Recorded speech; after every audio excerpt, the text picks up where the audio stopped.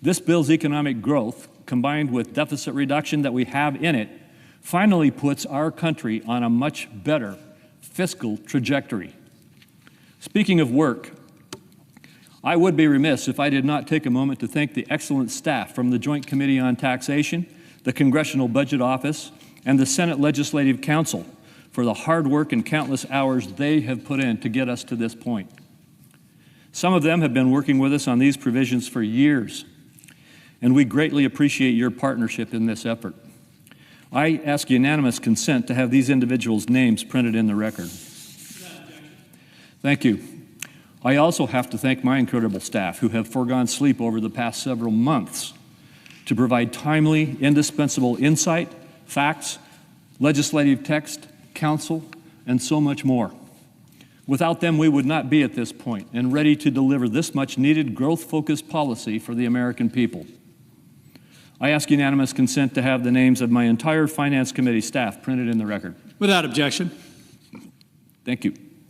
Even with all that, and all that we accomplish in this legislation, there are dozens of additional good ideas, smart policies, and common sense reforms that we were not able to include today. And I commit to working with my colleagues to advance those goals as well as we move forward.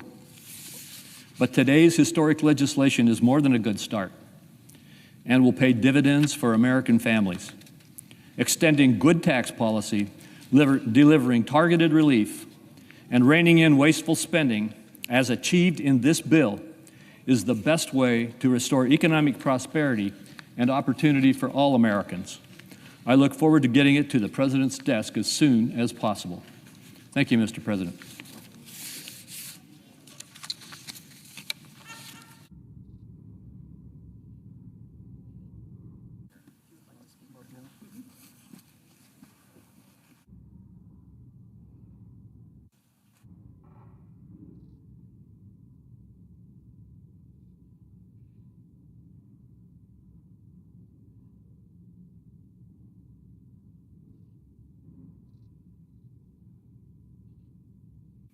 Mr. President.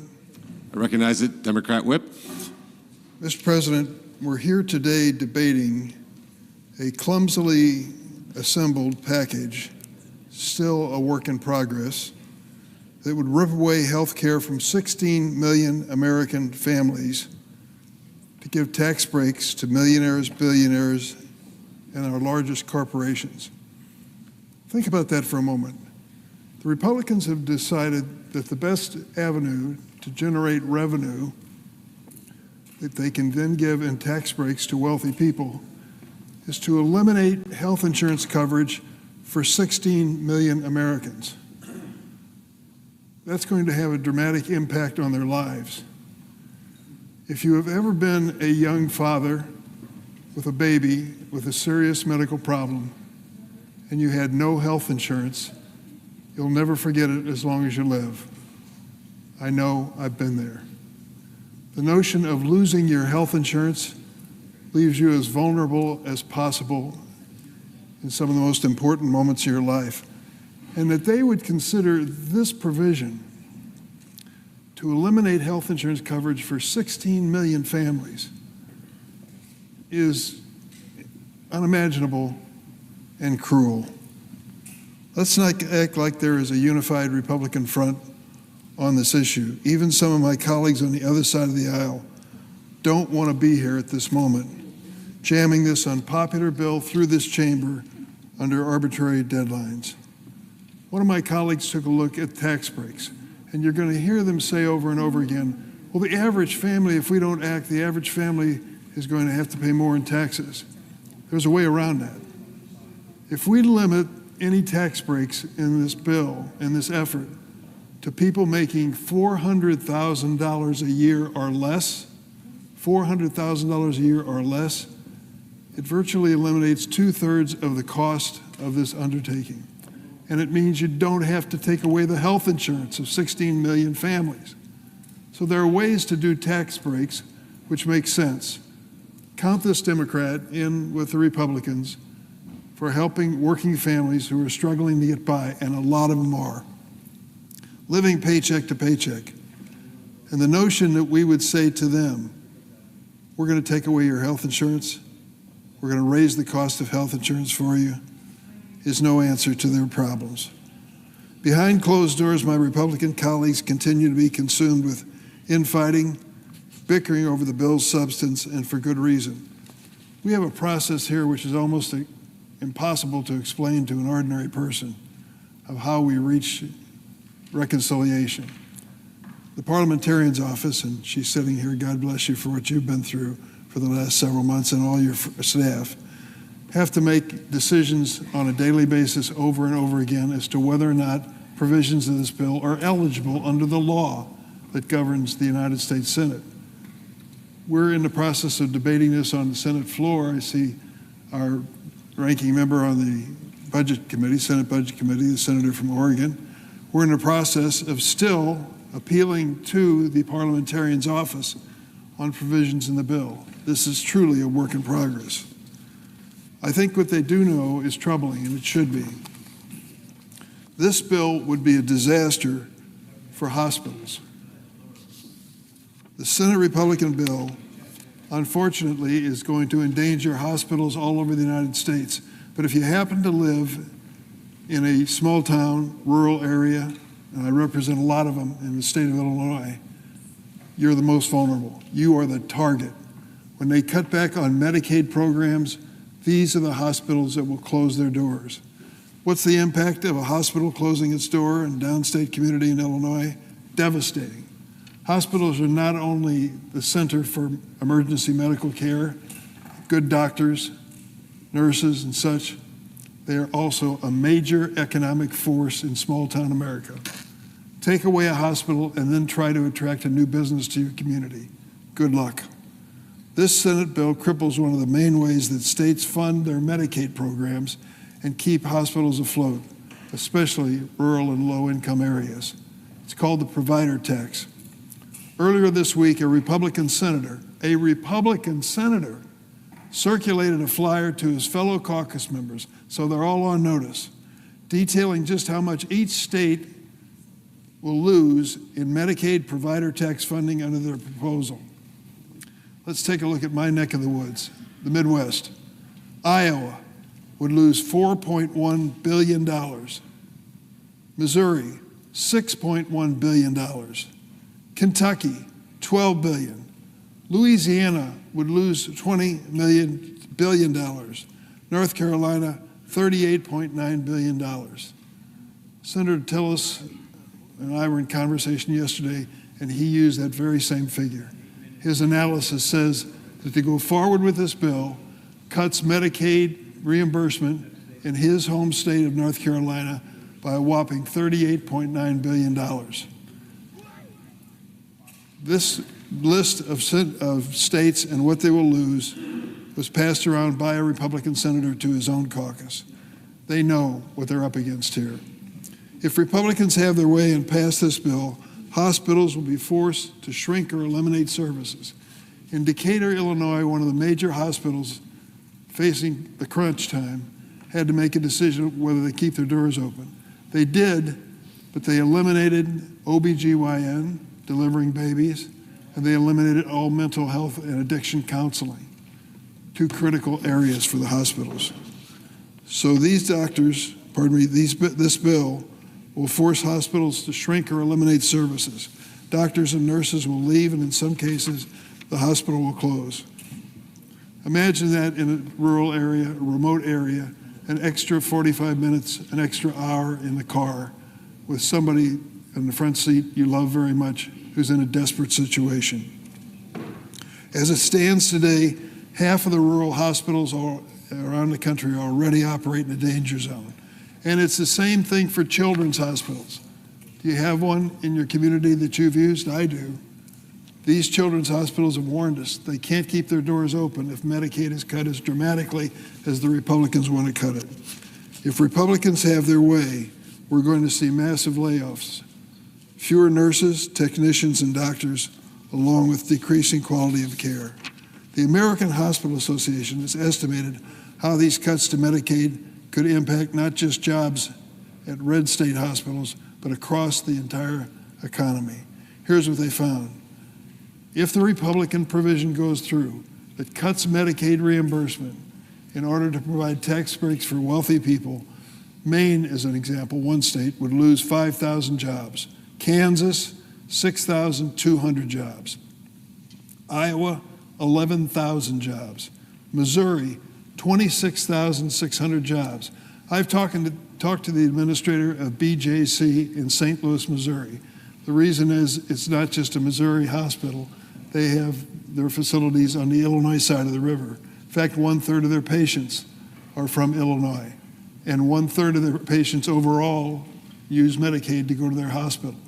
So he's told me what's going to happen if the Republican measure goes through and the cutbacks to these hospitals. They came up with, incidentally, the rescue fund to solve the political problem. I want to check to make sure Senator Murray can back me up on this. Our overall cut in Medicaid now is at about $1 trillion. Correct.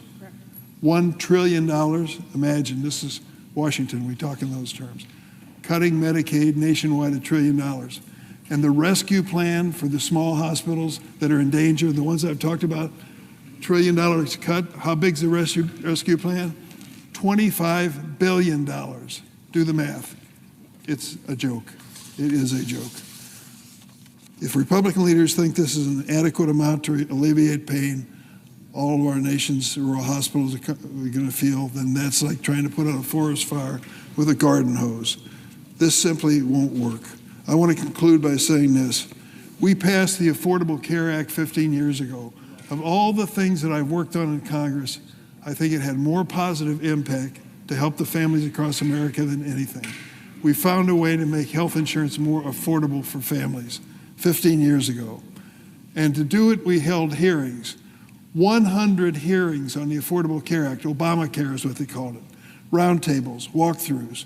2 committees spent a combined 21 days holding markups so that everyone could offer an amendment.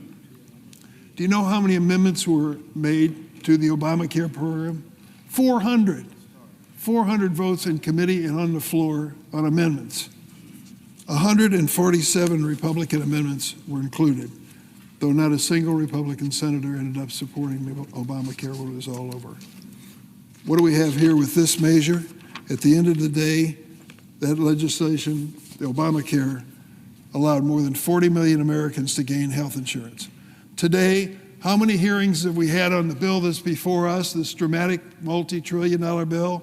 None. Zero. Not a single one. Zero markups for senators to offer amendments. 400 amendments on Obamacare. None on this one until it comes to the floor today. Zero bipartisan input. Our friends on the Republican side have said basically, it's a big deal. Take it or leave it. Should this bill become law, do you know what we'll done? Thrown 16 million Americans off health insurance and closed many vulnerable small hospitals, all to pay for tax breaks for millionaires and billionaires. Maybe some of my Republicans are okay with that. I don't think the American people are. I'm hoping that sanity and common sense prevail. We need 4. We need 4 senators to step up and say, stop this train. We've got to sit down and do our homework. We cannot expose the American families and the American economy to do this in the name of preserving tax breaks for the wealthiest people. Elon Musk seems to be doing okay in life, right? The wealthiest man in the world. Do you know what the tax break is for Elon Musk on the bill that's before us on the floor? $346,000. We do a little trolling. It's called we do a little trolling. He won't even notice it. Giving him a tax break, he won't notice, and taking away health insurance from families who will be devastated. 16 million. We do a little trolling. It's called we do a little trolling. It's an important choice, and it's one we should make the right one. I yield the floor. President. I recognize a senator from Kentucky. We do a little trolling. It's called In we do a deciding little whether trolling. to vote for the big, not so beautiful bill, I've asked a very specific question. Will the deficit be more or less next year? The answer, without question, is this bill will grow the deficit. The federal government has fancy formulas and hundreds of wonky accountants who inform us of their projections over 10 years. But you often can't trust these projections. In an excellent piece written by the Foundation for Economics and Education entitled "The CBO's Projections Are Worse Than Useless," Eric Schuler writes, long-term analysis and language is commonplace in U.S. national politics, but it achieves no useful outcome. It confuses far more than it clarifies. It does not provide accurate estimates of long-term results. It does not improve the average voter's understanding of policy effects.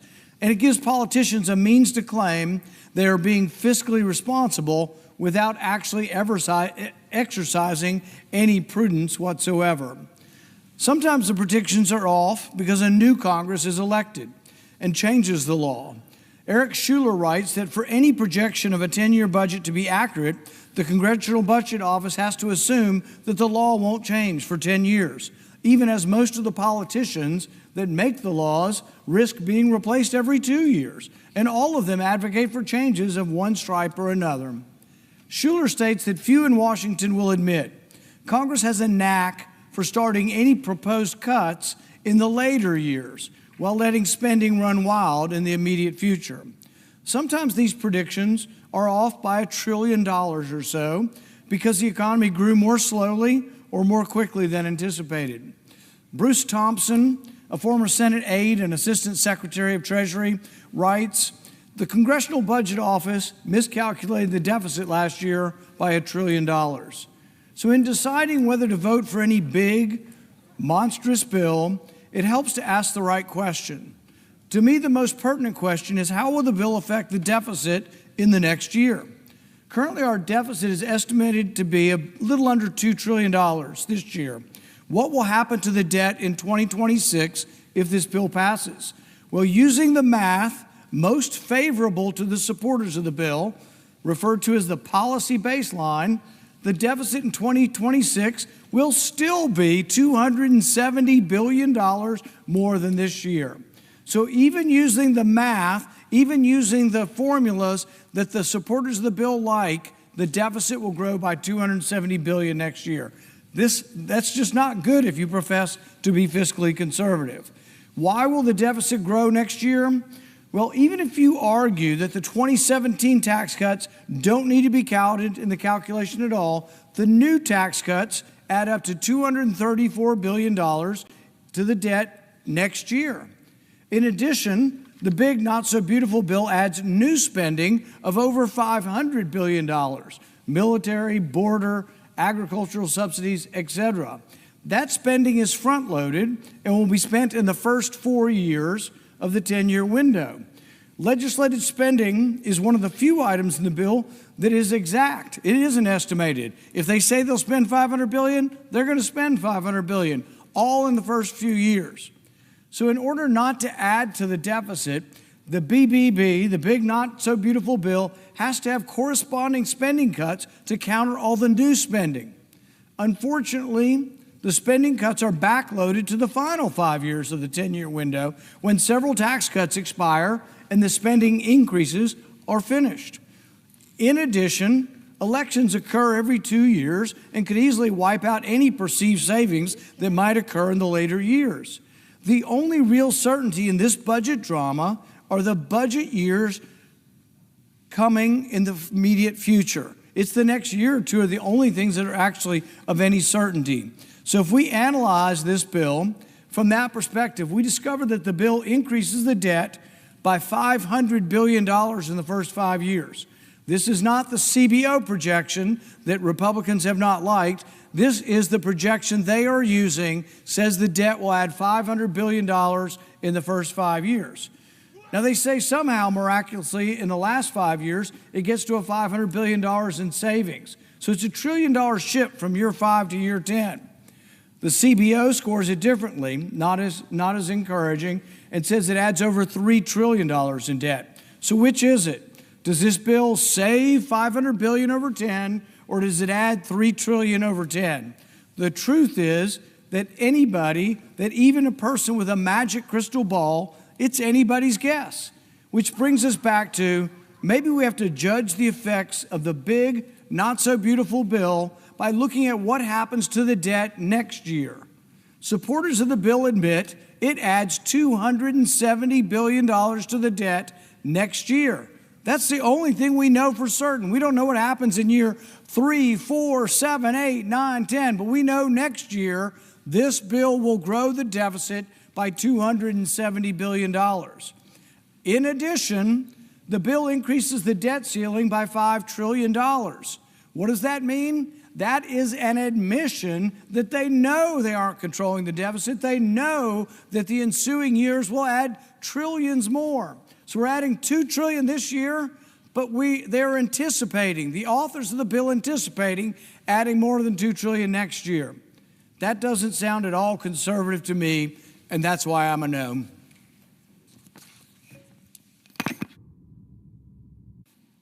Mr. President. I recognize the senator from Oregon. Mr. President, joining me on the floor are experts in the budget process, former chairs and ranking members, Senator Murray, who's been Senate Budget Chair from 2013 to 2015, Senator Whitehouse, who's Senate Budget Chair 2023 through 2025, Senator Van Hollen, who was the ranking Democrat on the House Budget Committee in 2011 through 2017. We're here to address a fundamental violation of the law, of Law 313, Section 313, and it is the set of rules for reconciliation. To try to summarize this in the simplest words possible, 100 senators voted to have a special fast-track, filibuster-free pathway solely for reducing the debt. First principle was no deficits could be created in a 10-year period. My Republican colleagues blew that up in 1996 when they wanted to do a tax bill that would create massive deficits. Then, a second pillar was no deficits in any title of the bill in any year after the first 10 years. This bill right now, if this passes, that blows that up. And the third was use honest numbers, Congressional Budget Office numbers. I have a letter here from the Congressional Budget Office, and they say, the estimate is relative to CBO's January 2025 baseline. CBO is required to construct its baseline under the assumptions specified in the Balanced Budget and Emergency Deficit Control Act and the Congressional Budget and Impoundment Act.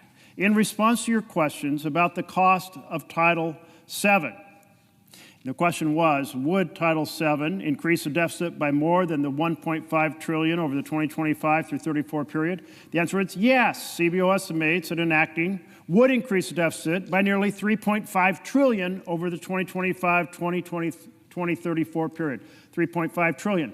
We then asked, would it increase deficits in the years beyond 2034, beyond the 10-year window? The answer was yes. But if you ask my Republican friends, they say, no, no, no. We're inventing a new theory, and that is that anything that the 2017 tax giveaway to the billionaires put into the law that expired after 10 years, we're just going to assume it would have continued. We do a little trolling. It's called we do a little trolling. Us continuing it doesn't cost anything. That's a pretty crazy notion. That if they didn't put it into the bill, we do a little trolling. It's called we do a little trolling. No, it would have continued anyway through some magical way. So therefore, a tax break for the really wealthy costs nothing. This is exactly the type of lying to ourselves, smoke and mirrors that 100 senators agreed to end back in 1974. And that it has continued, that piece of it has continued in place for 51 years until this moment in this Senate by this Republican majority says we're going to start lying to ourselves and lying to the American people about what this bill costs. But we're not going to lie. We're going to tell you the truth. This bill costs well over $3 trillion over 10 years and some $30+ trillion on top of existing deficits and debt because of the provisions that are in this particular bill. Our current debt, national debt, that's been run up since the Declaration of Independence is around $36.5 trillion. This bill basically matches that in creating that much additional debt over the next 30 years. This is a huge assault on the programs that we can sustain as a nation for the people of America. People struggling to get on their feet, so we want affordable housing programs. We want to have fair and quality health care. We want to have an education system that gives every child the opportunity to thrive. We want to create a robust economy through investment so there are good jobs, because no government program is better than a good job. All those imperiled by this bill because the Republican leadership is lying to the American people and lying to ourselves. So we're here to tell the truth. And first of all, we're going to turn to Senator Murray, who, as I mentioned, was the Senate Budget Chair from 2013 to 2015. Mr. President. I recognize the senator from Washington State. I thank the senator We do from a little Oregon trolling. and It's other, called we do a little budget trolling. chairs, ranking members from previous years, because this is really important. Mr. President, there are some things you can't We do a little change trolling. with It's called we legislation, do a little trolling. despite what my colleagues on the other side of the aisle seem to believe. For example, 1 + 1 is 2. And while $1 trillion might have a lot of zeros in it, it is, in fact, a much, much bigger number. Now, that might sound obvious, but apparently my colleagues across the aisle need a little reminder, because right now, Republicans are pretending not to get it. It is almost beyond belief, and it is certainly beyond common sense. After years of complaining about the debt, in fact, at the same time they're talking about how we need to address the debt, Republicans now are suddenly pretending they don't know how to count. Republicans are suddenly pretending the parliamentarian doesn't exist if they don't talk to her. Republicans are suddenly pretending that precedent doesn't exist if they just fake amnesia, and that norms and consequences for breaking them will just disappear if they wish it away really hard. My preschool students had more common sense. Republicans should know if they replace math with magic, if they tear up the Senate process, if they blow off the Senate parliamentarian, that bill will come due. And not just the bill for $4 trillion blown on tax cuts for billionaires and corporations. The bill will also come due for trashing this Senate process and precedent when Republicans are no longer in the majority. Mr. President, if Republicans are serious about plowing forward with rewriting or ignoring Senate procedure and the laws of mathematics, I just ask, spare me the empty excuses. Spare me the explanations that totally ignore the reality of what you are doing. I mean, do they really think it washes away everything to say, oh, it's fine to break the process in half because we say it's fine? Oh, it's fine. We have the authority to ignore math. Give me a break. To every Republican who really thinks that is a convincing argument, to anyone who thinks we can is just an acceptable rationale for going nuclear and pretending the most expensive bill in the history of our country can be paid for by some magic bean counting, here is my challenge to you. Go back home and try that game with your constituents. Tell them, it's okay, yes, the debt's going to be $4 trillion, higher 10 years from now. That's true. But it's fine. We voted on it. And we get to say $1 trillion is actually 0. Go ahead. See how that works for you. And you may as well tell them you are voting against gravity next, because that's just as reasonable. And don't forget, when you tell your families back home that trillions of dollars in tax cuts for billionaires and companies are free because you waved a wand or you said some magic words, don't forget to tell them those are just tax cuts for the billionaires, not for working families. Don't forget to tell the folks back home, yeah, I voted to say $1 trillion is nothing, but we still need to kick people off of their health care. That's just too expensive. We still need to close those hospitals. We have to cut costs, and we still have to kick people off SNAP because the debt is out of control. And don't forget to mention that, no, we can't afford childcare. We can't afford paid family leave. We can't afford to solve your problems. Magic math is apparently just for billionaires. You all are getting less. Please, Republicans, send that message to your constituents.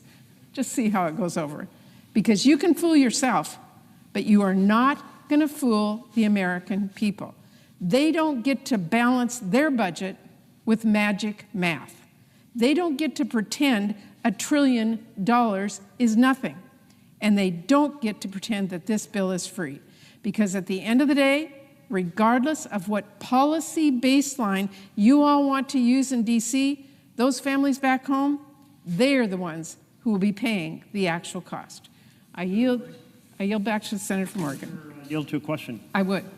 In the time that you were budget chair, did you ever contemplate a situation in which you argued that renewing a tax break that was by law expiring would somehow have no impact on the deficit? To my friend from Oregon, I never would have contemplated and I never would have put it forward. And I happen to know that if I had have suggested that, We do a little that my trolling. It's Republican called we do a colleagues little would have trolling. been all over me telling me that breaks the rules. Thank you. Thank you very much. We're turning to Senator Whitehouse, who was Senate Budget Chair from We do a little 2023 to trolling. It's 2025. called we do a little trolling. Thank you, Senator Merkley. I mentioned earlier the history of the section that the Republican We do a budget little chairman trolling. is It's called using we do a little to trolling. perform this multi-trillion-dollar magical act of making huge deficit-busting numbers disappear. It's called Section 312. It has been used before, but it has always been minor, corrective, and bipartisan. I mentioned earlier the adjustment that was made on a bipartisan basis to the Power Marketing Administration's numbers to return the CBO to an agreement that the Senate had previously made. That was not enormously consequential. This is almost certainly the first time you're hearing about it. Again, in 2023, as budget chair with Republican Chair Jody Arrington on the House side, we made a $105 million adjustment to a dairy program. Today we're talking about trillions. This was a $105 million adjustment. Again, bipartisan, minor, and corrective, fixing a technical issue on a bipartisan basis. Last year, Speaker Johnson and Leader Schumer agreed to direct CBO to score a fee program with an OMB estimate, and they used this rule again, collaborating on a bipartisan basis with a matter that was minor and corrective. Well, this is different. This is trillions. And Republicans are using this rule to pretend that it's not. Well, there are lots of ways to look at who's right. Time obviously will tell. But this bill actually has a tell right in it. Page 754 of this bill is the reality check on whether or not they're running up the debt by trillions. We know they're running up the debt by trillions because they say so in this bill. You can play Senate procedural fakery. You can wave magic wands around numbers all day long. But someday, soon, you hit reality. And you hit reality in the real world of markets and selling treasury bonds and having a legal debt limit. If this did not raise the debt by trillions, they would not need to raise the debt limit by trillions. Here is the text. Subtitle C, increase in debt limit. Section 72001, modification of limitation on the public debt. The limitation under Section 3101B of Title 31 is increased by $5 trillion. They're dodging the parliamentarians' ruling by letting the budget chair make a $1 trillion magic wand maneuver because they know pretty darn well what the parliamentarians' ruling would be. And how do they know what the parliamentarians' ruling would be? Because the answer's in their own damn bill. I yield the floor. Would the senator from Rhode Island yield for a question? Of course. You mentioned the use of Section 312, which gives some flexibility to resolve, as you put it, minor issues on a bipartisan basis to correct an issue, a technical issue. In those cases you mentioned, were those on a reconciliation bill? Were they on a reconciliation bill? I don't believe they were. No, they were not. They were In fact, just... that power has never been used on a reconciliation bill because the following Section 313 gives very specific instructions.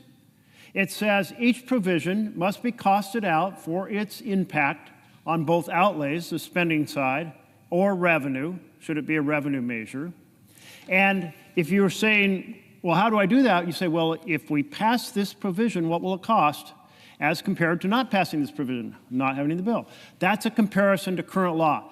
This ability of the budget chair, and actually the law says the budget committee, to correct technical issues on narrow issues on a bipartisan basis, basically solve snarly little budgeting questions like on the dairy program you mentioned, never used on reconciliation ever, never used on a broad basis ever, never used to create a lie about what a bill costs in this fashion.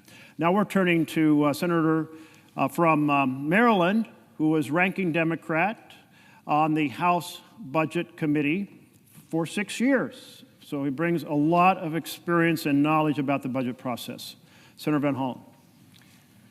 Well, Mr. President, I thank my colleague and the ranking member of the Senate Budget Committee, Senator Merkley. I just want to start by reading a statement. This is a quote. Anyone that says current policy baseline is the right way to go is engaging in intellectual and economic fraud.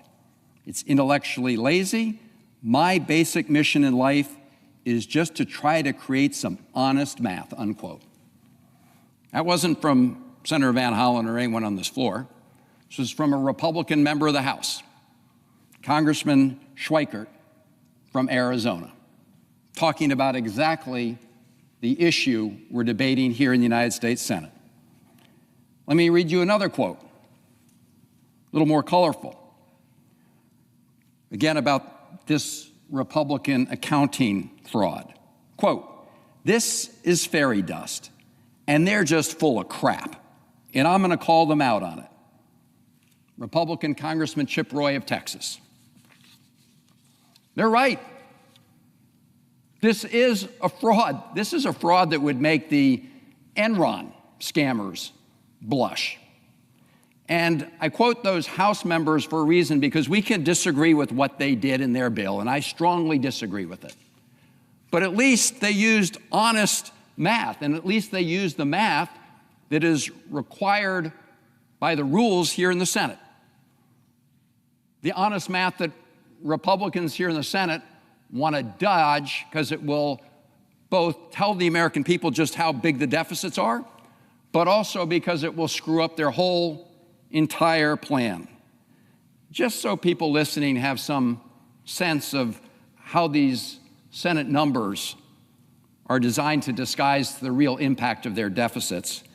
Look at, for example, the basic individual tax rates in the House bill. When they extended those tax rates from the Trump 2017 bill, it costs $2.2 trillion under what we call the current law baseline, which is the reality baseline, because that's what it will cost when you understand that they sunset at the end of this year. We do a little trolling. It's called we do a little trolling. To renew them.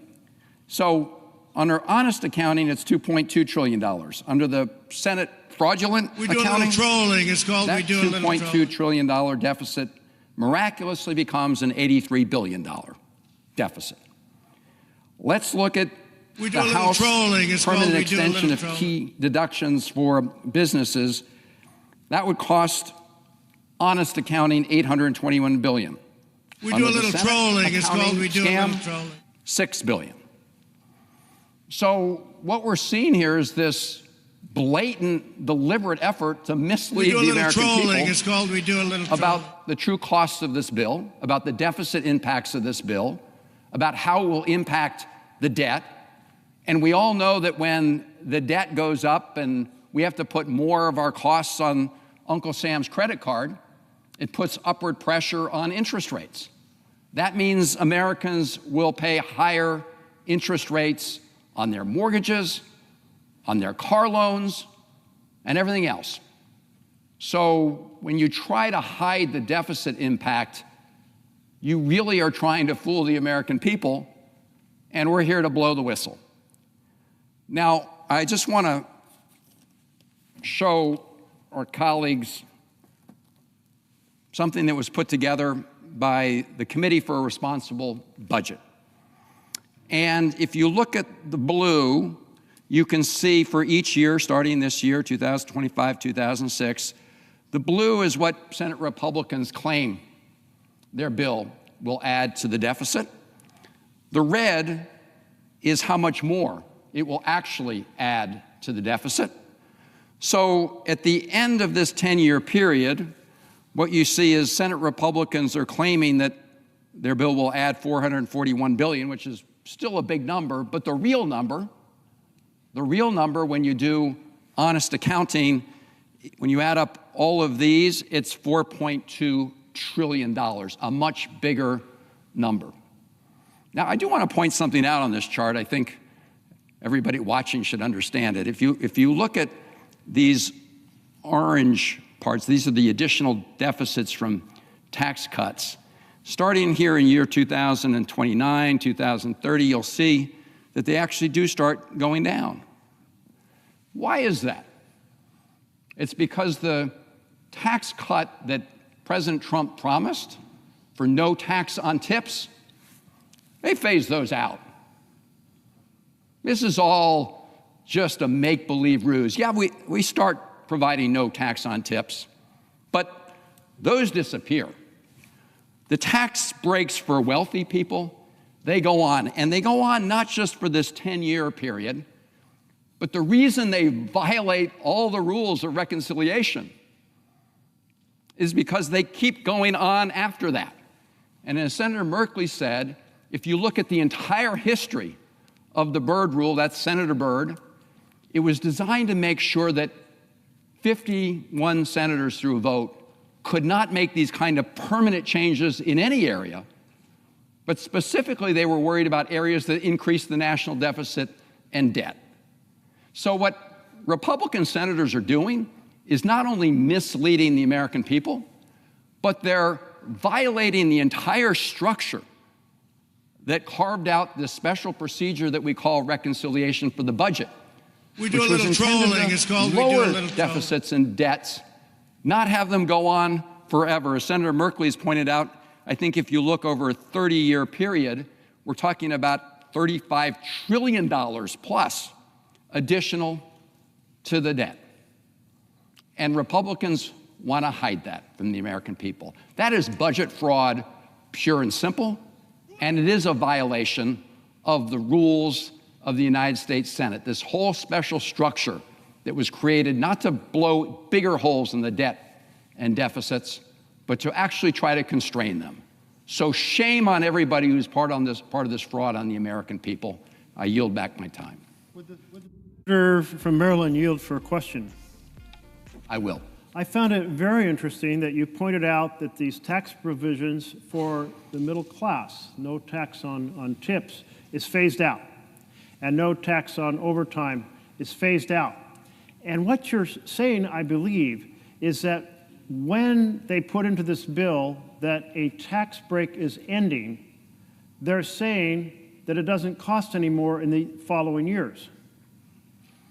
So they are certainly saying that their current policy baseline that they want us to make believe about would say that this wouldn't cost them. In other words, if they extended this, it wouldn't cost anything.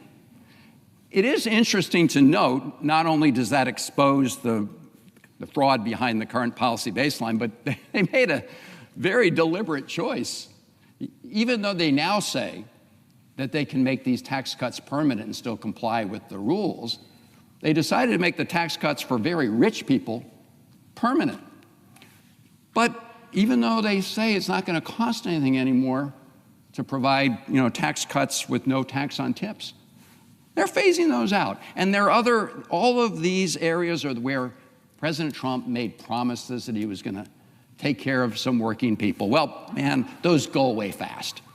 Tax cuts for the rich, they go on for not just the full 10 years, but they keep going, which is why this is a violation of the entire reconciliation process. So I find two things very interesting. They're saying if something was in the law that they passed in 2017 and it expires, they're pretending it doesn't expire and therefore extending doesn't cost anything. But in their own bill, when they say a provision expires, they're saying, no, it really does die, and therefore we're saving money in the years after. How is those two things possibly consistent? Well, clearly they're not. I mean, this is literally magical thinking. This is why Republican Congressman Schweithart called this, or Chip Roy called this fairy dust, and why the congressman from Arizona said this was pure intellectual and economic fraud. That's what it is. That's the bottom line.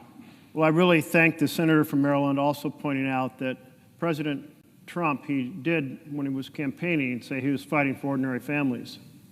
But at his inauguration, who did he have standing behind him? Not champions for health care or champions for housing, certainly not champions for nutrition, or education, but in fact a series of... We do a little trolling. It's called we do a little trolling. And now you're telling me that in this bill, and I want to make sure the American people understand this, the provisions that were sweeteners to say we were helping... We do a little trolling. It's called we do a little trolling.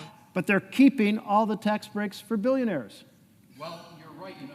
It was right down this hall, actually, that President Trump was sworn in, and he said it was going to be a new golden age for working people.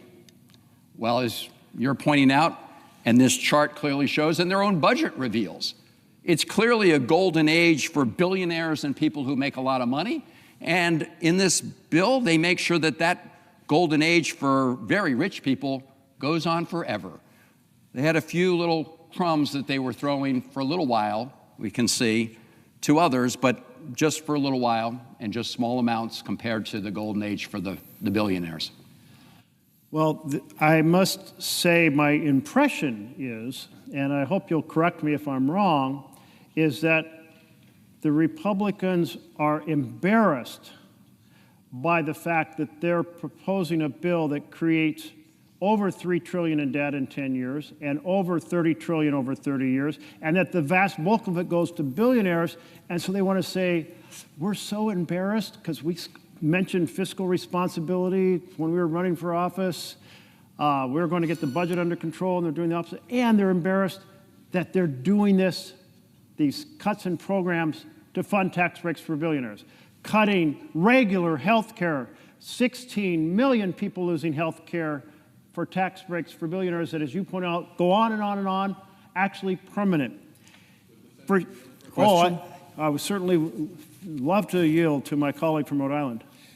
When I was budget chairman, and we were trying to focus, for instance, on the impending economic nightmare coming our way through climate-caused property insurance failures, what I would get is nonstop regular lectures from Republicans on the Budget Committee about how we had to take responsibility for the deficit, we had to reduce the debt, nothing else mattered as much, it was absolutely vital.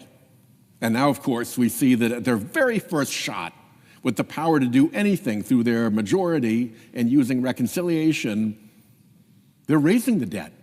They're raising the deficit, and not by little, but by trillions. And I'm wondering if in your time as chairman, or perhaps in Senator Murray's time on the committee, or perhaps in Senator Van Hollen's time over on the House committee, you were favored with such constant lecturing by Republicans about the debt and the deficit, and how credible that all seems right now. I'll yield to Senator Murray. I thank the senator for his question, because it's just stunning to me that the vast majority of debate, in fact, all the debate that came from Republicans at the time I was chair of the Budget Committee trying to put forward a smart budget for the United States of America, the only thing they talked about was debt and deficit. The only challenge they made to us was debt and deficit. The only time we tried to do anything for childcare, for healthcare, they threw the debt at us.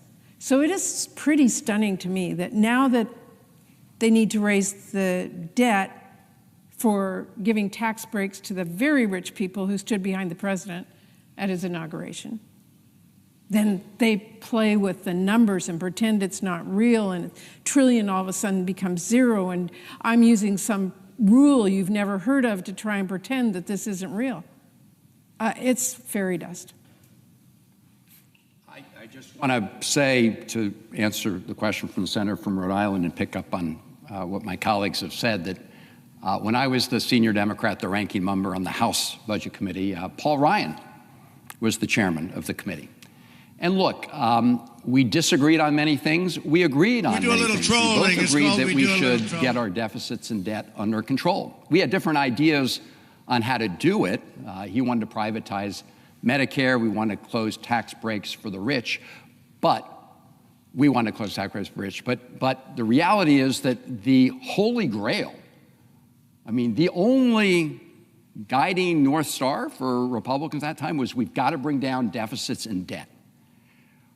This is not that Republican Party, not in any way, shape, or form. They clearly don't give a damn. In fact, they are worried, as we can see, that the American people still care, which is why they want to engage in this fraudulent scheme. But I'll just close on this. I remember one of those years, I believe it was the 2012 Republican convention. They even put up a debt clock. They put up a debt clock at the convention. I can't find it. Right? I'm looking under my desk for the debt clock here because Republicans seem to have hidden it away forever. They want to wish it away. That's what they're telling us. But the bill actually is required to raise the debt limit by $5 trillion. So in reality, there's a huge hit to our debt, huge additions to our deficit, and it makes me a little bit frustrated to think back to all those lectures that I had to receive as budget chairman, which the senator from Maryland witnessed as a longtime member of the Senate Budget Committee, which the ranking member witnessed in his time on the Budget Committee, and which Senator Murray experienced when she chaired the Budget Committee. We have been lectured to death by our colleagues, and at the very first instance when they had the power to do something about it, they went 180 the other direction and are cranking the national debt in order to give big benefits to the rich people who fund their campaigns. For a question, and I know we need to move on here. I just want to add one thing. It's not just that it's going to be debt. It's the cost to families because this debt they are putting in place. I would ask the chair of the Budget Committee now, as he knows as I do, people's houses are going to cost more because their mortgage interest rates are going to go up. Their cars' interest rates are going to go up. This is not just magic numbers sitting out there pretending they're not. Real families are going to feel the cost of this debt and this deficit. I really appreciate that point from my colleague from Washington State, because in this bill, it creates so much necessitated borrowing that CBO estimates that borrowing will cause interest rates to go up. And when interest rates go up for the Treasury, it goes up on your car loan, on your adjustable rate mortgage on your house, and just in general. These are costs that are borne by ordinary families. And I find it very interesting because the Republicans were demanding what they call the dynamic score, saying, well, won't these cuts produce such a great economy that it will kind of lift all boats and produce more revenue, and maybe the deficit won't be as bad. Here's what Congressional Budget Office found. Again, that's the nonpartisan, honest broker numbers. They found that because of the interest rates rising as a result of this massive sea of red ink that necessitates massive borrowing, that in fact those rising interest rates will hurt the economy. So there's no dynamic score that produces, oh, well, it isn't so bad after all. No, it's the opposite. And in fact, that dynamic argument has always been wrong. And we are looking at the folks who lectured, my colleague from Rhode Island, and I sat through many of those lectures as well. And I went, in my head, wait a minute, aren't these folks who did the massive ocean of red ink in the 2001 Bush tax bill? Aren't these the same folks that produced a massive ocean of ink in another tax bill 2 years later?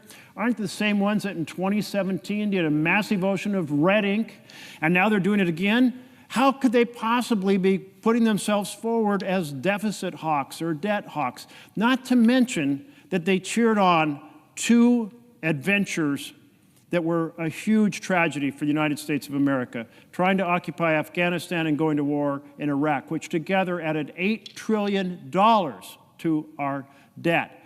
And if you take a look at this chart, every time there is a Republican administration, the last deficit while they're in office compared to their first deficit goes up. For Clinton, it went down. That's fiscal responsibility.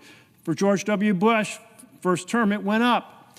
For Obama, it went down. In other words, the Democratic presidents, time after time after time, Clinton, Obama, Biden, they reduced the deficits while they were in office. And the Republican presidents, while they were in office, every single time increased the deficits. So none of us want to hear any more talk about fiscal responsibility from across the aisle. You want to be fiscally responsible? Vote no on this bill, because this bill takes and fires 16 million people off of health care to finance those tax breaks for billionaires. This bill says 4 million children will go hungry to finance tax breaks for billionaires. This bill is families lose and billionaires win, and the debt goes up, endangering our ability to do basic programs for the entire next generation. It is wrong on every count. And I think collectively, we urge our colleagues to honor the argument they've made over time that, in fact, they were concerned about the deficit. They were concerned about American families. Because if you are concerned about the deficit and debt, if you are concerned about families, you must vote no on this bill. Thank you, Mr. President. Senator from Washington. Mr. President, I really want to thank my colleagues. I mean, you just said they used to call themselves deficit hawks. We need to call them deficit robins. They're robbing from you to pay for the billionaires. They are no longer deficit hawks. Agree? Thank you. My colleagues, and I think as Senator Merkley said, if you care about deficit and debt and you don't want working families to have to pay for these tax cuts for billionaires and the rich, vote no on the bill. I'd only add in my last words, watch. Everybody watch as this goes forward, because we will give the Republicans a chance to reduce the increase to the debt and the deficit by peeling back just the tax cuts for the greedy billionaires. We would be voting for working class tax cuts, I'm almost certain. We'll have a chance to bring into stark focus through our amendments what really matters to the folks on the other side of the aisle, and that is the tax cuts for the super wealthy, for the billionaires, for the corporations that are offshoring jobs, and for the biggest polluters in the country. That's where their sweet spot is, and we will expose that through these votes. Those votes, we're not sure when they will start, because the Republicans are redrafting provisions of this bill right now. That's how little time this Senate will have to actually know what's in this 1,000-page bill with all kinds of special deals tucked into it for various members. We will have little time to see, because they're still writing it. So those amendments that my colleague from Rhode Island mentioned, stay tuned. We're not sure if those amendments are going to start at 2 in the morning or if they'll start sometime later tomorrow, but stay tuned and pay attention, because you're going to find out who stands with families and who stands to hurt families in favor of helping billionaires. Thank you. Senator from Washington. Mr. President, thank you. I think it's really important, the discussion we had right now about the deficit and debt, but I want to talk a little bit more about this bill in general. You know, recent KFF polling shows that this Republican big, ugly betrayal bill is overwhelmingly unpopular. In fact, this thing is more underwater than the Titanic. Nearly 2 in 3 Americans view this bill unfavorably. That goes up to nearly 3 in 4 when they learn it will kick millions off their health insurance. And it goes up to nearly 4 in 5 when they learn it will choke off funding to their local hospital. In other words, the more the American people hear about what is actually in this big, ugly betrayal bill, the more they dislike it. So with that in mind, I want to be here today to say a little bit more about what is in the Republicans' latest version. Spoiler alert, it is still big, it is still ugly, and it is an absolute betrayal of the people who sent us here to fight for them. The Republican plan is still going to mean over 16 million people losing health care as patients get kicked off their ACA plans. Kids and struggling families will get kicked off Medicaid. Rural hospitals are going to be forced to shut their doors. The Republican plan is still going to mean more starving families. New red tape is going to cut people off from their SNAP benefits that they need to put food on the table. And it is going to take away kids' school meals. The Republican plan still rips away support from the people in this country who are struggling the most to give away billions in tax breaks to billionaires who need help the least. In short, this latest version of Republicans' bill would still be one of the biggest transfers of wealth from the people at the bottom to the people at the top in our nation's history.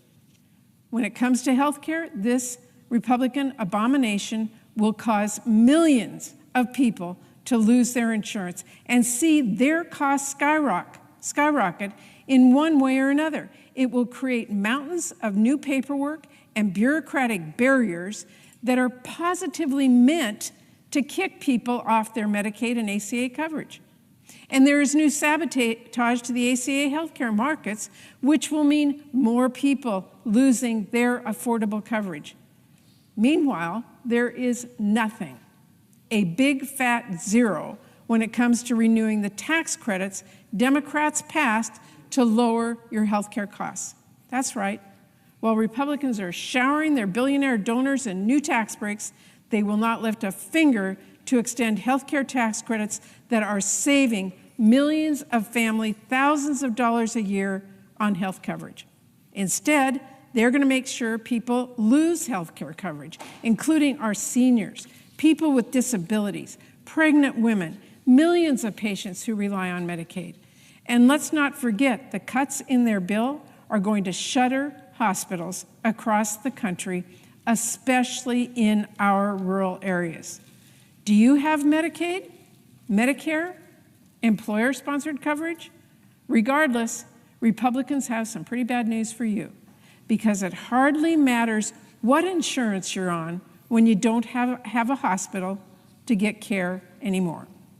In Washington State, we have 14 rural hospitals that are fighting to survive and would likely close under this bill, mostly in areas represented by Republicans, I should add. Not to mention, we have 6 rural labor and delivery units that could be forced to close their doors under this bill. And you know what the Senate Republicans did? They made that problem worse. They put even more pressure on our rural hospitals. I'm telling you, this betrayal is getting bigger and uglier by the day. And this cannot get lost. Republicans want to shut the doors of one of the biggest healthcare providers in the country. They want to defund Planned Parenthood. That is wildly harmful and wildly unpopular.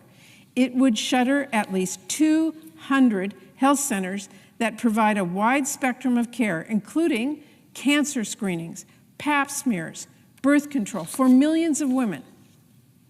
And let's not forget, Republicans are cutting nutrition assistance too. This big, ugly betrayal would make one of the biggest cuts to SNAP in history. We are talking around a $200 billion cut over the next 10 years. Now, it should be obvious, but that would be devastating for our country and for our kids' future. And yet, Republicans are not giving up on taking dinner off the table, taking school lunch off kids' trays. We do a little trolling. It's called we do a little trolling. So they can shovel tax cuts at billionaires and wealthy corporations. And it is worth underscoring we do a little trolling. It's called we do a little in their trolling. bill is even targeted at some of our most vulnerable families because it expands work requirements We do a little trolling. It's called we do a little trolling. to seniors and parents with kids in school. Mr. President, when my dad, World War II veteran, We do a little got trolling. sick It's with called we multiple do a little sclerosis, trolling. he lost his job. He lost his job. My mom was at home, 7 kids she was raising. My dad lost his job, and they had to spend, my mom had to spend some time getting some new skills so she could go back to work and take care of our family. You know what, during that time? We had to rely on food stamps in my family to feed those 7 kids in my family. But under this Republican bill today, because neither of my parents had a job during those few months, my family would not be eligible for SNAP benefits. We would not have even gotten food on our table at the worst time in my family's life. This is wrong. Thanks to those food stamps, my family did get through that rough patch. And all 7 of us kids grew up to give back to our communities. Whether it's a firefighter or a middle school teacher, or even here as a United States Senator.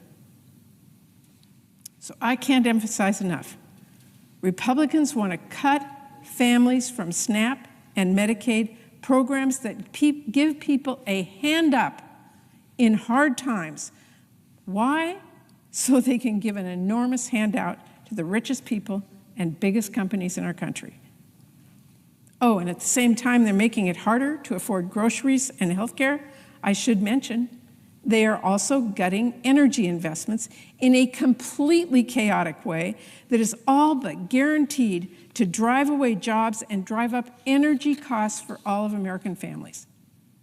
And at the same time, in this bill, they're giving billionaires billions of dollars. Republicans are going to give students the short end of the stick. This big mess of a bill would tear away programs and protections that make it possible for many students to pursue a higher education. It eliminates Grad Plus loans. It cuts families off from Parent Plus loans. It punishes students who go into public service or a medical residency, and more.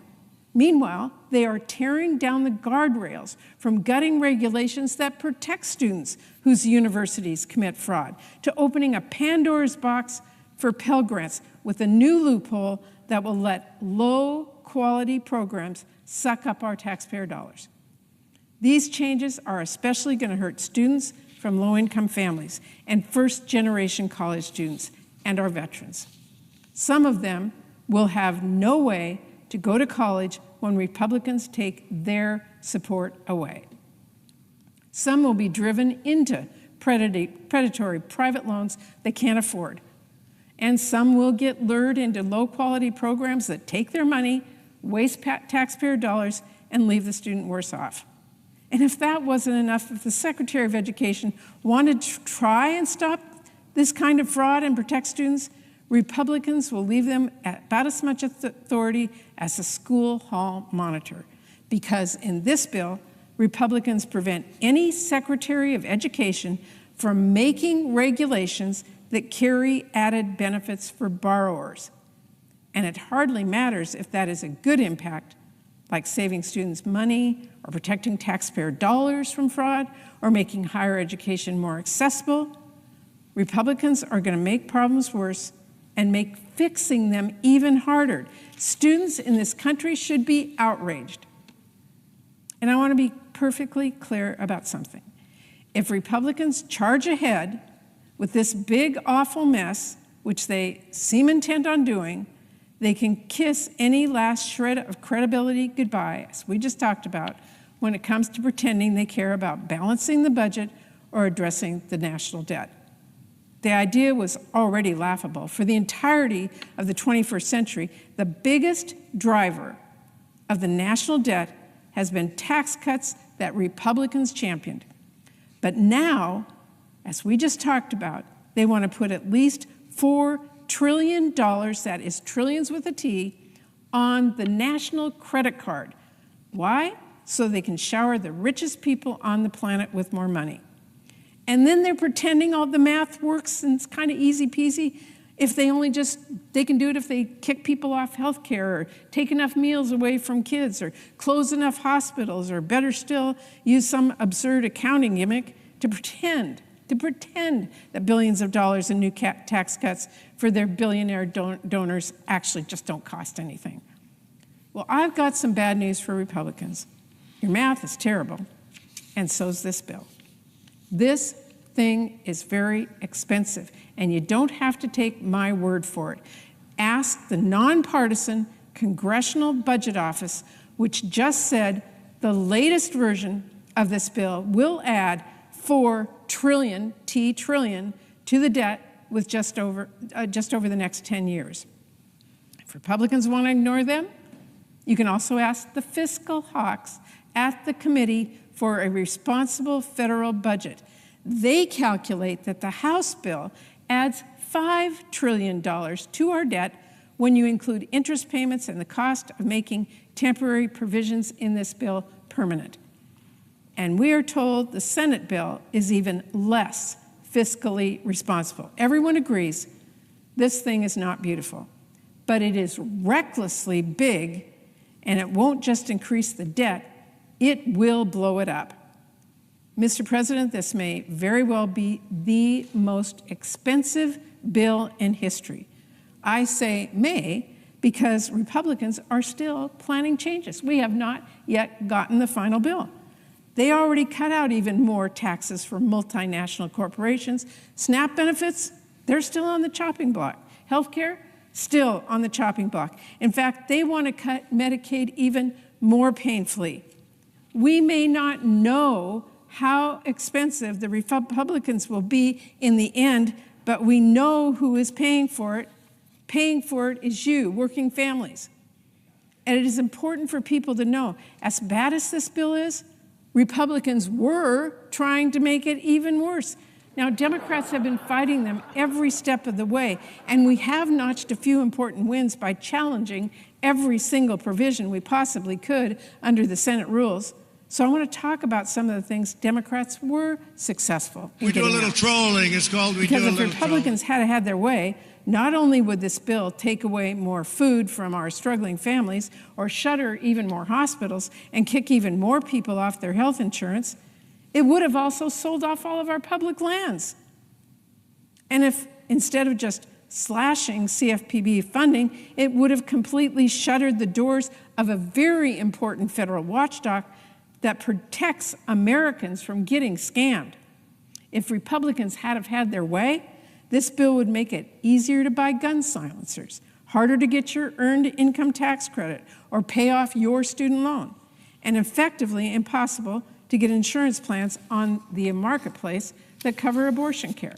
If Republicans had their way, this bill would have also given Trump more power to deny funding to our constituents on a whim and less power for the courts to stop him. We're talking about a whole smorgasbord of really awful, unpopular ideas and policies that would have hurt our families and weakened our democracy. Ideas that were this close to making it into this bill. But Republicans did not have their way. Democrats have been fighting back at every single step. We got those provisions tossed in the shredder, and we are still doing our darndest to send the rest of the bill to the shredder as well. Now, let's be clear. When we talk about how unpopular this bill is with the American people, the reason is simple. This bill polls like garbage because it is garbage. That's why it should go nowhere except a trash bin. Democrats are going to keep pushing back on this monstrosity with absolutely everything we've got at every step we can. We're not going to stand by as Republicans shutter hospitals so the richest people in the country can build another vacation home. We are not going to sit around and let Republicans kick millions of people off of their insurance and raise working families' premiums so corporate executives can get a bigger bonus. And we are not going to be silent as Republicans take food away from struggling families so they can help billionaires fuel up their private jets. We're going to keep speaking up, we're going to keep pushing back, and we're going to make sure everyone knows exactly what is going on here. This bill is deeply unpopular, that much is clear, but if Republicans keep pushing for this disaster, buckle up, because we are only going to keep getting louder and louder about how big this is, how ugly it is, and it's only going to get more unpopular with the folks back home as these provisions are enacted if this bill passes. I'm pretty astounded by how far some Republicans are trying to stick their heads in the sand on this. One Republican senator told their concerned constituents, and I quote, "We're all going to die." Well, maybe that's a better name for the bill.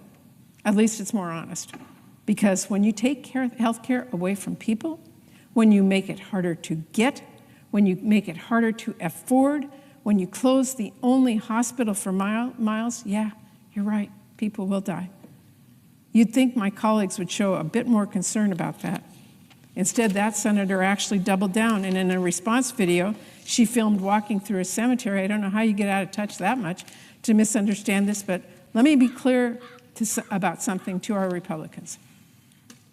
Whistling past the graveyard is a metaphor to stop ignoring dangers. It is not a literal messaging suggestion.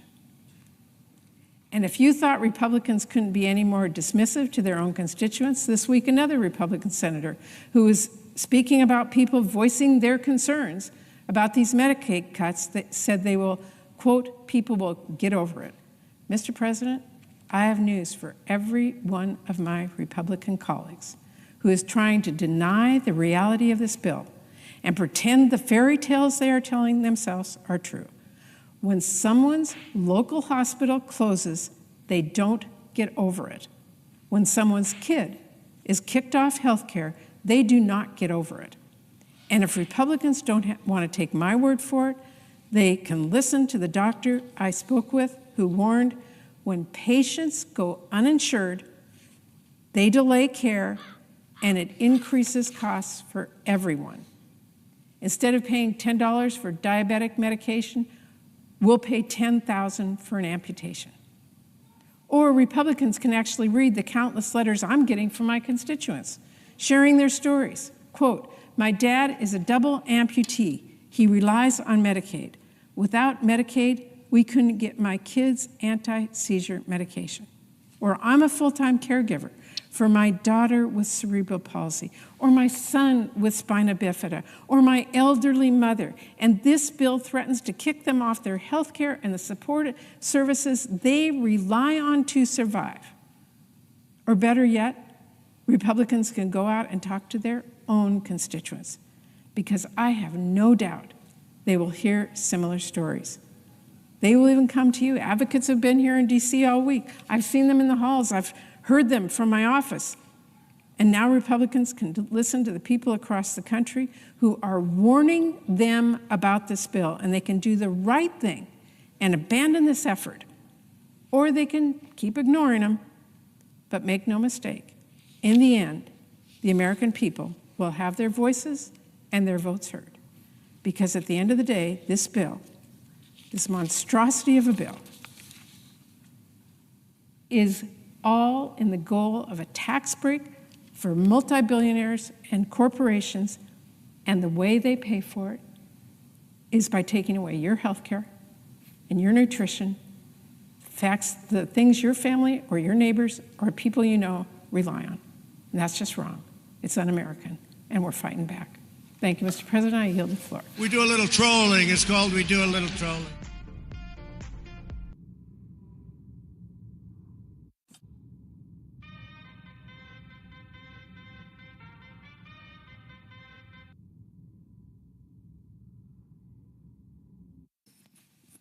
Mr. President. Senator from Rhode Island. Thank you, Mr. President. Mr. President, I rise today to oppose this partisan reconciliation bill. Republicans have named it the One Big Beautiful Bill, but you'd only use that kind of title if you were trying to hide something. And here's the simple truth. This bill takes health insurance and food assistance away from millions of Americans and gives President Trump's billionaire and millionaire friends giant tax cuts. And this bill, it would provide hundreds of billions of dollars in tax giveaways to the country's 902 billionaires and millionaires, while kicking 17 million Americans off their health insurance. Just weigh the balance. 902 beneficiaries with extraordinary tax deductions and tax benefits versus denial of health care to 17 million Americans. It doesn't balance. And despite slashing health care, somehow this bill will add trillions of dollars to our national debt. It will further weaken our financial position in the world. It will indeed have many countries wondering if the United States is, as it has been since the end of World War II, the place to put their resources, their investments, their reserves.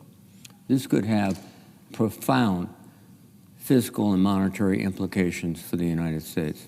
And if you tie that together with this tariff battle, we are headed economically in the wrong direction as we are socially. And this bill is loaded with outrageous special interest giveaways and President Trump's personal political priorities. For example, $7.5 billion for wealthy developers to use for luxury housing and other high-priced developments at a time when affordable housing for working family is a crisis in every state in the country. We do a little trolling. It's called we do a little trolling. $1.7 billion for gun makers who will be able to sell silencers, sawed-off shotguns, short-barrel rifles, we do a little trolling. It's called we do a little trolling. Very dangerous weapons and components tax-free, making our streets more dangerous for police and for the American people. And indeed, especially for the police, because they're the first responders. They're the ones that are typically going to the door wondering if the person behind that door has an automatic weapon or some other weapon designed not to hunt or shoot, but to kill. Hundreds of millions of dollars in new tax cuts for extraordinarily wealthy oil and gas companies, and $40 million for a Garden of Heroes, a sculpture garden to honor President Trump's favorite historical personalities. And at the same time, it slashes the budget for the Consumer Financial Protection Bureau, which makes sure that shady payday lenders, mortgage lenders, and banks don't fleece American families. And in particular, the military division of the CFPB protects men and women in the uniform of the United States. We were able to pass an interest cap of 36% for active duty personnel. And that is going to be ignored because there's no one to enforce it. And we are going to see, as we have in the past, our soldiers, sailors, airmen, guardians exploited, systematically exploited by all those little automobile shops and payday lenders and everything else that surrounds every military fort base in this country. It's a tale as old as time. My Republican colleagues showering the rich with tax benefits and prioritizing favored industries and friends. President Bush joined with the Republican Congress to do that. Of course, I opposed it. And well, by the way, when President Bush did that, we were projected to have, over the next 10 years, a multi-trillion-dollar surplus. Of course, this legislation will lead us to a multi-trillion-dollar deficit. And it's interesting because when I was younger, the Republicans all associated themselves with fiscal responsibility, balanced budgets, surpluses. That's not the case. President Trump exacerbated the situation in his first term by his grand giveaway. But this time, President Trump and my colleagues on the other side of the aisle are depriving millions of Americans of their health care coverage to pay for it. They are intent on punishing the most vulnerable Americans in this bill, simply for the crime of being poor. In fact, in many cases, despite working very long hours and being poor. I came here to Congress, to the Senate, after serving my country in the U.S. Army, as the President did with great distinction in the United States Navy as a Navy SEAL. I came here to serve my constituents and improve the lives of average Americans. And I think most of my colleagues, Democrats and Republicans alike, came with the same goal. And according to press reports, a few of my colleagues on the other side of the aisle are starting to realize that this bill is going to do great damage to their constituents. One Republican colleague has warned that this bill could leave 600,000 of his constituents without health care coverage and blow a $38 billion hole in his state's budget. That would be a devastating effect. One of the other aspects of this attack on our health care system is there's some people that believe, well, Medicaid doesn't touch me. It certainly does. Because when you extract that much money from the health care system, what will private health insurance do? They'll raise their rates. Everyone will be paying more. And some won't be able to afford it. They'll have to go without coverage. And that is going to be a tragedy for this country.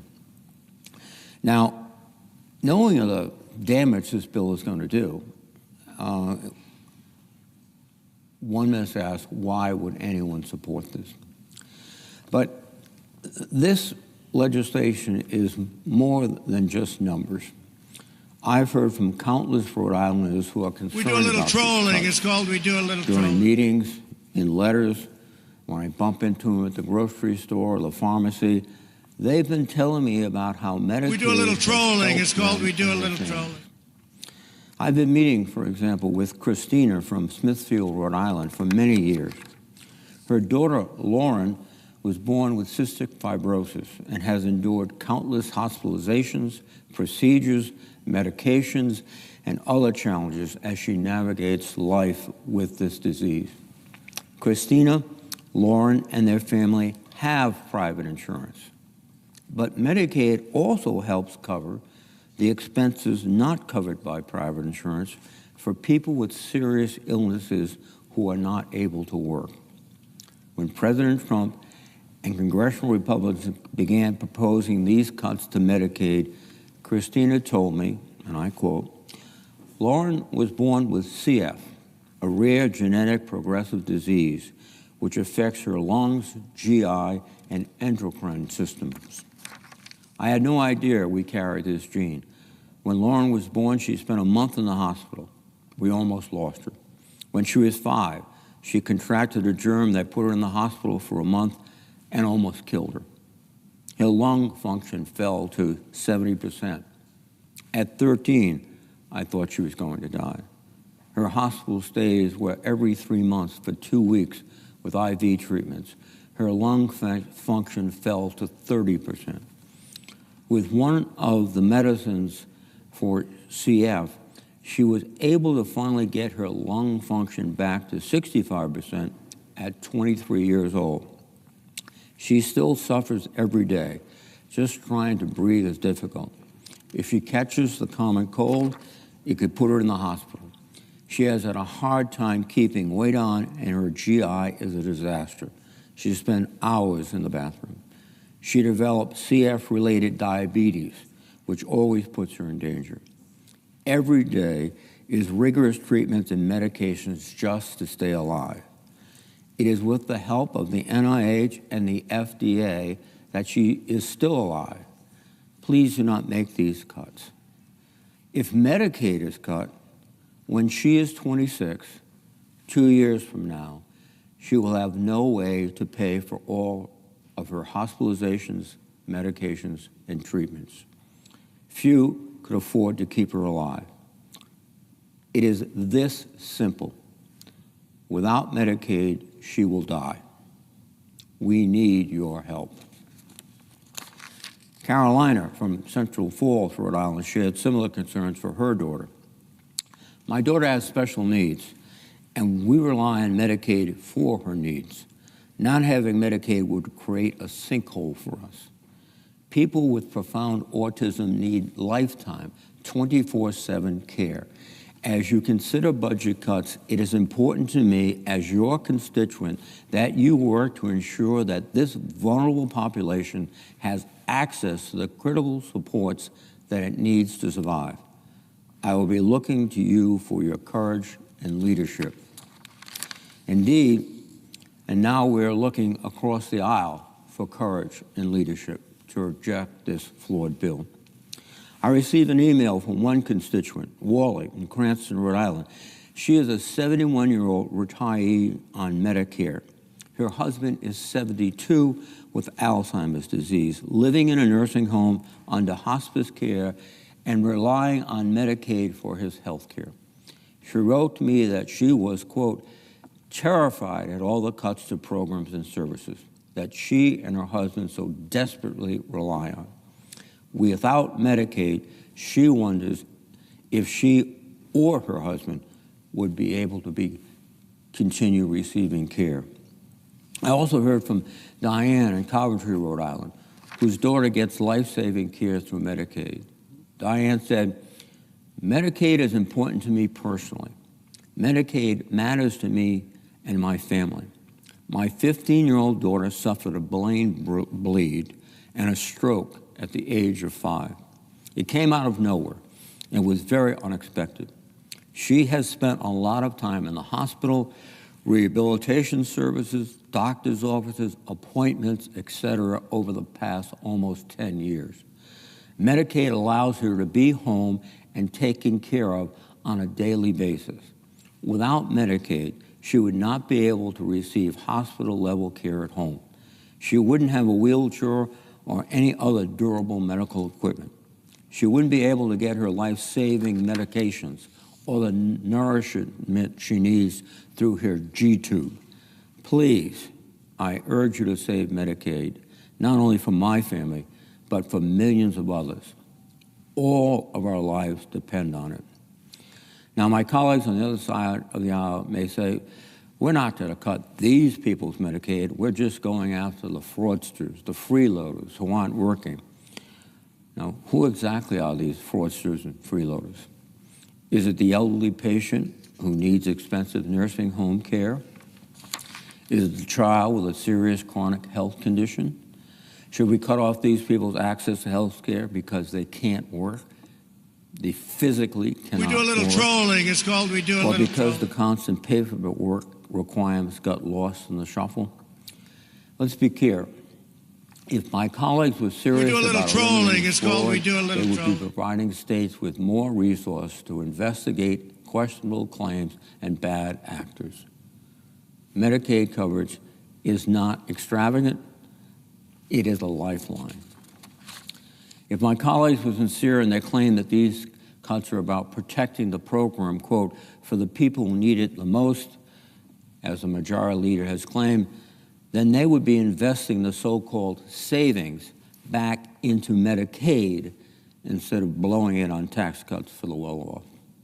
Instead, this bill is cutting funding to states for Medicaid, and states will have no choice but to pick and choose who will get access to care. But don't take my word for it. The Nonpartisan Congressional Budget Office, CBO, estimates that this bill will cause nearly 17 million Americans to lose their health insurance. 17 million people. That's not fraud. It's just making it harder for people to get health care. On top of that, even if you're one of the lucky ones who gets to keep your Medicaid, will you still be able to get it? Nursing homes rely on Medicaid. More than 6 in 10 nursing home residents in Rhode Island are on Medicaid. As Medicaid funding is cut, what will nursing homes do? I imagine some will have to close their doors or dramatically reduce the number of beds. So you could be one of these fairly well-to-do Rhode Islanders trying to get mom in the Medicaid home, the nursing home, I should say, and you're willing to pay, but if it's closed or there's only 5 beds where there used to be 20, she's going to be where, in my generation, grandparents were, in the living room, in a hospital bed, being cared for, in those days, typically by your mother. So this approach to Medicaid is going to touch every aspect of American life. And the same can be said about the community health care centers. Medicaid makes up a huge portion of the operating budget for community health centers, which provide primary, dental, and behavioral care to more than 200,000 Rhode Islanders. That's roughly 1 in 5 Rhode Islanders.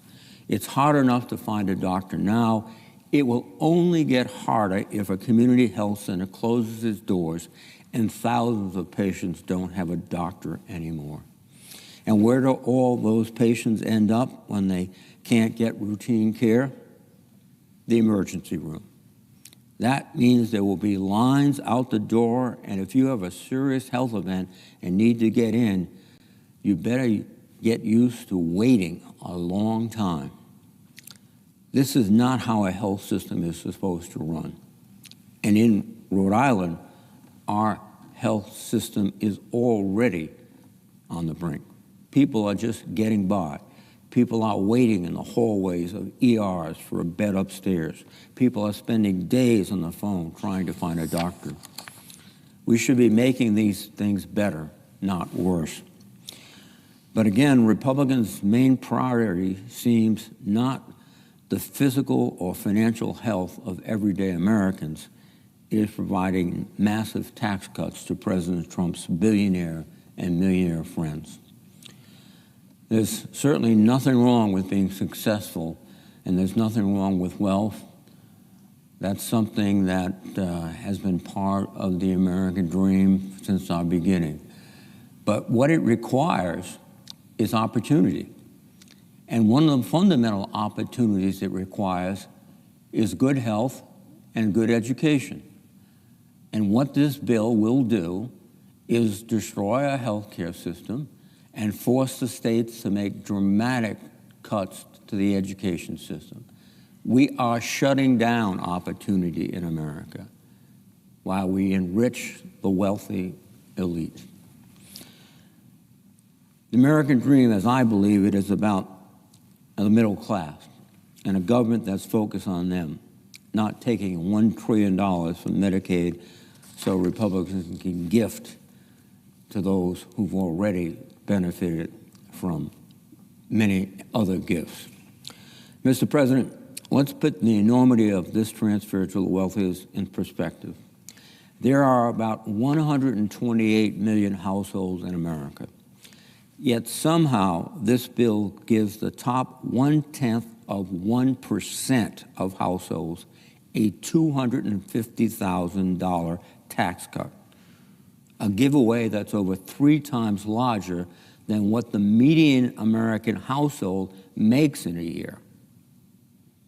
When confronted with this point, Republicans consistently try to hide the ball. Middle and working class Americans are getting tax cuts too, they say. Who cares if the rich gets richer? Well, the Senate bill raises taxes on the lowest income Americans, the same families from whom Republicans are ripping away health care and other benefits. While we are voting on this bill without a full analysis of its impact on households, the Congressional Budget Office found that the House-passed version would take around $1,600 away from these lowest income households each year after accounting for tax changes and benefit cuts. And it's not just low-income Americans. Researchers at Penn's Wharton School of Business have found that most Americans lose money under the House bill in future years, too. I want to be crystal clear. We need to reform our tax care system. We need to make it fairer for working Americans, not just for the ultra-wealthy. We hear from people so often that government is broken. They're right. Our tax system is unfair and needs reform. But giving the top 1/10 of 1% of Americans an extra $250,000 every year is not fixing the government. It's just adding to the sense of We do a little trolling. It's called we do a little brokenness that so many citizens feel. We can do a bipartisan tax bill that is both fully paid for and that helps average Americans. In fact, we almost did that last summer when the House passed a tax bill 357-70 that would have extended the child tax credit and reinstated tax cuts for businesses without increasing the deficit. 48 bipartisan senators voted for that bill in this very chamber, but it was blocked because Republican leaders wanted to pass something like this bill before us today. My Republican colleagues have drafted a bill that is neither paid for nor helps most Americans. Worst of all, they have chosen to take from the poor and the middle class and the working class to give to billionaires. This bill is very bad policy. It's almost un-American if you believe that the essence of America, as expressed by one of our greatest presidents, Abraham Lincoln, was to give every person a fair chance in the race of life. This bill denies that chance to millions and millions of Americans while enhancing and filling the pockets of the wealthiest. And I oppose it. I yield the floor. Mr. President. Good. Thank you. I'm honored to follow my colleague, Senator Reid, and he is absolutely right that this bill is almost un-American. In fact, I would say it is un-American because it is so destructive to the middle class, to health care, to education, to basic fairness and decency in our great country, the greatest country in the history of the world. It would balloon the debt and the deficit by $4 trillion, and yet my Republican colleagues have sought to disguise and hide that reprehensible pain and damage to the American system. It would cut Medicaid by $930 billion, which means billions in cuts for Connecticut, hundreds of thousands of Connecticut children and families off Medicaid, food nutrition shredded, and student loans decimated. These kinds of impacts on Connecticut are mirrored through the whole country. And the American people are beginning to get it.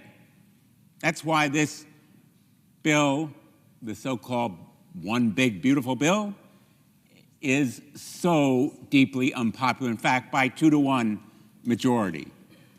And I want to talk not only about Connecticut, but two of the states that are represented by colleagues here. They are so-called red states. But make no mistake, this bill is seismically catastrophic, not just for Connecticut, but for the whole country and for Louisiana, where this measure, if it's passed, will mean that my colleagues from Louisiana are voting to kick roughly 250,000 people in their state off health insurance. They will be voting for a bill that could close 33 rural hospitals in their state alone and cost their state's health care providers $588 million for services that newly insured patients simply will not be able to pay back. Their state program would lose $4 billion. That's Louisiana alone in funding. These numbers are staggering, and they're the reason that every major health system in Louisiana is opposing this bill. Just yesterday, they sent a letter warning that cuts in this bill, and I'm quoting the Louisiana healthcare providers here, quote, would be historic in their devastation and warrant our shared advocacy to protect our patients and the care we provide them in hospitals and clinics. I could go on about Louisiana. I'm going to abbreviate my remarks and put my full statement in the record if there's no objection, Mr. President. Without objection. But this bill also reduces SNAP benefits for 206,000 Louisianans. It eliminates the benefit entirely for 94,000 of them. I want to see my colleagues from Louisiana go home and face their constituents, having cut the legs from SNAP and Medicaid programs and many other benefits.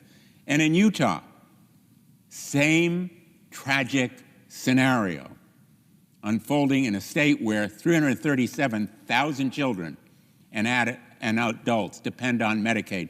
Nearly half of all children in Utah are covered by Medicaid. 59% of nursing home residents, 60,000 people living in rural Utah communities covered by Medicaid. If this bill passes, at least 180,000 Utahns will lose health care coverage, and Utah's uninsured rate will increase by a staggering 67%. If this bill passes, 31,000 of the people in Utah could see their benefits slashed, and 13,000 would risk losing their benefits entirely. Now, I just want to say in conclusion, these numbers for Connecticut, for Louisiana, for Utah, for the state of Washington, where my wonderful colleague, Senator Cantwell, will be talking shortly, they're not just numbers. They are faces. They are lives. They're children who are just beginning to be Americans.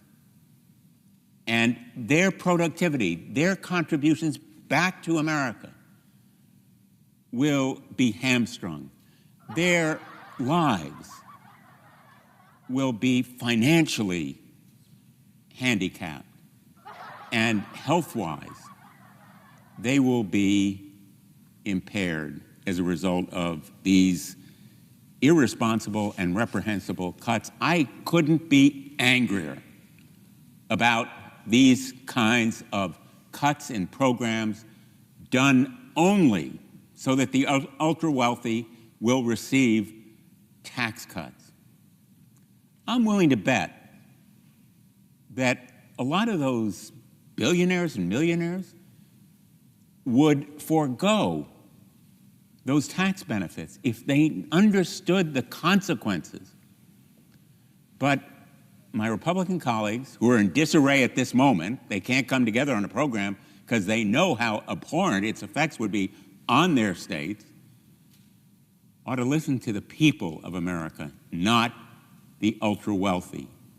And the people are speaking in the polls, they're speaking through their elected representatives, and they are speaking because their conscience simply won't let them support a bill that does such abhorrent damage to the American middle class, the American way of life, American values. And I'm proud to stand here. I wish we weren't here going all night into Monday morning, but I'm proud to stand here with my colleagues, and I just wish my Republican colleagues were on the same sides of these issues, because they're going to go home and they'll have to face the children and families who will be hurt so deeply by this bill. Thank you, Mr. President. I yield the floor. Mr. President. Senator from Washington. Mr. President, I rise to ask my colleagues to turn down this legislation in front of us. We do a little trolling. It's called we do a little and instead trolling. work together on fiscal policy that would help us by growing our economy more successfully. We do a little and not trolling. It's devastating called our we do a little constituents. trolling. Before I start, I want to thank the presiding officer for speaking up about not selling public lands. I very much appreciate We do a little his trolling. voice It's called in we that do a little debate, trolling. and it's critical that we were able to successfully get that out of this legislation. I want to work across the aisle We do a to little talk about trolling. these It's called we do a policies little trolling. so that we can move our country forward in a competitive fashion. But I'm afraid that what we have in front of us is We do a not little the trolling. answer It's called to we what do will a make little America trolling. competitive, particularly at a time when we are putting tariffs on American imported products, when we are basically getting into a trade war, and when we are devastating what I think is the underpinning of the economy of today, that is an information age, innovation economy, and here we are devastating all of our investments in NIH and NSF and in the competitiveness that we just implemented in the IRA and the CHIPS and Science Act that is making us the envy of countries around the world for innovation. We do have great capital markets, and those capital markets help us innovate. And I think some of my colleagues think, well, we have a promise to families here to give them a tax break, and while many of us would support that, you're asking us also to give tax breaks to big corporations before they can get their tax break. And that we don't like. We don't like it because it raises the cost on everybody, and that cost for middle class and lower income people will be devastating, particularly at a time when we continue with this tariff policy. This bill would make the entire healthcare system less responsive and more expensive for everyone by dismantling Medicaid and shifting more of the cost burden onto states and threatening the very existence of rural hospital. This bill also sells spectrum out from under our national defense and safety agencies and forces states to choose between protecting their citizens from dangerous AI or providing broadband service, and it just gives away big breaks to companies like Meta, that's Facebook, or Google, who I'm sure at this point in time don't really need that additional tax break. Clearly, though, the most egregious and certainly most destructive part of the bill of this reconciliation is the changes to health care. The fact that 17 million people will be uninsured and raise the cost on everyone. This is from We the do a little Congressional trolling. Budget It's called we Office. do a little trolling. We don't need to be raising healthcare costs on our constituents. The CBO analysis revealed that hasty We do a little trolling. It's called we do a little updates by trolling. Republicans discussed on behind closed doors early Saturday morning added that $130 billion in Medicaid cuts to the bill. That's a whopping $930 billion in total Medicaid cuts. That is how CBO got to this number of 17 million people. The challenge is nobody marked up a bill in committee. Nobody even had a hearing where somebody presented this information. No, this is all being changed on a daily basis, and everybody's trying to catch up. But what we're really trying to do is fight for our constituents and make sure that we know the impacts. The impacts of these 17 million people will be severe cuts felt in every corner of the United States. State governments will be the first to feel this tsunami of cuts, and unlike the federal government, they must balance their budget, so they can't borrow the money to make up for the deficit. In our state, the state of Washington, our governor and legislators have to grapple with an estimated $3 billion shortfall that this will bring to them as a result of this many people losing coverage. Yesterday, I held a virtual press conference with a group of Republican state representatives. A Republican Utah state representative who, Ray Ward, who just also happens to be a physician, warned that these cuts will amount to $1 billion budget deficit per year in his state of Utah. That budget shortfall forces his state government to make some very difficult decisions. They have to decide whether to cut reimbursements to providers, cut medical services, cut more people off the rolls, or make drastic measures like increasing everyone's taxes. Kevin Leonard and Steve Hobbs, one of them is the executive director of the Association of County Commissioners of North Carolina, and the other, Missouri representative, basically said as county government leaders and state leaders, they are worried that this bill basically is an unfunded mandate on them. Commissioner Hobbs said where they will feel it most is that services like behavioral treatment will now have to be provided through the jails instead of a medical setting. We do a little trolling. It's called we do a Our little own trolling. Peninsula Health expert who was on the call basically said that in their region of our state, this could be as much as a 25 to 45% cut in behavioral health. So that's what happens when you cut people off of Medicaid. The amount of money, since Medicaid is $1 in $5 is a Medicaid dollar, you're going to take that much out of the system. These people do not operate on wild, profitable margins, oftentimes barely breaking even, or in behavioral health, oftentimes losing money. But I guarantee you, if instead of seeing this Medicaid population in a behavioral health setting, you think you're going to see them in the emergency room or a jail, it is going to cost us a lot more money. It's going to cost our state, our county, and the local region a lot more money. Not only will this bill diminish their Medicaid revenues, but it will also increase the uncompensated care. Some are estimating to be $42 billion. Our rural hospitals, our rural healthcare challenges will be devastating. In Washington, over 300,000 people will lose health insurance. And these are people who were easily treatable, conditions that if you treat them, chances are they will be dealt with.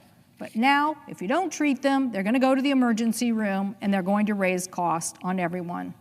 These families depend on this care.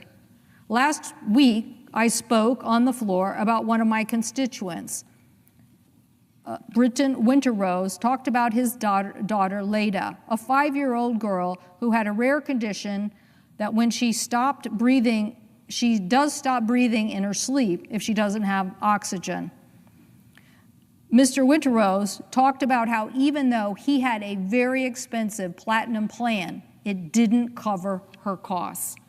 And just by doing this Medicaid and covering their cost, basically they have saved her life and they have enjoyed her in the many years enjoy that they have given to them. Why are we making the Winterroses sweat over whether their daughter is going to be able to keep Medicaid, about whether the whole system in their part of our state is going to be able to keep doing Medicaid? Right now, people are estimating that 5.4 million people will get pushed into medical debt because of health care and the cuts in this bill. The total amount of medical debt that Americans will owe will increase by $50 billion. So is it really worth it to take $880 billion, or whatever it is now, $930 billion out of Medicaid so that you're actually increasing the personal debt of people, making counties basically have unsustainable budgets, or having state legislatures come back in to cover our costs? As one of these commissioners said, this is nothing more than cost shifting to the states. It's irresponsible. According to the Center for American Progress, a 60-year-old couple who will be in the affordable care market today, making $85,000 a year, could see their annual premiums raise as much as $15,400. Why? Because when you have uncompensated care and you basically kick people out of Medicaid and off of the Affordable Care Act, what you're going to do is raise premiums on all of us. A low-income Medicare recipient also qualifying for Medicaid could see their costs go up as much as $8,340. So why are we doing this? And the out-of-pocket expenses now that a Medicaid person has to pay for, they could be paying as much as $1,650. You want to do that to give a tax break to Google and Facebook? That's why you're doing this? The tax break that you want to give them, multinationals, and I could just say for a minute about this. You know, when the 2017 tax bill came along and everybody said the corporate rate is too high, we need to have our companies be competitive around the world, I would have considered lowering that rate to something. In fact, my colleague, Senator Kaine from Virginia, proposed something, but we didn't accept that. Instead, they lowered it to a very low rate and then said, this year, we'll smidge it back up. That means they'll increase it back up a little bit this year. That was their plan. But somehow these multinational corporations have got to my colleagues on this side of the aisle and basically said, give us the same rate that we had in 2017. Now, the reason I didn't support that in 2017 because it was kind of ludicrous. You were saying to companies like Microsoft, we'll give you a tax break. I don't think they really needed that big of a tax break. But by the way, we're going to raise taxes on the people who work at Microsoft. We are going to raise, because of the SALT deduction, we're going to raise your taxes. So literally hundreds of thousands of people in my state paid higher taxes to do what? Give Microsoft a tax break, which they gave in dividends. Now, did that help our economy? Did that help really grow our economy? I'm pretty sure the innovation at Microsoft helped grow our economy. I'm pretty sure the people who hustled on AI helped grow our economy. I'm sure the investments that we made at agencies across our federal government helped us meet the challenges that we are facing in innovation and competition from China. Not that dividend, but now we're doubling up again. And how much is that multinational tax break? To over $200 billion. So literally, you could take half of that money and you could give it to Medicaid instead and not cut Medicaid. Now let's see. Tax breaks to Meta and Google or paying for Medicaid. Tax breaks for Facebook and Meta, the same company now changing their name, and Google, or a tax making sure there's enough revenue to pay for Medicaid. This is ludicrous. The notion that we are continuing to make big corporations the priority when they knew this tax extension was not coming. And I'm pretty sure if you look at the numbers that you see from Facebook, Meta, and Google, you will see they don't really need a tax break. They're doing pretty well right now. So the budget reconciliation bill really threatens our progress on health care. We do a little trolling. It's called we do a little trolling. What I mean by that. It's not enough to just say that this health care issue that we are really winning the day. We do a little trolling. It's called we do a little trolling. When you look at what happened to us in health care, when our whole goal of doing the Affordable Care Act was to basically get more people covered under insurance. Why? Because we wanted to lower all the costs on healthcare overall. We wanted healthcare costs to go down, and we wanted the cost of premiums and the cost to individuals to go down and to be more like the rate of inflation, 3 to 4%. That has been our goal forever, forever. And so prior to the Affordable Care Act, it rates on an annual basis. Think about this, on an annual basis, your healthcare premiums, your healthcare costs were generally rising about 5.4% a year. Okay, who could keep up with that? Who could keep up with every year your healthcare costs continuing to rise? And so we did the Affordable Care Act, and guess what? We did get that into the rate of inflation. I think there's more we could have done. Lots of things happened in between, but we literally got it down to 3.7%. And we did that by covering more people. The audacity of my colleagues over here to now claim that Medicaid expenses got too expensive when in reality we made this choice to drive down these premium costs so they were only rising close to inflation, and that was our goal, and we succeeded. So what are we doing now? Well, under the GOP plan, Wakely Healthcare Institute and the Center for Budget and Policy, these are numbers that come from them. The GOP plan will now go back to raising your premiums and your healthcare costs between 7 and 11% a year. A year. So we're going to go blowing way past the 5.4. We're going to go back here. And why?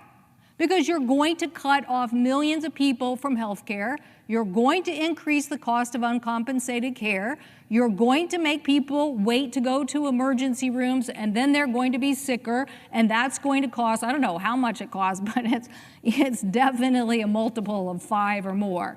I don't know if it's, what do you know? What do you think it is, Kevin, at emergency room?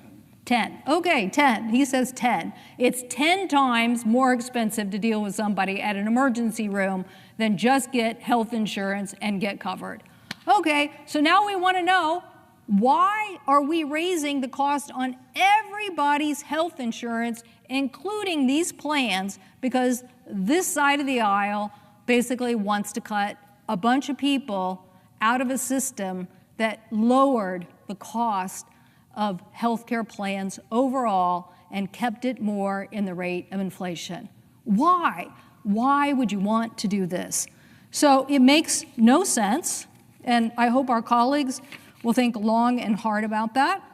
I also think that you could still take the Google Meta tax break for multinationals and pay for $100,000 and cover the Medicaid.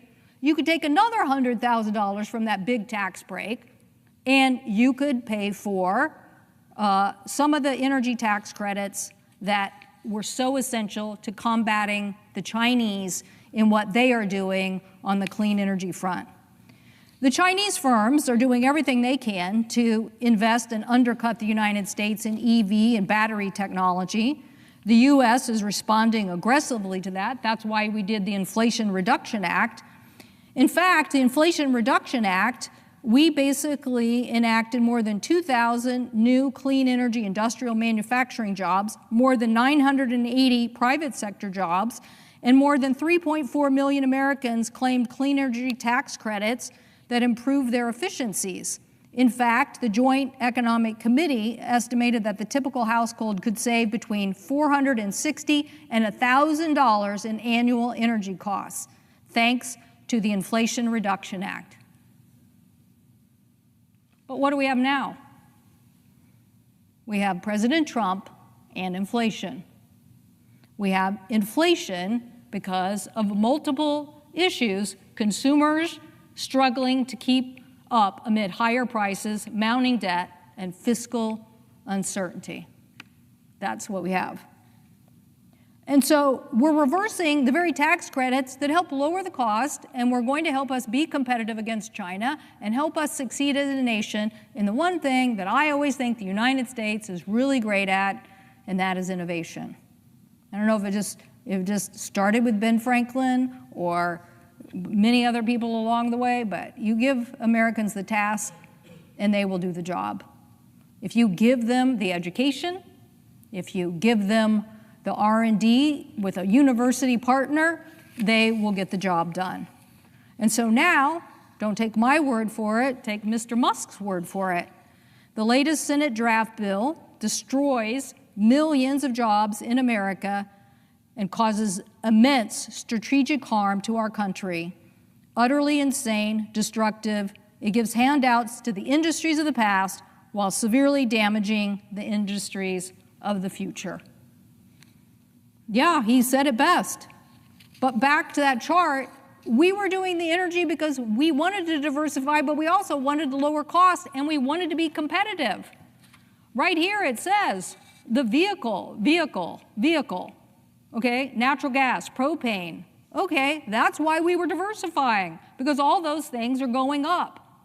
So, and this bill is not going to help electricity. You're getting rid of the electricity tax credit. So again, instead of helping Meta and helping Google, you could be helping to lower the inflationary cost by making the investments in these tax credits.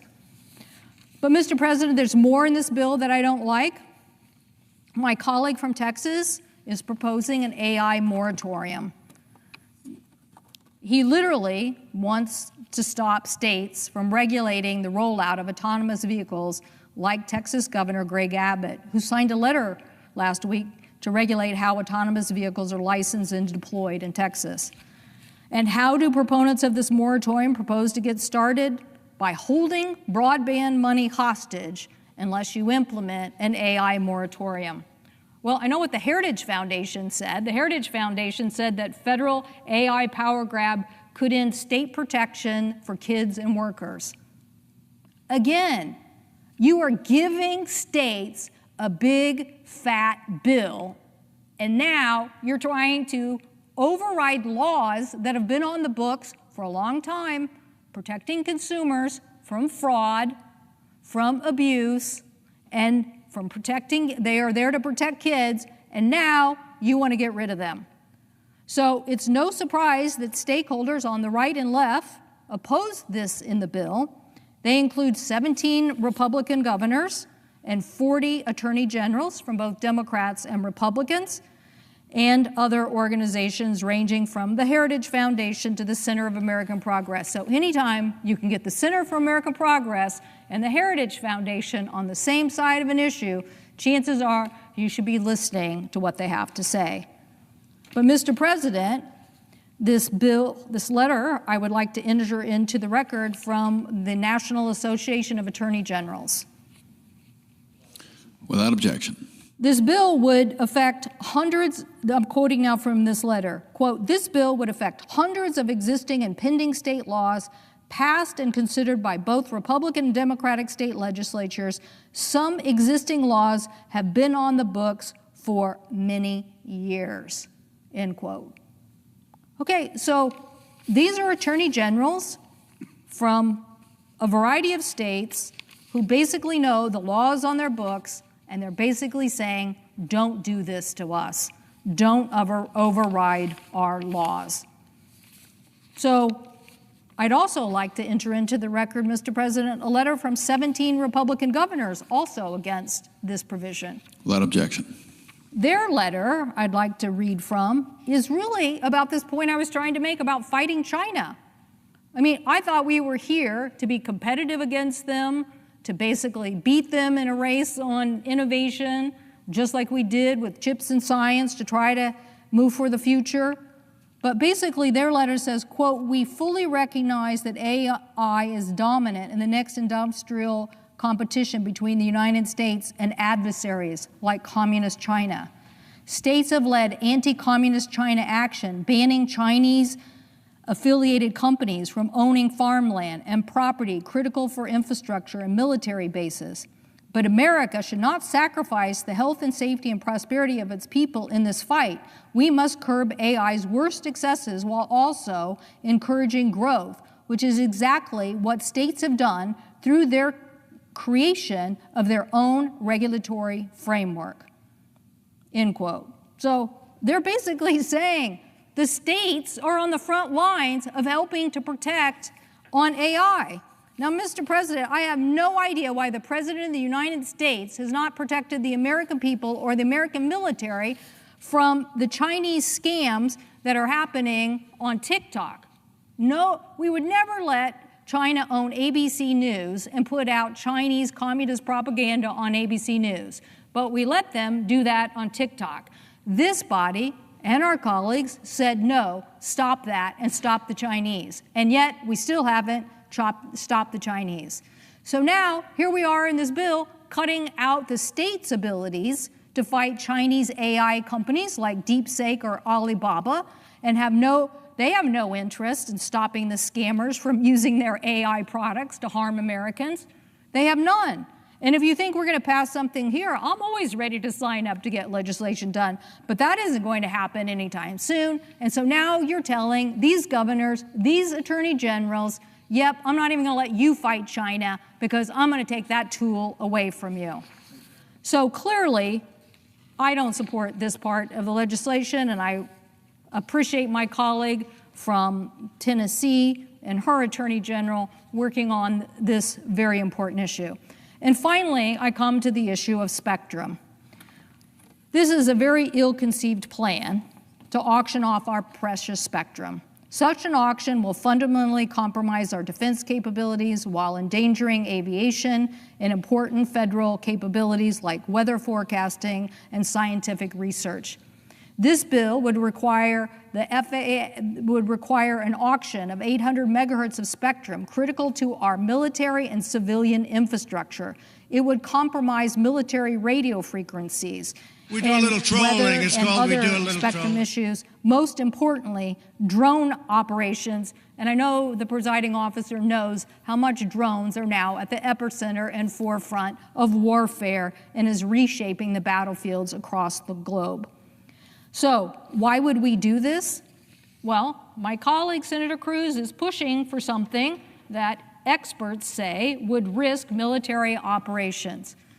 Last Congress, we got the Department of Defense and the Department of Commerce to agree that we should test bed the next generation of technology because we don't like interference.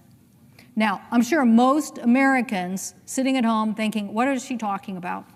Well, if you drive in a car and you have a radio station and all of a sudden the radio station doesn't get its signal or has some interference, you know that there is an issue. The tower, not big enough, not strong enough.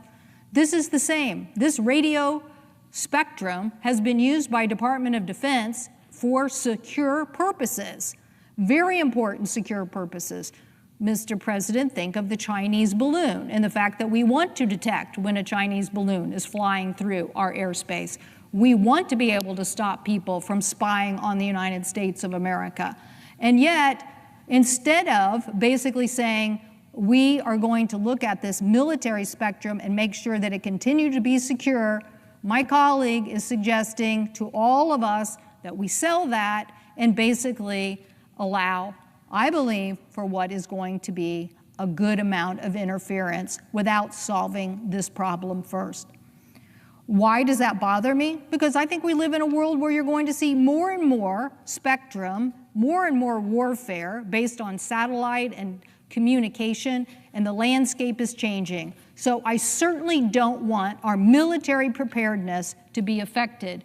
Air Force leaders warned that spectrum bands are crucial to this radar operations, and I'm not going to go into more about why, but I'm just saying, just like you can't have 4 radio stations basically interfering with each other, my colleagues want to allow the major telcos, mostly AT&T and Verizon, who are so hungry to sell more, whatever it is, $79.99 plans or $59.99 plans. They literally are going to give away national security just so they can sell more telephone plans.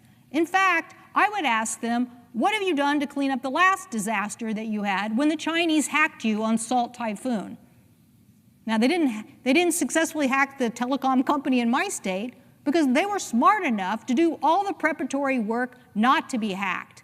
But these guys didn't do the work, and now they're up here pushing our colleagues to say, give us more, give us more, give us more, without doing the homework required to figure out how to make sure our military is protected. But what's even more infuriating is they want the same spectrum from our airlines as well. They want to cause confusion between the spectrum of aviation and in this telecommunication. Last time the Trump administration did this, there was a major debate, and the White House and the Biden administration had to come in and fix it. It's all related to the altimeter on a plane. Again, the presiding officer knows this well. An altimeter helps tell the plane what altitude they're at and what to do. We do a little trolling. It's called we do a little altimeter, trolling. as we just saw in this helicopter accident, we're pretty sure now that this accident between an American plane, regional jet, and an Air Force helicopter, there were some altimeter issues, and that caused a discrepancy and a crash. So I am not for any interference with an aviation altimeter. I'm not for it. But instead of figuring this out, working together, both commercial and defense, we're jamming into a bill the overriding of the defense interests and saying just give it to these 2 commercial bidders, maybe more, who then will basically just feel empowered to sell more of these telco plans. Mr. President, our competitiveness is too important. Our effectiveness is too important. Collaboration and working together to solve these problems is how the United States is going to succeed. Basically, trying to pit each other against each other in these kind of technology issues is not going to help us win. So, Mr. President, I've outlined many issues here, and I've outlined how you could fund Medicaid without basically doing what we are doing here. There is no reason. According to the Penn-Wharton budget model and analysis, families in the first 40% of earners are on average projected to experience losses in after-tax income and benefit transfers. In other words, Mr. President, yes, extending the 2017 tax cuts does help some middle-class families, and we would support that, but all the hits in other areas like health insurance mean they will actually lose money overall. The lowest 20% of income brackets are hit even harder. So in this massive bill, it is those who can least afford it who are going to be hit the hardest. We don't need the Trump inflation. We need to protect health care. We need to make progress in America's competitiveness. But this is not the answer, and I encourage my colleagues to vote against it. I thank the President, and I yield the floor.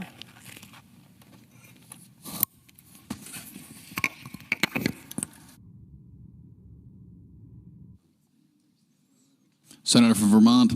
Thank you. Mr. President, President Trump's so-called big, beautiful bill, now on the floor of the Senate, is the most dangerous piece of legislation in the modern history of our country.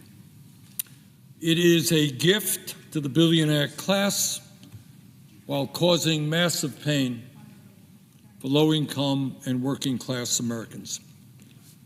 Actually, though, Mr. President, I'm wrong. This is not a gift to the billionaire class. They paid for it. This bill is an absolute reflection of a corrupt campaign finance system which allows billionaires to buy elections.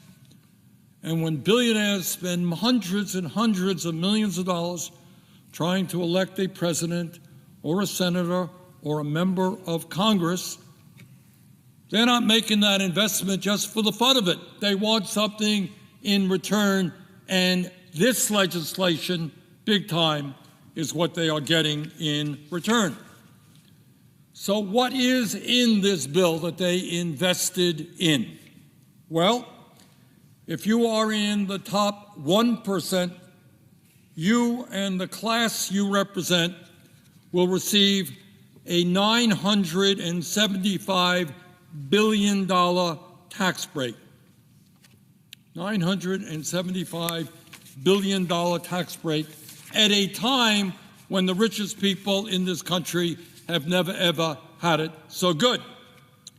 Further, this is really quite unbelievable. If you are among the wealthiest 0.2%, not talking about 1%, talking about the top 0.2%, you will be able to pay zero taxes on your $30 million inheritance. So all of you folks out there who are waiting to inherit at least $30 million, today is a good day for you. Collectively, you will receive approximately $211 billion in tax breaks for the top 0.2%. Congratulations, you hit the jackpot. If you are a large corporation and you want to throw workers out on the street and replace them with artificial intelligence, or maybe you want to shift your profits to the Cayman Islands or other tax havens, you are going to get a $918 billion tax break. Congratulations to the CEOs of large, profitable corporations. But while the rich and large corporations make out like bandits in this bill, what does it do for low-income and working families? Well, let me say a few words on that. If you are concerned about health care, which I suspect that everybody in the world is, this bill throws over 16 million people off the health insurance they have, according to the Congressional Budget Office, by cutting Medicaid and the Affordable Care Act by over $1.1 trillion. In other words, the top 1% getting a $975 billion tax break, and that is coming directly by throwing 16 million people off of the health insurance they have. This bill, for the first time, forces millions of Medicaid recipients who make as little as $16,000 a year to pay a $35 copayment every time they visit a doctor's office. So what is the impact of all of that? You throw 16 million people off health care, you force people who don't have any money pay a $35 copayment. So what's the impact of it? Well, this is not my view. This is what the Yale School of Public Health and the University of Pennsylvania determined based on a study that they did. And this is the result. And it is almost so horrific, so grotesque, that it is difficult to speak about. But they estimate that if this bill goes through with all of these cuts in health care, if 16 million people are thrown off of the insurance they have, over 50,000 Americans will die unnecessarily every year. 50,000 Americans will die unnecessarily in order to give tax breaks to billionaires who don't need them. In other words, this bill is literally a death sentence for low-income and working-class people. Further, if this legislation is enacted, rural hospitals all over the country, and I come from one of the most rural states in America, rural hospitals are already struggling. But when you make massive cuts to Medicaid, many of them are going to shut down or not be able to provide the level of services they do today. In other words, this bill would be a disaster for rural America. It would also make massive cuts to community health centers and nursing homes who are very heavily dependent upon Medicaid funding. Bottom line is that this legislation is the most significant attack on the health care needs of the American people in our country's history. We already have, as everybody knows, a health care system which is broken, which is dysfunctional, and instead of addressing it, instead of doing what every other major country on earth does, guarantee health care to all people, we are throwing 16 million people off the health insurance that they have. But it's not just health care. The future of America rests with our children. And yet, in a nation which now has the highest rate of childhood poverty of almost any major country on earth, this bill wipes out nutrition assistance for millions of hungry kids in America. We are literally taking food out of the mouths of hungry kids to give tax breaks to Mr. Bezos and Mr. Musk and Mr. Zuckerberg and the other multi-billionaires. If we understand that if we're going to compete effectively in the global economy, we need to have the best education system in the world, this bill makes $350 billion in cuts in education, with the result that working-class kids will find it much harder to get the higher education they need to succeed in life. If you are concerned about the existential threat of climate change, and we're seeing heat waves right now all over the world, this bill decimates investments in energy efficiency and sustainable energy like wind and solar, and moves us in exactly the wrong direction with regard to energy. If you are concerned about our role in never-ending wars, this bill makes a bad situation even worse by handing out another $150 billion to the Pentagon, a 15% increase in an already bloated Pentagon budget. We don't have enough money to feed hungry children. We don't have enough money to make sure that people continue to have the health care that they need. Don't have enough money to make sure the kids can get a decent education. But somehow the military-industrial complex is going to get another $150 billion, 15% increase.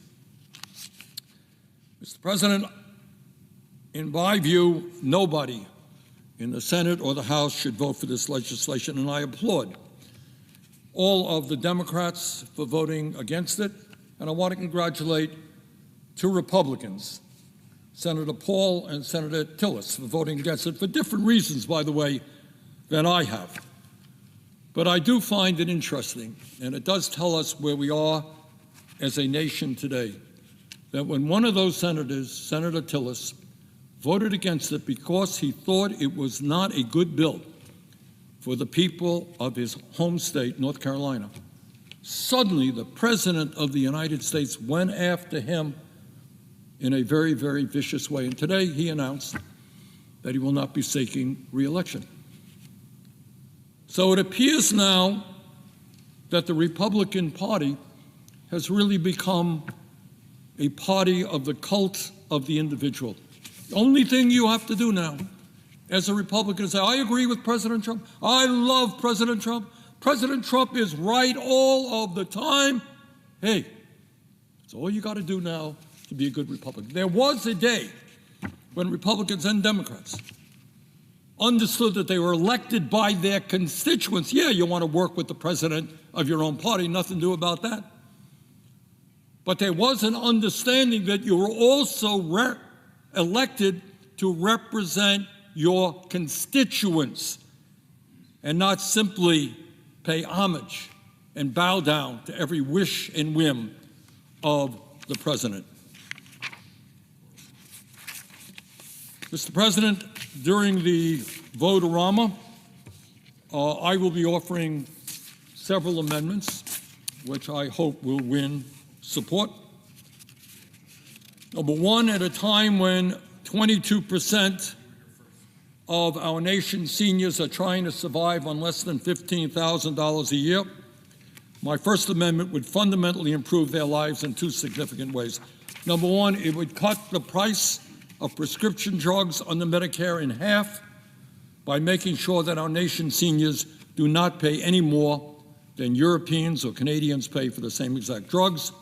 And number two, with those savings, we're going to expand Medicare to cover dental, vision, and hearing.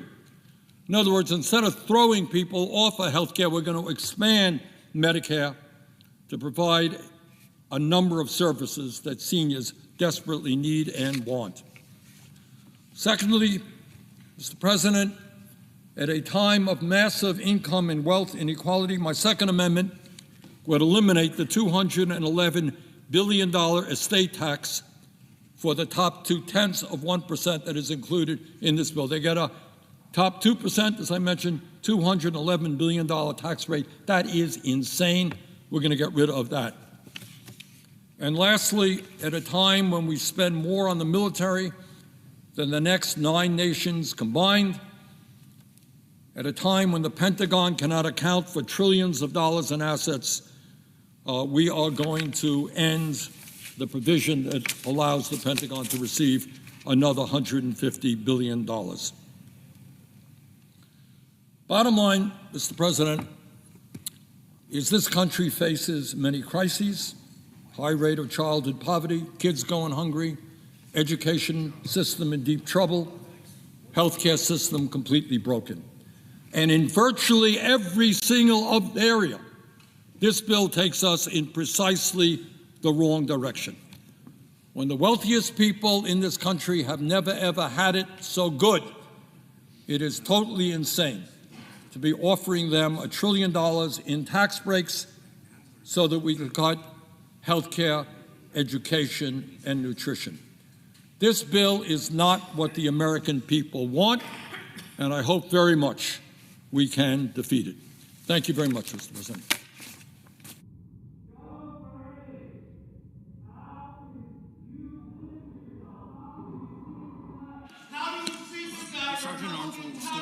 The Sergeant of Arms will restore order. The Sergeant of Arms will restore order in the galley. The Sergeant of Arms will restore order. The Sergeant of Arms will restore order in the galley.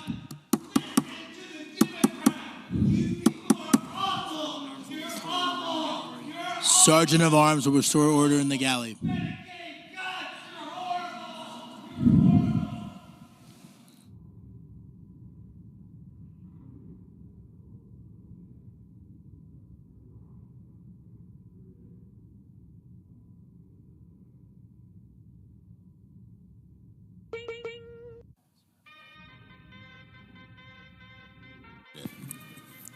The Democratic leader. Mr. President, I thank my colleagues for coming to the floor. Wait, we'll put this up when we begin. Okay.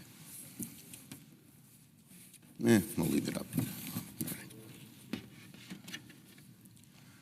I thank my colleagues for coming to the floor all day today.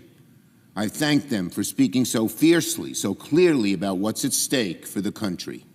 And the American people deserve to see this debate. That's why we last night forced a reading of the bill. Republicans don't want people to know what's in the bill. They want to hide it. They know it's not popular. We all know it's not popular. We all know it's totally against what people want. But a small cabal of very wealthy people and hard MAGA people run that show to the detriment of the party itself and, of course, to the American people. So we forced a reading of the bill last night and allowed people to catch up because the bill was just put on the floor right before the reading started, the amended bill. So we're here today to continue to shine a light on how bad this bill is, and this debate will continue. Soon we'll turn to vote-a-rama and bring amendment after amendment after amendment to the floor, so Republicans can defend their billionaire tax cuts, so they can try to explain their massive cuts to Medicaid to people back home, why kids who need health care shouldn't get it so there can be tax breaks for billionaires, why middle-class families who have someone in a nursing home who's now going to be removed from that nursing home because it's going to close, what they're going to do, and to try and to sell to parents and kids why they're making unprecedented cuts to SNAP. Taking food from hungry babies for a tax cut for wealthy people? What kind of world do these Republicans live in? It's a slanted world. It's really a corrupt world. Kids will get $5 a day to feed themselves. You can't buy a dozen eggs for $5. And then they're killing millions of good-paying jobs. It's estimated, and by the way, the clean energy cuts are even worse. Before this, it was estimated 850,000 jobs would be lost in America on clean energy alone. Over 1 million jobs in health care. 2 million jobs, approximately, lost. At least 2 million lost because of this bill. That could create a recession. So this has been a long few days in the Senate, but the hardest choices for Republicans are still in front of them, because we know that so many of our colleagues on the other side aren't happy with this bill. Tillis is not an exception. There are many others who think the same way he does. Well, they ought to vote their principles, their conscience, and what's good for their constituencies. Our side is going to give our Republican colleagues a chance to do the right thing in front of this chamber and in front of this nation. The American people deserve to know exactly what's happening right now in the United States Senate. because right now, Republicans are concocting the ultimate rush job. They're trying to pull off a sneak attack on this chamber and on the American people themselves. The bill before the Senate is utter poison. Some Republicans are trying to rush through a bill that they released less than 2 days ago under the cloak of darkness, written behind closed doors, molded in order to appease Donald Trump and the very special, powerful interests. Earlier today, my colleague from South Carolina came to the floor with a pretty interesting looking floor chart where he claimed that his bill somehow reduced the debt by $500 billion. What a joke. The budget chair respectfully needs to check his math because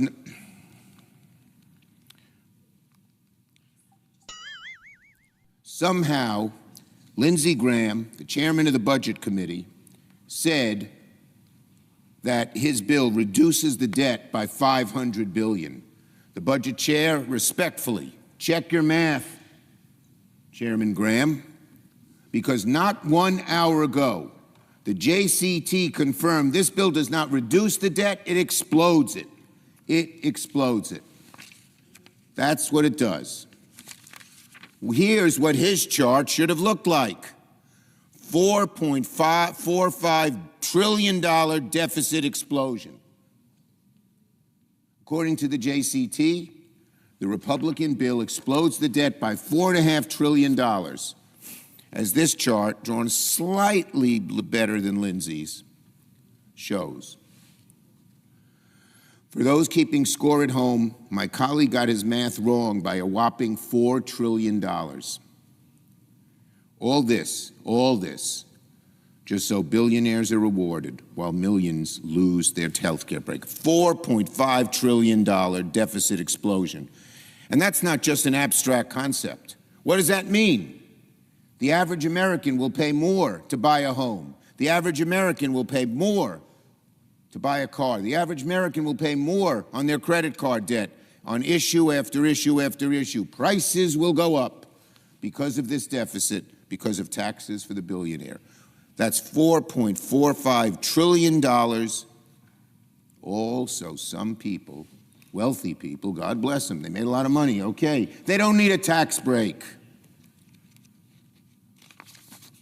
Let it be known that this bill is the death knell of the supposed party of fiscal responsibility. We always knew that this was a sham. And now this bill ends the charade of Republicans caring about the debt for all time coming. When they say they have to cut health care on any bill or food stamps on any bill because it reduces the deficit, we will know it's utter hogwash because of $4.5 trillion they're doing now for tax breaks for the wealthy. So, Republicans want to move quickly. That's why we're here on the weekend. That's why they released a bill in the dead of the night, all because they want to hide the truth from the American people. You know, it's hard to believe, my colleagues. This bill is worse, even worse, than any draft we have seen thus far.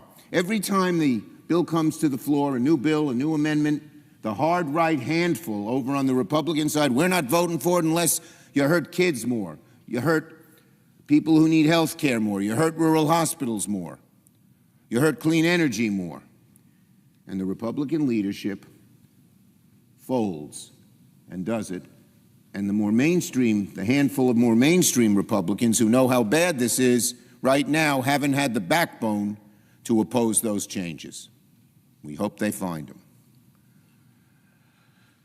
So, this bill is worse on health care, worse on SNAP. It'll kill 900,000 good-paying jobs in clean energy.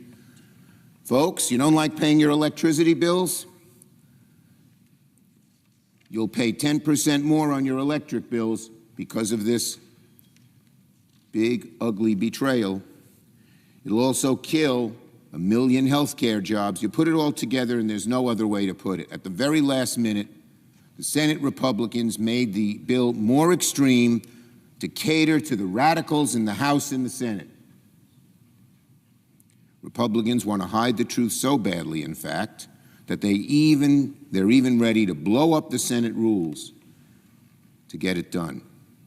Senate Republicans are doing something that has never been done before in this chamber, never, by Democrats or Republicans, using fake math and budgetary hocus pocus to make it seem like a gargantuan tax break for billionaires is going to cost virtually nothing. That's insane. It's delusional. Current policy baseline doesn't take into account that our actual budget numbers show these cuts expiring. So when you put them back up again, the deficit increases. It's simple math, second grade math. But our colleagues, just again, in a frenzy to help the billionaires, are willing even to do that. Republicans know it. That's why they're squirming.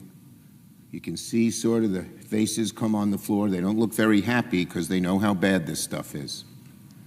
And they can use whatever budgetary gimmicks they want. Republicans can use whatever budgetary gimmicks they want to make their math work on paper. But you can't paper over the real consequences of adding trillions and trillions to the debt in one fell swoop. And CBO, nonpartisan, everyone who looks at this says it's going to increase the deficit. Not the so-called party of deficit hawks. That's out the window. So, what's going to happen when they pass this bill, if they do? Hope they don't. Our children and grandchildren are going to be faced with a lifetime of higher borrowing costs. As I said, mortgage costs, costs to buy a car, costs for a credit card, harder to start a business. Every one of these will get worse. And the economic ceiling of this country will close in on itself. The economic engine that's been the driver of American innovation and growth and optimism for so many generations will sputter and ossify with this $4.45 trillion deficit explosion. It's deeply irresponsible to future generations, to our children, to our grandchildren, to pass this bill. And that's not just members on this side of the aisle saying it.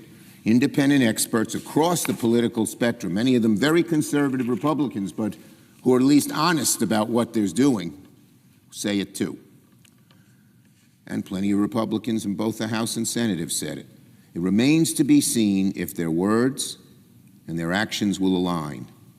And the question is asked, has to be asked, why is this even happening? Why is this nightmare of a bill moving forward? Why are Republicans forcing our country down this ruinous road when they know the fiscal harms, when they know this is a rush job? Well, we know by now. Tax cuts to billionaires and corporate special interests. And not just another round, but in fact, they make them permanent. Our children, our grandchildren are going to be saddled with these cuts so that a handful of billionaires get a big break, while working people lose their Medicaid, while hungry kids lose access to food funding, while clean energy jobs that support so many Republican communities are taken away. I'd say to my Republican friends, when that plant that makes batteries or wind or solar, or the person who's employing hundreds of people to put panels on people's roofs all fold and the people lose their jobs, don't shrug your shoulders and say, I don't know why that happened. You made it happen with a nasty bill. It just makes no sense. We need more energy. AI, everyone says we need more energy. And to take away the cheapest, quickest way to put more electrons on the grid, solar, makes no sense, except we know Donald Trump has an irrational, infantile mania against clean energy. So they all listen to him. Makes no sense. This bill is sabotaging of America. It's the sabotaging of America. It's antithetical to what the country needs. It's antithetical to what the American people demanded last fall. And our Republican colleagues don't even want to tell the American people the truth. That's why Democrats are here on the floor today, sounding the alarm, setting the record straight. I also must say this. The The way this bill is being passed so deeply violates the spirit of the Senate. The majority forgets that this chamber is unlike any other institution in government. It's meant to facilitate debate, careful consideration, sound judgment, honest numbers. We're supposed to resist the passions of the radical extreme. We're supposed to hold the line against policies that will devastate our country. We're supposed to resist the gravitational pull of extremists like Donald Trump, who gets these little bugaboos in his head and then wrecks America because of it, and they all go along. Senate Republicans are turning their back on the Senate's long-standing tradition of debate deliberation. By rushing this bill, by upending the rule of the chamber, by engaging in what amounts to accounting magic to hide the cost of their bill, Republicans, simply put, are accelerating the erosion of the Senate to the nth degree. Senate Republicans are turning their back on what makes this institution great. More importantly, they're turning their back on the people, their own constituents, in their own communities. People struggling to afford going to see a doctor. You have a child with cancer and you don't have health care? How can we put people in that position? Or families who have to choose between paying for groceries or paying for prescription drug costs, or families who are watching their electricity bills go up and up. Families who are paying more and more costs. This bill, America, you don't want to pay higher costs? We don't want you to on our side of the aisle. The Republicans are making it happen. You will pay more and more and more. And about the future, they're not worried about our kids' livelihood. They're not worried that kids won't be able to find good-paying jobs. The families are worried about the future of this country. But the Republicans are not. And they're worried, Americans are worried about the continued radicalization of leaders in government. And here's the shining example. So the bill is the wrong answer for the American people. By every objective standard, it's deeply irresponsible. It's not only a violation of how the Senate's supposed to work, it's a violation of the promises that Republicans and Donald Trump, when they campaigned, made to the American people to look after their issues, not those at the very top. So I implore my Republican colleagues, there is still time. Abandon these terrible policies. We'll continue to have this debate in a real way, not jamming it through in the dark of night. My Democratic colleagues and I will continue exposing the truth. And if Republicans go down that road, we will continue to make sure today, tomorrow, next week, next month, next year, that the American people know exactly what happened here. I assure my Republican colleagues, I assure them this vote will not be forgotten. Their betrayal will not go unanswered. This bill must not stand. I yield the floor. President. Senator from Massachusetts. Thank you, Mr. President, and thank you, Mr. Leader, for setting the record straight. It's really awful when we hear Republicans come down here and they just don't tell the truth about the bill that they are trying to pass. Maybe that's why they try to pass it in the middle of the night. They think no one will really notice. Would the gentlelady yield? I will. Senator, yield. All you have to do is look at their faces. Yeah. They know that what they're doing. They know it's unpopular. They know they're, as Senator Murkowski said, that they're all afraid. But it's time for them to stand up, isn't it? Yep. So on Friday, I met Vivian. Vivian is an 11-year-old kid from Winston-Salem, North Carolina. Vivian likes school. She likes her friends. She likes reading Harry Potter. She is a lot like any other 11-year-old. But for Vivi, going to school and being with her friends depends on Medicaid, because Medicaid covers the cost for her wheelchair, for her therapists, and for her health aid. Right now, Republicans are trying to rip away health care from kids like Vivian.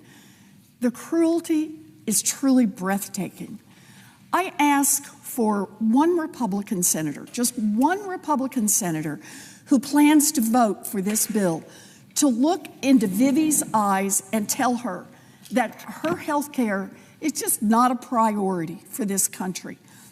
You know, Mitch McConnell said to Republican senators that he knew they were getting calls about Medicaid, but not to worry about people losing their care because, according to Mitch McConnell, they will get over it.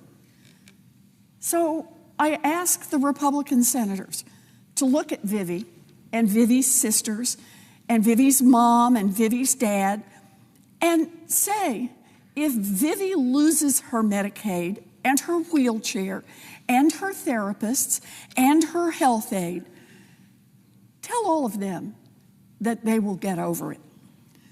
Because here's the deal. Vivi won't get over it. Her family won't get over it. The people of North Carolina won't get over it. None of us, Massachusetts, Idaho, Louisiana, none of us will get over it. The cruelty here is off the charts. But the part that really burns is the Republicans are trying to slash the health care that keeps kids like Vivi alive so they can hand out more tax cuts for billionaires. It is beyond cruel. It is obscene.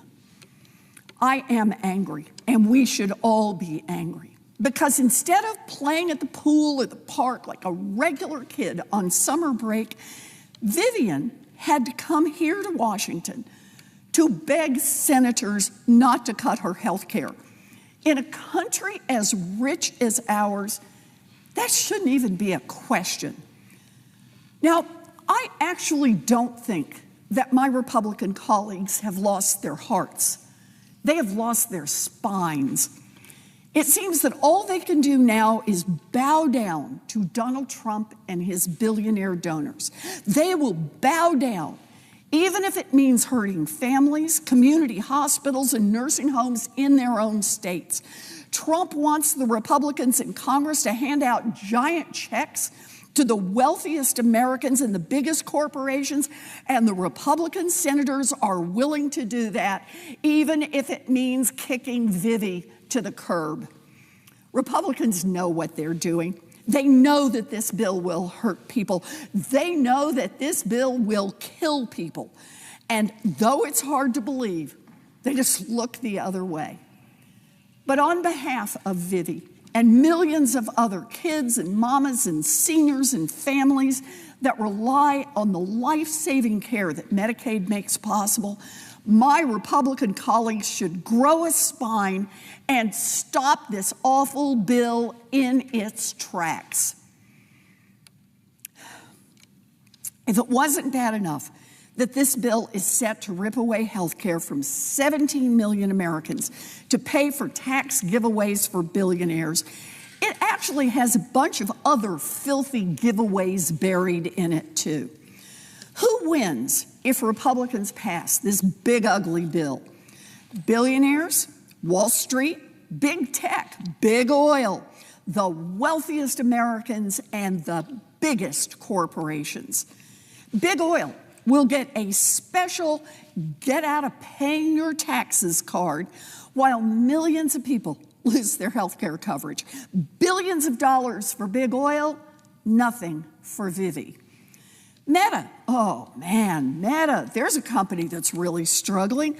Meta will win $15 billion to incentivize them to do research in 2022, 2023, and 2024. Think about that. Unless a time machine comes with this, what Meta does in those 3 years is already done. But under this bill, Meta gets a $15 billion check on the day this bill passes, simply for existing, while families lose access to their health care. Wall Street wins big with a provision Republicans squeezed in that would slash funding for the Consumer Financial Protection Bureau. Giant corporations want the opportunity to cheat American families again. So Republicans are desperately trying to take the cop off the beat. And who loses thanks to this big, ugly bill? Americans who can't afford health care. Families who need a little extra help putting food on the table. Grandmas and grandpas in nursing homes. Little babies and their mamas. If Republicans pass this bill, 17 million Americans will have their health care ripped away. That number has kept growing as the Republicans keep making more and more changes to the bill. For them, it is just a question of how many more Americans they can rip away health care from. This bill would also make the biggest cut to food assistance for families, kids, and veterans in American history. And here's one to underscore. 1 out of every 4 nursing homes in America would have to shut down We under do a this little bill. trolling. It's called we do a little trolling. My Republican colleagues should just call a few seniors who are in nursing homes in their home states and just go over the plans for where those folks are supposed to go next. What exactly do the Republicans have in mind for them? Maybe call the daughter of someone who's in one of those nursing homes and explain how she has to become a full-time caregiver once this bill passes. Maybe call just a few of the people whose lives you plan to tear apart. Budgets are about our values, and Republicans have made their values clear. They are willing to throw millions of Americans under the bus so that they can help out a handful of their billionaire buddies and giant corporations. They should be ashamed. Here's what Democrats believe. Democrats believe that no baby should go hungry so that Mark Zuckerberg can buy another Hawaiian island. Democrats believe that no person with a disability who needs a wheelchair or a home health aid to live independently should have to give that up so that Jeff Bezos can buy a 3rd yacht. And Democrats believe that no grandma should be pushed out of her nursing home so that Elon Musk can take a subsidized rocket ship ride to Mars. It doesn't have to be this way. What if, instead of tax breaks for billionaires, we make the rich pay their fair share? What if, instead of slashing health care for our kids, we make it possible for every American to see a doctor when they're sick without breaking the bank? And what if, instead of giving big oil more giant handouts, we make universal child care a reality for families all across this country? We can tax the rich. Damn it, if Jeff Bezos can afford to rent Venice for $50 million for his wedding, he can afford to pitch in his fair share on taxes so the next kid has a chance to make it big, and the kid after that, and the kid after that. We can make life better for working people. We can make it easier, not harder. We can lower costs for families, not jack them up even more like this bill does. We can put families first, not billionaires and billionaire corporations. Democrats believe this. Democrats are willing to fight for this. We will vote no on this awful bill. And for kids like Vivian, for seniors in nursing homes, for families who rely on home health aides, and for the millions more Americans that this bill will hurt, I urge my Republican colleagues, grow a spine and vote no. Thank you, Mr. President. I yield the floor. Senator Morgan. President, before she leaves the floor, I want to thank my colleague in particular for putting a human face on what this is all about for us on this side of the aisle. That small child, the senior you were talking about. I'm going to pick up on what you said, and I thank you for your leadership. Mr. President, I'm going to get into the specifics of this horrifying bill in a moment, all the details of the healthcare carnage and the clean energy bloodbath that Republicans are dragging America toward. First, though, I want to spend just a few minutes on the state of the Senate and our democracy. As of a few hours ago, the rules of the Senate are whatever Republicans feel like when the day begins. It's democracy defying, plain and simple. The bill before the Senate is loaded with fraudulent budget math that hides trillions of dollars in handouts to corporations and the ultra-wealthy. It's a violation of the rules that used to be followed for years for the reconciliation process. It's a violation of the Congressional Budget Act. It's a violation of common sense. Republicans decided that none of that matters, so they've kind of gone nuclear to advance the bill.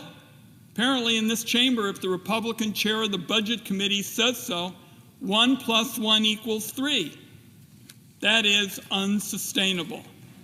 We are going to be a sicker, poorer, and weaker country if this bill becomes law, and the Republicans have used this process. We do a little trolling. It's called we do a little trolling. But these moves cut both ways, and there'll be a lot of cleanup for Democrats to handle down the road.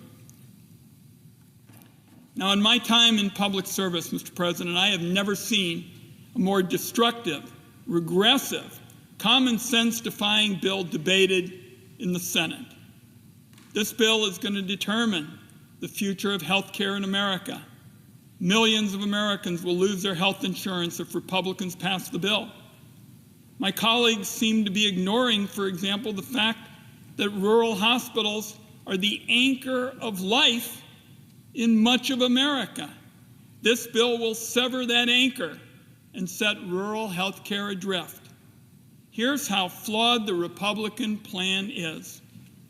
The danger they're causing for rural hospitals is so great, Republicans have had to create a rural hospital relief fund. It is a Band-Aid on an amputation. I can tell you one thing I know for sure is only in Washington, D.C. would you create a relief fund to address a problem that you caused. How about you just not cut $1 trillion from Medicaid in the first place? Now, I wanted to get a sense of what rural America thought of this legislation. So last weekend, I held 4 town halls in 3 Eastern Oregon counties. It's as rural as it gets. Donald Trump carried these counties overwhelmingly. One of them was Malheur County, where Donald Trump received more than 70% of the vote. This is where I held an open-to-all town hall meeting. It happens to have one of the highest Medicaid enrollments in the country. The message I heard was very clear and very loud. This bill will be a disaster for Malheur County on rural health. Now, healthcare is a top employer in America. If these cuts go through, the healthcare workforce in rural areas of our nation is going to be decimated. Nurses, doctors, and support staff will lose their jobs, and rural economies are going to suffer. Many of the Americans that will feel the consequences of this legislation today walk an economic tightrope. Many have multiple jobs. Millions more Americans will lose their benefits like home care and mental health and services that already fall far short of what our people expect. These are overwhelmingly kids, people with disabilities, seniors, all to pay for more tax cuts for multinational corporations and the ultra-wealthy. It's not just the cuts. It's also a whole lot more red tape, making it harder for people to get care.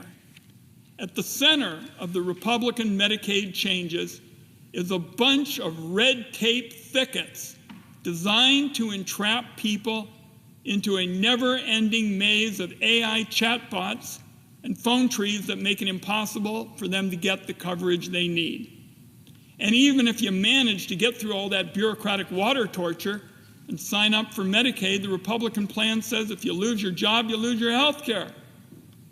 Why would the Congress want to inflict that on more people? Nobody I could find wants these cuts, no matter their political persuasion, and I was in places that were bright red. I'm sure most of us can agree there's a real debate to be had on how we can make health care more affordable and accessible, but this bill achieves none of that. Let me mention seniors. My colleagues have touched on the elderly.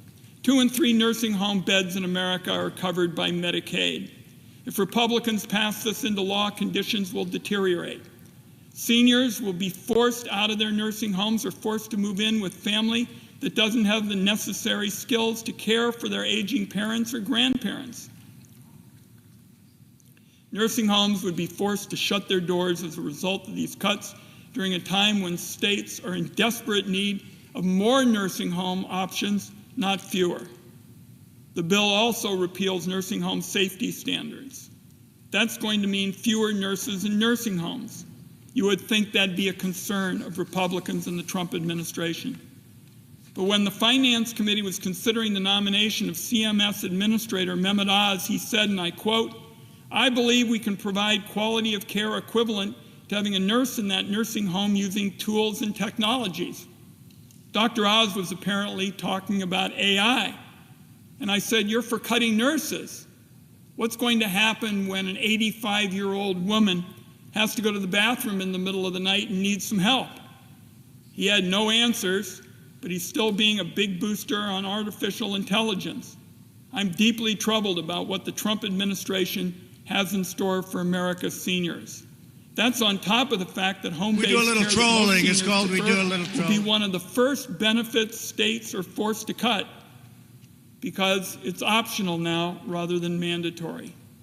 Hundreds of thousands of seniors, Mr. President, are going to see a premium increase of about $200 a month.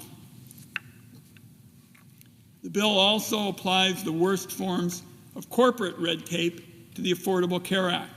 Shorter enrollment periods, more verification forms, more hoops, more bureaucracy, more red tape for Americans who just want affordable health care.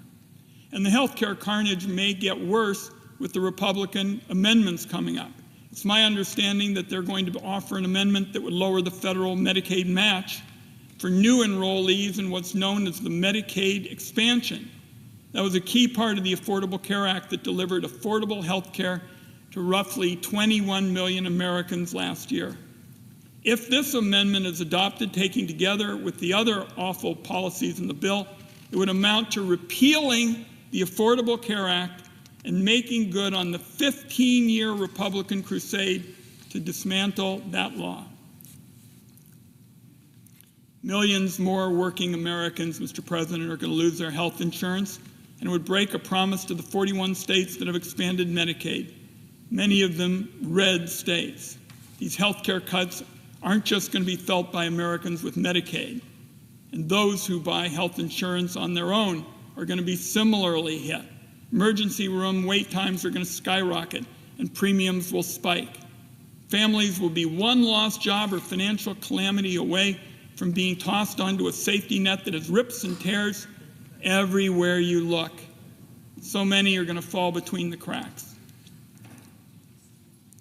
I also wanted to touch on another horrendous provision on health care buried in the bill, the defunding of the Planned Parenthood program, and they're doing it in a way that's essentially a backdoor nationwide abortion ban. This provision is going to strip clinics of their funding and make it impossible for them to provide life-saving health care.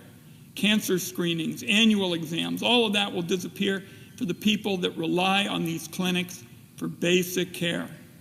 The health care cuts are getting a big focus, Mr. President, with myself, my colleagues, because of the challenge for so many communities.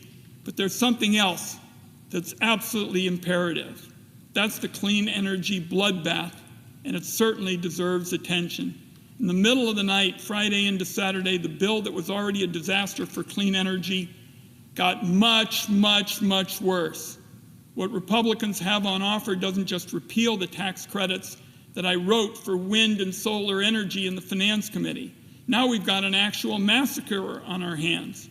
This Republican plan actually taxes wind and solar, a new tax on the cheapest and easiest way to get new energy to the grid.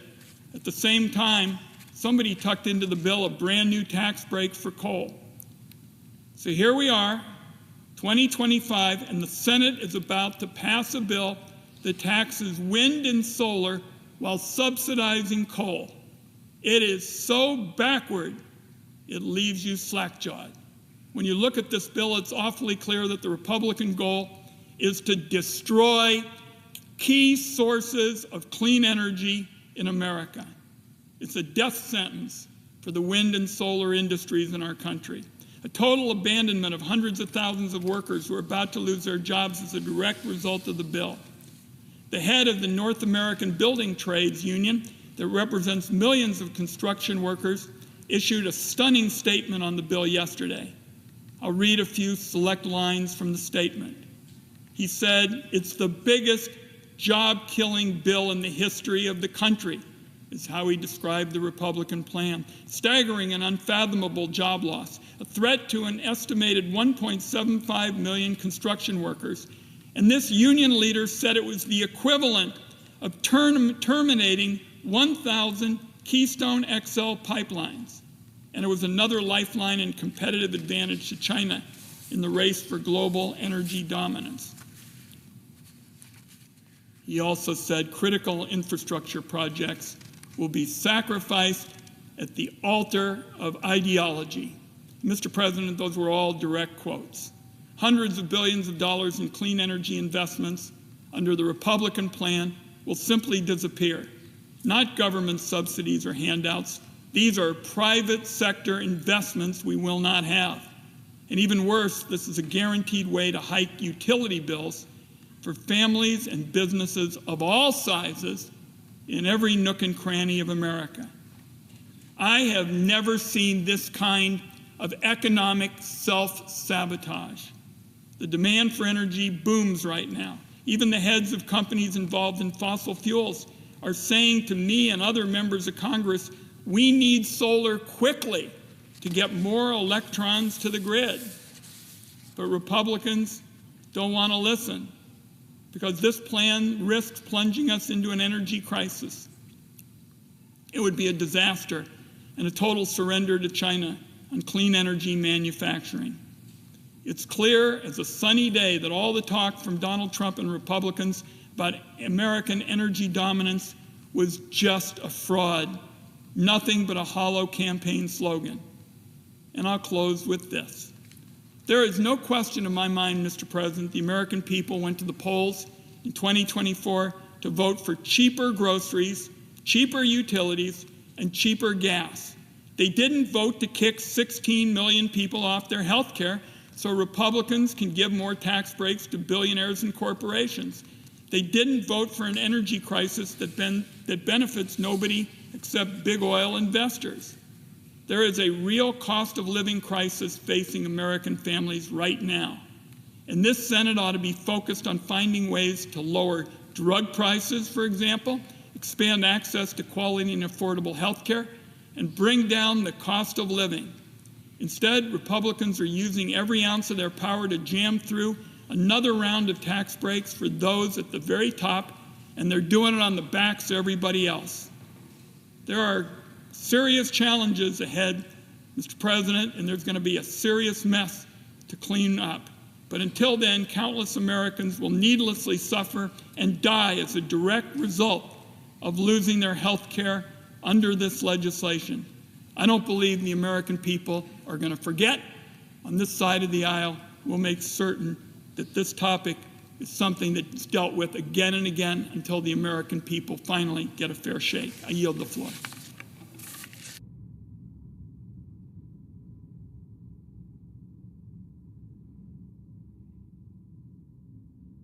Mr. President. The Senator from Hawaii. The presiding officer is a distinguished businessman. He understands capital flows. He understands investment. There are a lot of people in this chamber and across the country who, on a non-ideological basis, want a consistent tax code so that businesses can invest with certainty and predictability. So let's look at some of the numbers here in terms of the impact of this bill. This bill will kill 300,000 jobs in wind and solar per year. We're going to lose out on $450 billion in capital as thousands of projects go under. And because of that, we're going to generate about 500 gigawatts less energy in the next decade. Now, there was a time, and I lived through it as a politician, there was a time when people who wanted to take climate action had to argue for that climate action because it is a planetary emergency, and there were trade-offs. And people on the other side said, look, as we try to take action to deal with this planetary crisis, we can't create shortages, we can't increase prices, we can't impede economic progress. All that has flipped. This bill will create shortages. This bill will impede economic progress. This bill will increase prices. The 500 gigawatts less energy in the next decade is pretty much exactly the amount of energy that we're going to need to meet rising demand. We are going to have energy shortages as a result of this legislation. And you don't have to love clean energy or be an environmentalist, and I love clean energy and I'm an environmentalist. But you don't have to care about the climate. I think you should. You don't have to care about the climate to understand that this is a basic question of supply and demand. Energy demand is soaring for the first time in decades, largely, not exclusively, but largely because of AI data centers. And our best chance of meeting it in the next few years is with wind and solar, not oil and gas. Even nuclear and geothermal are going to take a while. That is not just a political talking point or a preference of mine. It's just a fact that gas turbines are stuck in a years-long backlog. It's also a fact that 80% of the new capacity on the grid last year came from solar and storage. It's growing, it's cheap, it works.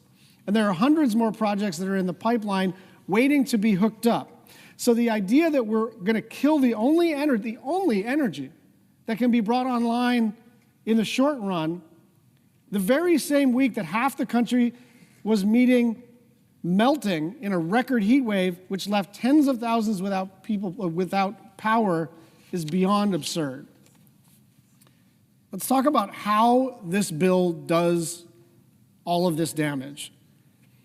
Specifically, it creates an impossible deadline for projects to be operational in order to claim the clean energy tax credits. Remember, these clean energy tax credits are federal law. They're on the books. So when you have a federal statute, it is not unreasonable as an investor to say, look, I got this tax credit, I'm going to get X percent back for my initial investment, and you do the pro forma, you do the underwriting, and you figure out that the thing pencils out. And now what they're saying is that you got to be operational in 60 days. If anyone has even built a deck in their front yard or tried to do an extension, nothing gets built in 60 days, certainly not a clean energy project. And it has to be placed in service. What does placed in service mean? It means not only do you have to have the thing built, you have to have a power purchase agreement through your Public Service Commission or Public Utilities Commission. You have to have a deal in place in the next 60 days after enactment, or you get nothing. So imagine you're a company investing in a solar or battery storage project. You've already put money down. You've secured land and a power purchase agreement, and you're working on permits. And when you started the project, the tax code said you could claim a credit to cover the upfront costs. Now, unless you are fully operational, you're out of luck. On average, a project takes 4 years to go through the full process. So even if you've already started that progress, you now have very, very little time to get it done. We are going to strand hundreds of billions of dollars in capital. And so the impact on price is going to be crazy. The impact on jobs is going to be crazy. But the impact on America as an investable proposition is the most dangerous part of this. I don't know that we've ever, through federal law, made a big subsidy, made a big bet on a certain industry. We do a little trolling. It's called we do a little Never mind, we didn't mean that. You're stuck. According to the Edison Electric Institute, and by the way, I can guarantee you this is the first and maybe last time I will ever quote the Edison Electric Institute. That'll cost people, not companies, people, ratepayers, $60 billion in this decade alone. Your electric bills are about to go up. A representative of a solar company in Hawaii put it this way: it is really unclear in the current version of the bill what the renewable energy industry even looks like if it were passed today. An owner of a solar company in Montana worried that the credits disappearing would force him to lay off half of his workers. He says, Montana is deeply red, but it's also a very practical place. And so green energy renewables became a taboo phrase somehow. The practical energy needs are undeniable, so we can get past our disagreements and about phraseology. We realize that electrons, watts, amps, it's all cheaper. A representative of a wind turbine company in Colorado said, I don't look at what we do as green or blue or red. An electron doesn't have a color, and that's the point. Electrons don't have color. Wanting cheap, abundant energy is not woke. Wanting a livable planet for today and for future generations is not radical. And wanting reliable power and to avoid blackouts and brownouts is not a leftist project. But even if you set all of that aside for a minute, the states that have benefited the most from these investments are Republican states. According to estimates, nearly 3/4 of clean energy manufacturing facilities are located in Republican states. It means that Republicans are going to pay more for energy. It means Republicans will lose jobs in clean energy because of a Republican bill. It means Republicans are going to have more blackouts in their homes and businesses. Gutting clean energy is not somehow owning the lid. We do a little trolling. It's called we do a little trolling. And at least some Republicans in the Senate and House understand that, even if their votes have not manifested to say otherwise. Here's a letter from 21 House Republicans earlier this year. As our conference has long believed, an all-of-the-above energy approach combined with a robust advanced manufacturing sector will help support the United States' position as a global energy leader. Countless American companies are utilizing sector-wide energy tax credits, many of which have enjoyed broad support in Congress to make major investments in domestic energy production and infrastructure for traditional and renewable sources alike. And it goes on, as energy demand continues to skyrocket, any modifications that inhibit our ability to deploy new energy production risks sparking an energy crisis. 21 House Republicans are worried about an energy crisis imposed by the Republican Congress. It goes on. This is especially true for energy credits with direct pass-through benefit to ratepayers, where such repeals would increase utility bills the very next day. This is not me, progressive senator from the state of Hawaii, who has made a career out of fighting climate change. This is 21 House Republicans saying, like, we're going to create a crisis here. Maybe we shouldn't pass this thing. A lot of this stuff benefits us. If we're all out here talking about all of the above, why are we cutting off our nose to spite our face just because someone wants a talking point? Like, people are literally going to lose their jobs immediately upon enactment. America is going to become a very challenging place to make major investments in immediately upon enactment. The AI industry may move abroad immediately upon enactment. And prices will go up pretty much right away as well.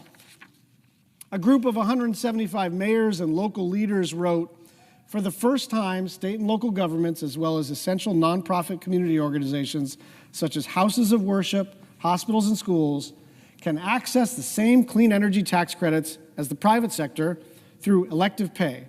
This has led to major projects in our communities like solar installations for town halls, alternative fueling infrastructure and charging stations for local government fleets.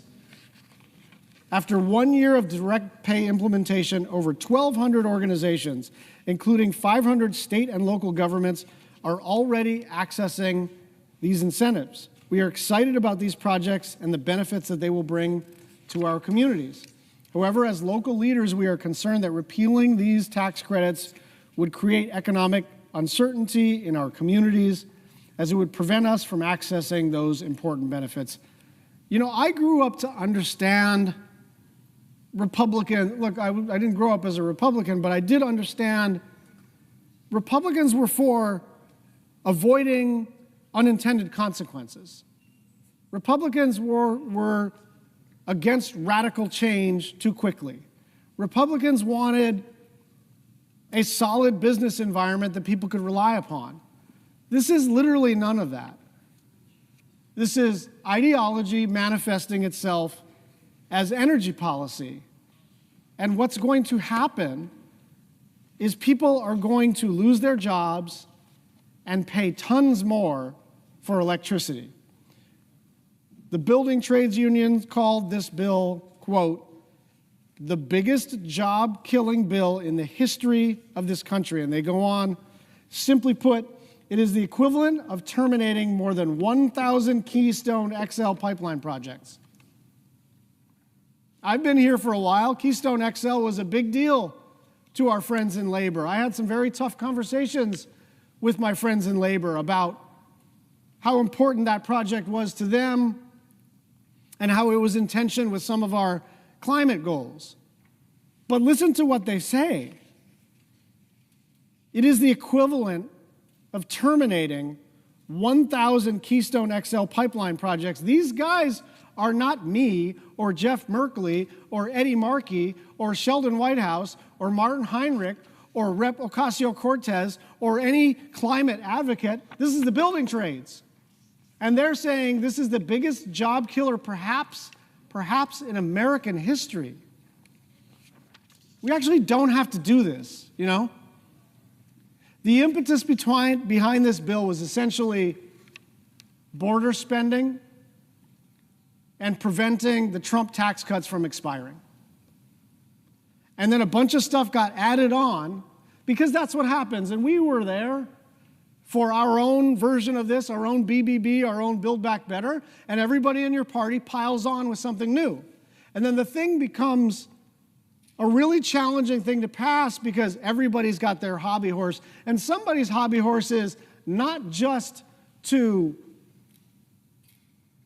have an all-of-the-above energy strategy, but to go out of your way to kill clean energy. It doesn't matter that it's going to raise prices. It doesn't matter that it's going to kill jobs.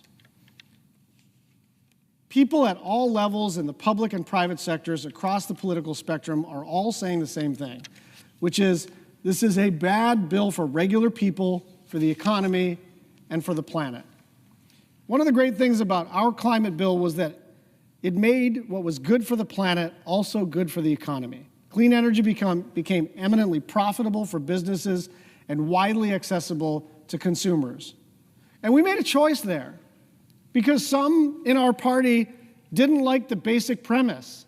They were attached to the idea of personal, political, economic sacrifice because the planet is in peril. And I understand that instinct.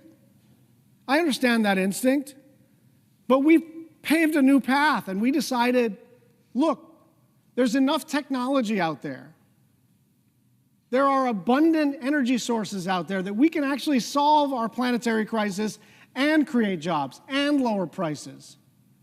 And we can do it in such a way that blue states and red states, urban, rural, suburban, all benefit. Republicans are on the verge of undoing all of that, even though it will hurt their constituents.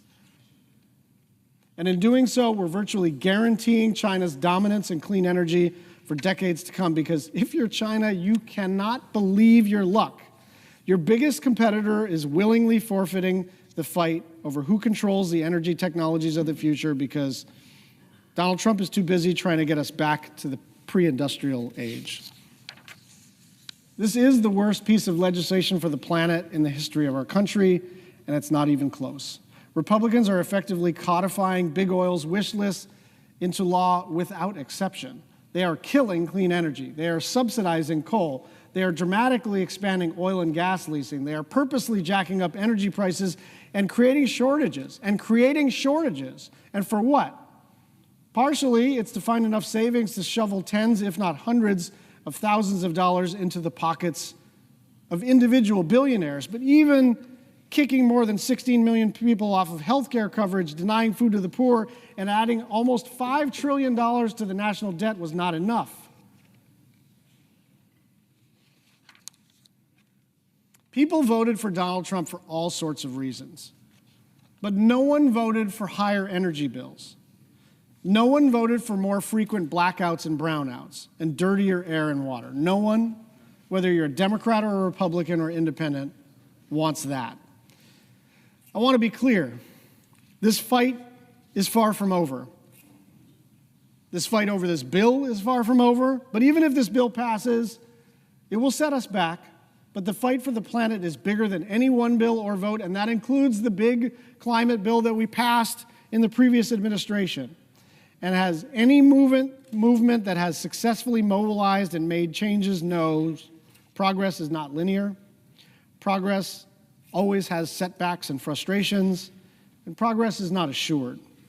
States like Hawaii will continue to do everything that they can to protect our environment, and the rest of the world will move on without us, because doing nothing in the face of this worsening crisis is simply not an option.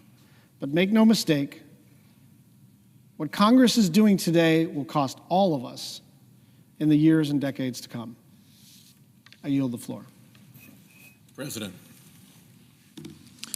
Senator from Rhode Island.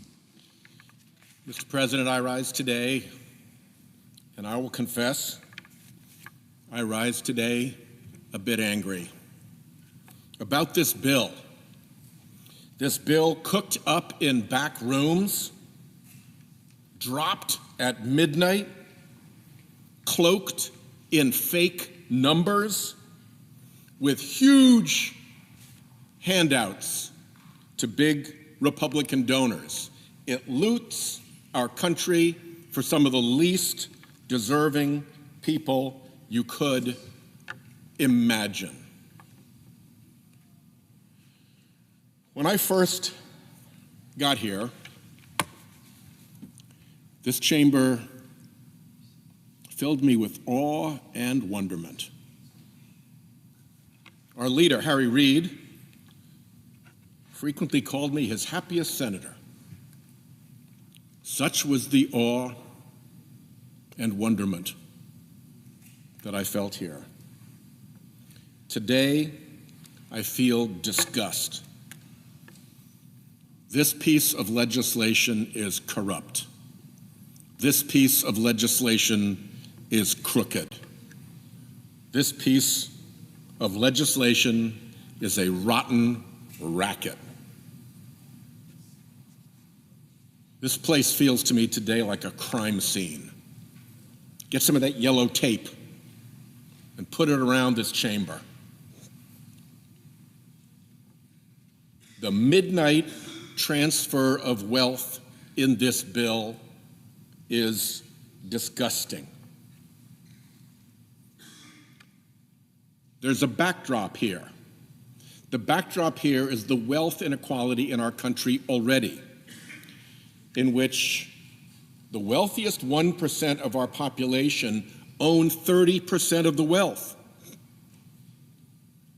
and the poorest half of our population together only own 3% of the wealth.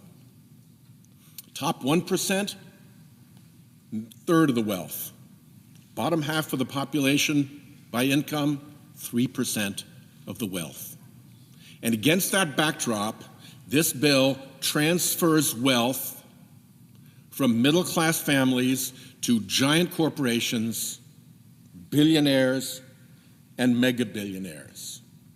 And it transfers wealth from our children and grandchildren to present-day billionaires by adding $5 trillion to the debt limit to run up the debt of the country to fund the tax giveaways to these special interests and wealthy billionaires. How do they do that? Take away health care from 16 million Americans.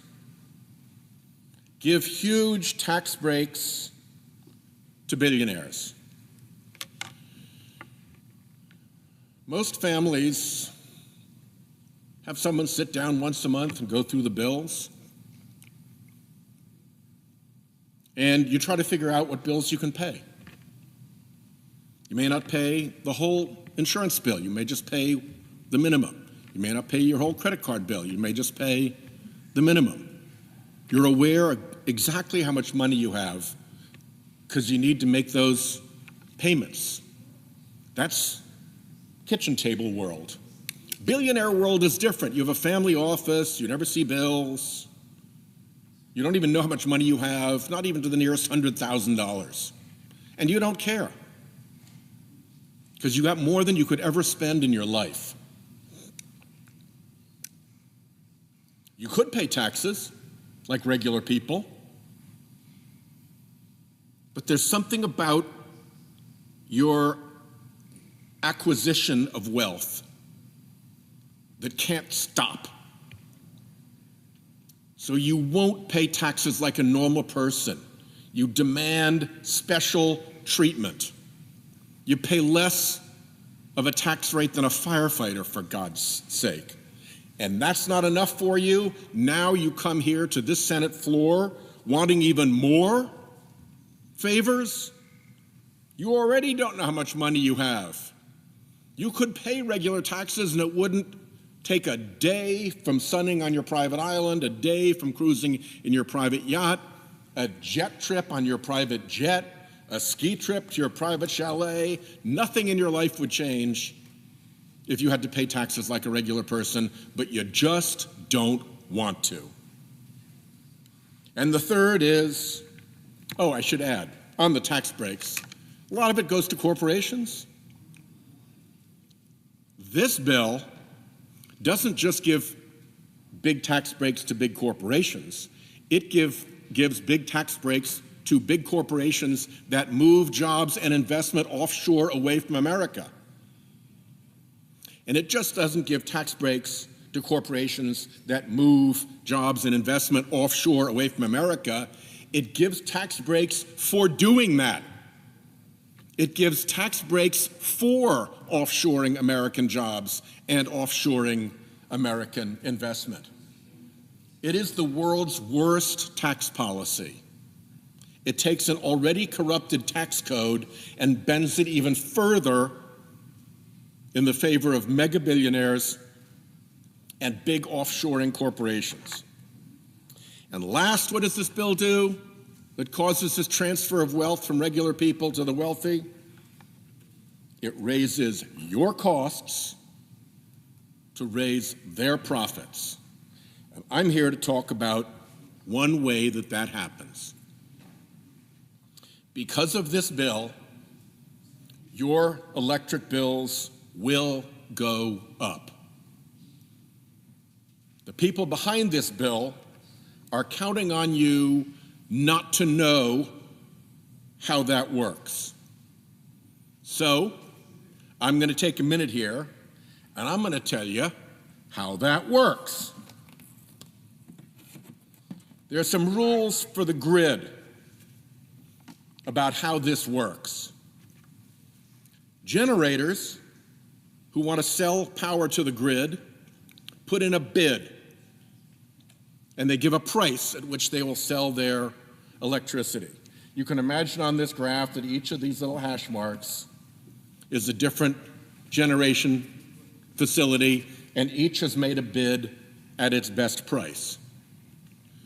Once it's got the stack of bids, the grid manager, as the load comes onto the grid, dispatches the cheapest generators first, and then goes up the stack to the more and more expensive ones.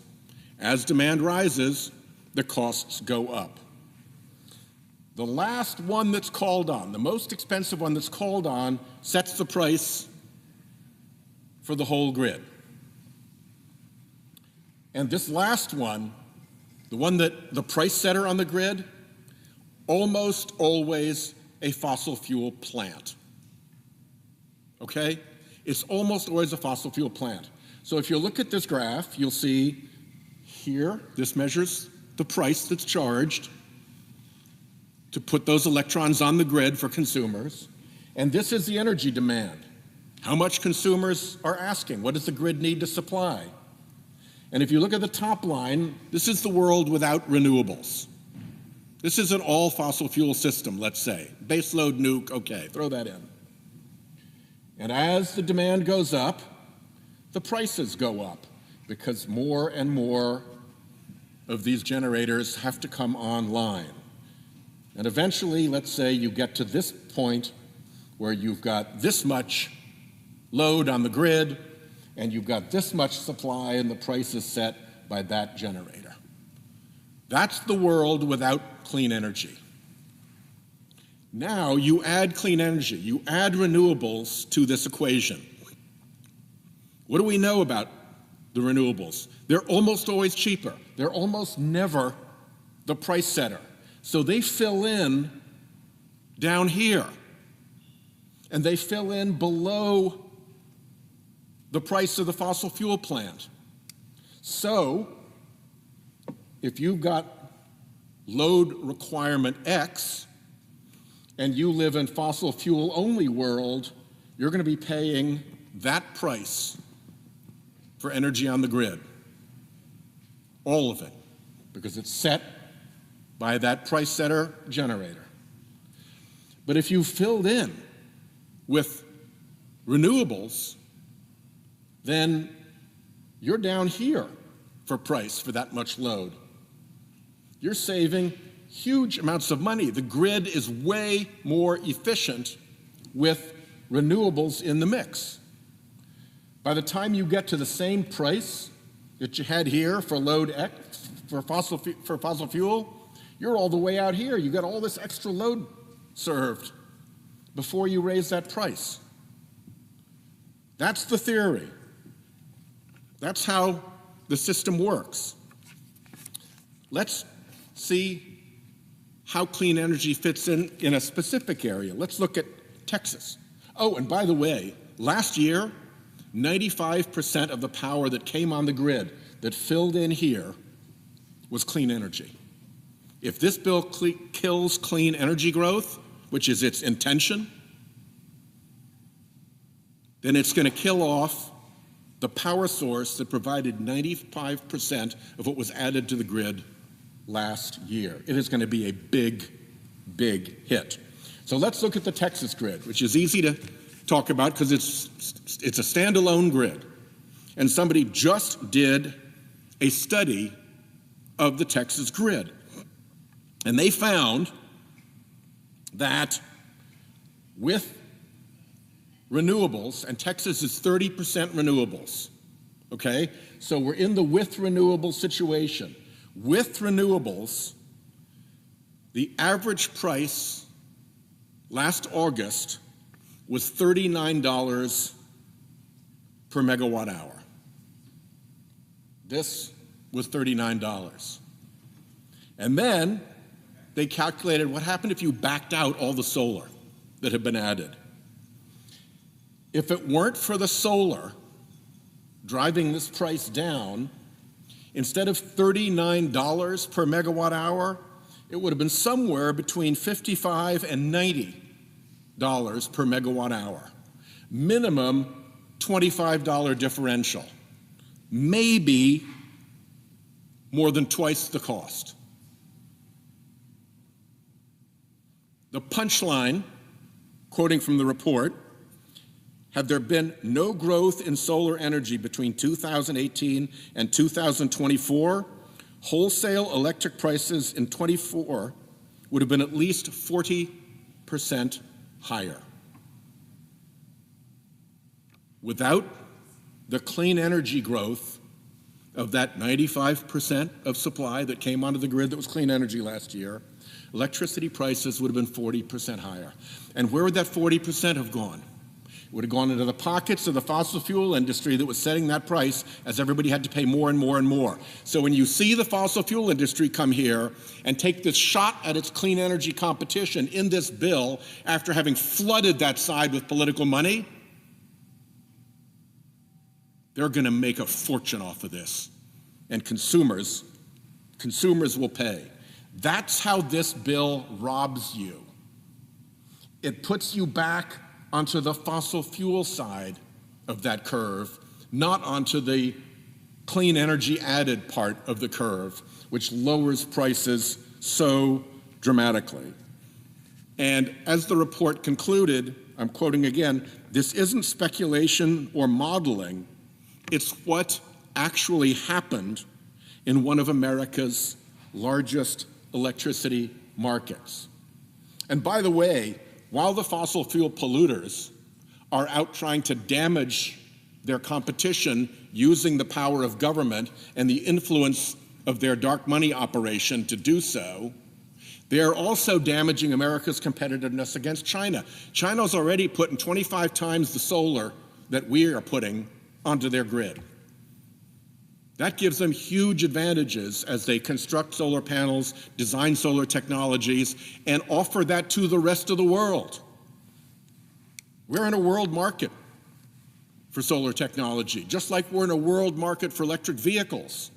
And the fossil fuel industry's desire to destroy the American solar market and to destroy the American electric vehicle market is about as unpatriotic as you can get, because it is taking these two technologies and saying, go for it, China, we're out.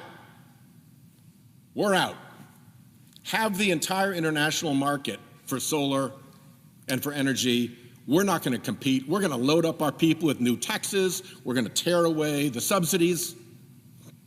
And by the way, the fossil fuel industry that's telling you this, they're the recipients of the biggest subsidy in world history.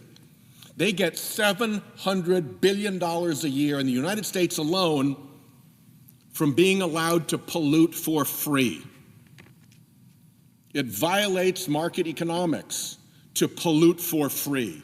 Milton Friedman, the most conservative economist, will tell you it's not proper market theory. When somebody's polluting for free, the cost of the pollution should be in the price of the product. So they already benefit, the fossil fuel industry already benefits from the biggest subsidy in world history, $700 billion with a B, $700 billion every single year to compete unfairly against clean energy. And on top of that, they want to rip away the investments that have been made, and they want to put a new tax on clean energy, and they want to drive consumer prices back up to their fossil fuel model.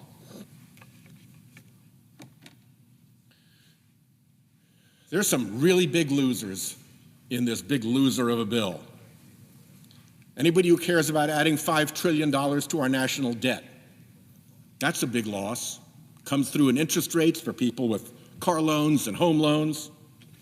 Healthcare, 16 million people getting chucked off their health care. Hospitals and nursing homes facing receivership as their revenues dry up from a nearly $1 trillion hit to their revenue streams.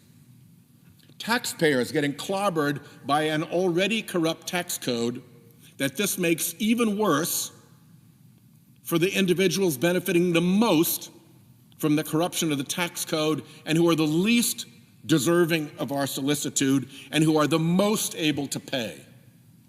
I promise you, there are people who will not know they even got this $300,000 individual billionaire benefit because they're so rich already it won't even count. And on the flip side of the coin, if they had to pay taxes like a normal American, they wouldn't even notice that either. They'd still be able to sun on their island, cruise on their yacht, ski in their chalet, and jet in their jet. And yet, we're breaking the bank to the tune of $5 trillion to take care of those people. Creepy billionaires who can't even count their wealth but for some reason insist on coming to Congress and just seizing even more, looting the public trough. Offshoring corporations who get a special tax benefit for offshoring jobs and investment, moving them away from America. Remember, this was the America First agenda, not when you look into the weeds of this crooked bill. So creepy billionaires, offshoring corporations, and of course, fossil fuel polluters who want to pollute. They've got all the money in the world. They've made massive profits. They could do their own carbon removal and make their products safer. They choose not to. They choose not to because they want to pollute and they want to kill their competition so they can pollute more and profit more and drive up consumer prices, as I showed here. And guess what? The creepy billionaires, the offshoring corporations, and the fossil fuel polluters, what do they have in common? Huge donors to the Republican Party. That's what this bill is about. It's not about taking care of the economy. It's not about taking care of the public. It's payback to big special interests and billionaires who provide the dark money funding that floats the Republican Party, and now they're demanding payback for the majorities that they bought. There is a wasp, Mr. President, that lays its larvae inside another bug. And the larvae of the wasp inside that other bug are able to take over the nervous system of that other bug. They can take over the command and control system of the bug, and they start driving the bug around from the inside. They make it do what the larvae wants it to do. They make it go where the larvae want to be. They make it hang where the larvae want it to hang, and then the larvae consume it from the inside. They eat it, and they turn into the next generation of wasps. That's a pretty good analogy for what has happened here. Those creepy billionaires, those fossil fuel polluters, those big offshoring corporations have taken over the command and control system of the Republican Party. The bug over there is being marched around by those special interests doing exactly what it's told. And it doesn't care about the 16 million people coming off insurance. It doesn't care about the added pollution, doesn't care about the increased cost, doesn't care about the unfairness, doesn't care about making the tax code more corrupt, because the special interests are in that bug running that show. I yield the floor.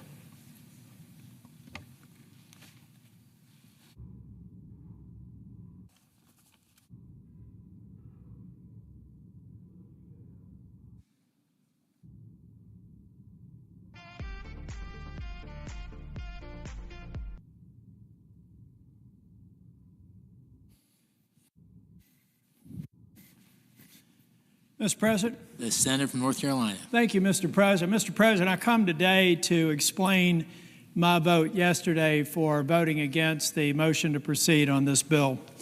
Mr. President, I spent most of my career in management consulting, managing large, complex enterprise projects, multi-year, thousands of hours, a lot of complexity that take people, process, and technology to make it work. I learned a lot in that career, and I was able to go to the legislature and take that mindset as a member of the minority for 2 terms, and then we got a majority in 2010, and I found myself being the Speaker of the House. Mr. President, we were in the middle of the financial crisis. When I got sworn in January of 2011, North Carolina had a $2 billion shortfall on a $20 billion general revenue fund. And I had 6 months to balance that budget. Well, Mr. President, we did something that had not been done in North Carolina. We took the time to understand every aspect and every dollar that was being spent in government. We determined how to cut government in a way that was sustainable. We cut 12% from the university system budget. Not the rate of growth, but the actual spending. And I had some people say that it was going to be disruptive and the University of North Carolina would never be the same again. But Mr. President, we did it in a way that was instructed by the operations of the university system. And we did it in a way in concert with the chancellors. And you know what happened, Mr. President?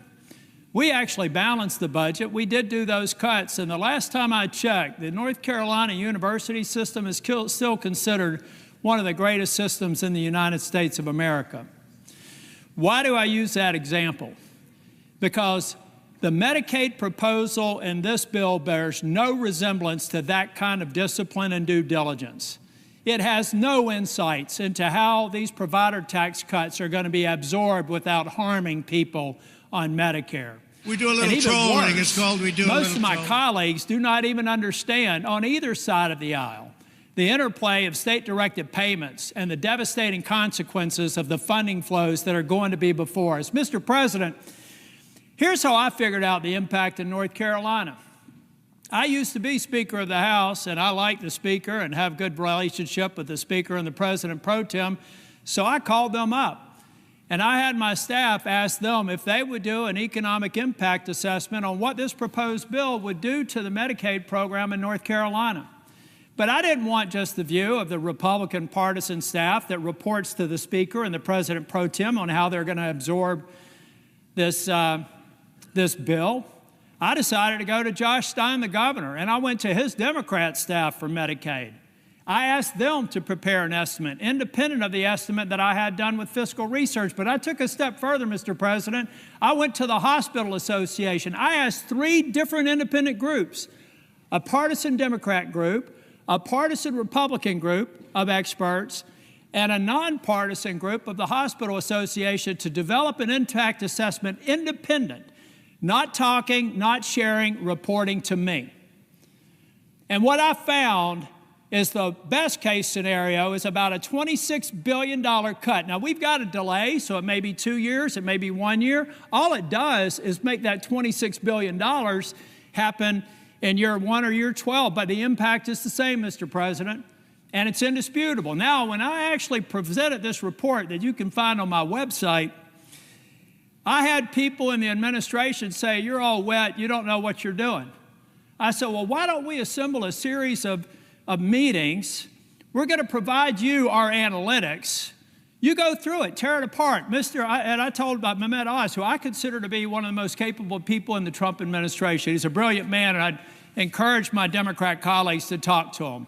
He knows his stuff, and he's very focused on getting efficiencies out of CMS. So we had 3 different conference calls with CMS, with Oz on the phone and on the video, and me on the video. And I said this, guys, I would love nothing more than you to prove me wrong. I would love nothing more for you to tell me it's not $26 billion or $30 billion, that it's $2.6 billion or $2 billion or $200 million. But after 3 different attempts for them to discredit our estimates, the day before yesterday, they admitted that we were right. That between the state-directed payments and the cuts scheduled in this bill, there's a reduction of state-directed payments. And then there's the reduction of the provider tax. They can't find a hole in my estimate. So what they told me is that, yeah, it's rough, but North Carolina's used the system. They're going to have to make it work. All right. So what do I tell 663,000 people in 2 years or 3 years when President Trump breaks his promise by pushing them off of Medicaid because the funding's not there anymore, guys? I think when the White House, senators advising the president are not telling him that the effect of this bill is to break a promise. And you know the last time I saw a promise broken around health care, with respect to my friends on the other side of the aisle, it's when somebody said, if you like your health care, you can keep it. If you like your doctor, you can keep it. We found out that wasn't true. That made me the 2nd Republican Speaker of the House since the Civil War, ladies and gentlemen, because we betrayed the promise to the American people. 2 years later, 3 years later, it actually made me a U.S. Senator, because in 2010, it had just been proposed. And just anticipation of what was going to happen was enough to have a sea change election that swept Republicans into the majority for the second time in 100 years. Now, Republicans are about to make a mistake on health care and betraying a promise.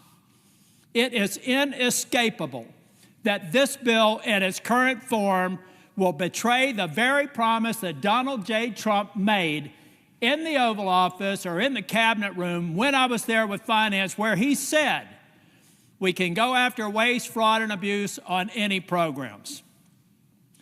Now, those amateurs that are advising him, not Dr. Oz, I'm talking about White House healthcare experts, refuse to tell him that those instructions that were to eliminate waste, fraud, and abuse all of a sudden eliminates a government program that's called the provider tax. We have morphed a legal construct that admittedly has been abused and should be eliminated into waste, fraud, and abuse. Money laundering. Read the code. Look at how long it's been there. I was Speaker of the House. I refused to do it. When I left North Carolina, I said, we're not going to do a provider tax. I left it at 2.5%. Now it's 6%. Mistake on the part of the leadership. And frankly, I know my friends are probably going to think I'm a little bit crazy here, but I actually passed a law that made it illegal to expand Medicaid. Why did I do that? Because I was convinced someday we would be here. And I would have rather found a way to get more people on Medicaid at the standard FMAP than having this 90-10 match and watching it disappear and taking away desperately needed health care. So, Mr. President, over the course of the evening, I may look for an opportunity to speak again. But I'm telling the President that you have been misinformed. You supporting the Senate mark will hurt people who are eligible and qualified for Medicaid. I love the work requirement. I love the other reforms in this bill. They are necessary, and I appreciate the leadership of the House for putting it in there. In fact, I like the work of the House so much that I wouldn't be having to do this speech if we simply started with the House mark. I've talked with my colleagues in North Carolina. I know that we can do that, and I believe that we can make sure that we do not break the promise of Donald J. Trump that he's made to the people who are on Medicaid today, Mr. President. But what we're doing, because we've got a view on an artificial deadline on July 4th that means nothing but another date and time, we could take the time to get this right if we lay down the House mark of the Medicaid bill and fix it. And I know that my friend and colleague from New Hampshire, I jumped in front of her, so I'm only going to take another minute or two. But, Mr. President, we owe it to the states to do the work to understand how these proposals affect them. How hard is that? I did it. How hard is it? How hard is it to sit down and ask the Medicaid office, ask the legislative staff, ask the Independent Hospital Association what the impact is? If there's no negative impact, what's wrong with daylight? What's wrong with actually understanding what this bill does? Mr. President, I know what it does because I spent a career implementing complex systems, and then I had the privilege of being Speaker of the House, and I implemented them in a government setting. And since I've been here, I've focused on bills and watched their implementation from the cradle until they're fully implemented. Mr. President, we owe it to the American people, and I owe it to the people of North Carolina to withhold my affirmative vote until it's demonstrated to me that we've done our homework. We're going to make sure that we fulfill the promise, and then I can feel good about a bill that I'm willing to vote for. But until that time, I will be withholding my vote. Thank you, Mr. President.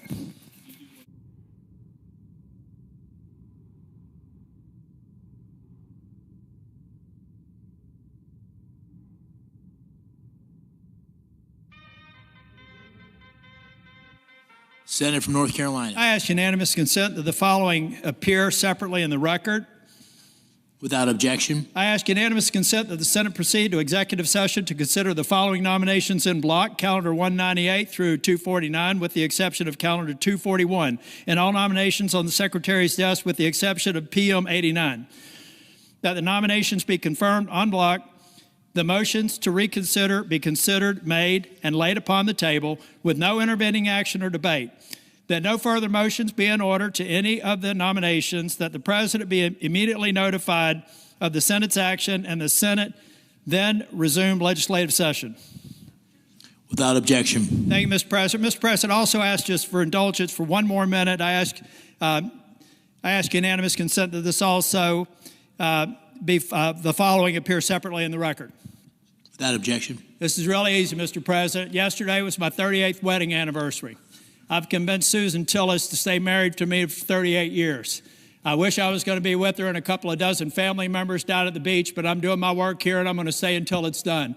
I also want to wish my grandson that they're celebrating his second birthday today down there at that same beach house. God bless my family. I love you. Mr. President. The Senator from New Hampshire. Thank you, Mr. President. I'm sorry to see my colleague, Senator Tillis, leave before I have a chance to tell him how much I'm going to miss him. And we have worked together on a number of things, including the Senate NATO Observer Group, and he's been a great partner, an excellent senator, and I'm sorry to hear that he's not going to be staying in this body. But, Mr. President, I'm really here on the floor to oppose the reconciliation bill that we're considering today. It would be the largest transfer of wealth from the poor to the rich in a single bill in our history. This legislation would take away health care from millions of Americans. It would cut food aid for millions more. It would raise household energy and health care bills, and it would add trillions to the debt, all to give the top, not just 1%, but the top 0.1% of people who make more than $2.5 million a year, an extra $250,000 a year. At a moment when Americans are struggling with the high cost of living, this bill will take money out of the pockets of working people, the average household making less than $50,000. That's 30% of Americans. So 30% of Americans will lose about $700 a year from this bill. Now, here are some of the ways that it hurts middle-class Americans, the people who I'm very proud to represent in New Hampshire. Somehow the Senate took the bad bill, or what I thought was a bad bill from the House, and they made it much, much worse. This bill is the largest cut to health care in American history. In total, the bill proposes more than $1 trillion in cuts to Medicaid and the Affordable Care Act. $930 billion of that is Medicaid alone, and because of these cuts, more than 300 rural hospitals could close. More than 500 nursing homes could close. These are core programs and services that benefit seniors, children, veterans, people living with disabilities, and working families. The Congressional Budget Office estimates that 17 million Americans, including 43,000 Granite Staters, will lose their health insurance. Now, over the past several weeks, past couple of months, I've toured New Hampshire. I've heard from countless constituents who are deeply anxious about what this bill means for them and for their families. Again and again, they have said plainly, without Medicaid, without the Affordable Care Act, they would not be here today. I heard from Danielle in Dalton, northern New Hampshire. Danielle is a proud mother of 3 sons, 2 of whom have autism. Danielle's sons rely on Medicaid for their health coverage and for their home care. Danielle is not only their full-time caregiver, she receives a stipend from Medicaid to provide for their care. And thanks to Medicaid, Both of her sons are able to work part-time. They're able to live at home with their mom, and they're able to remain active in the community.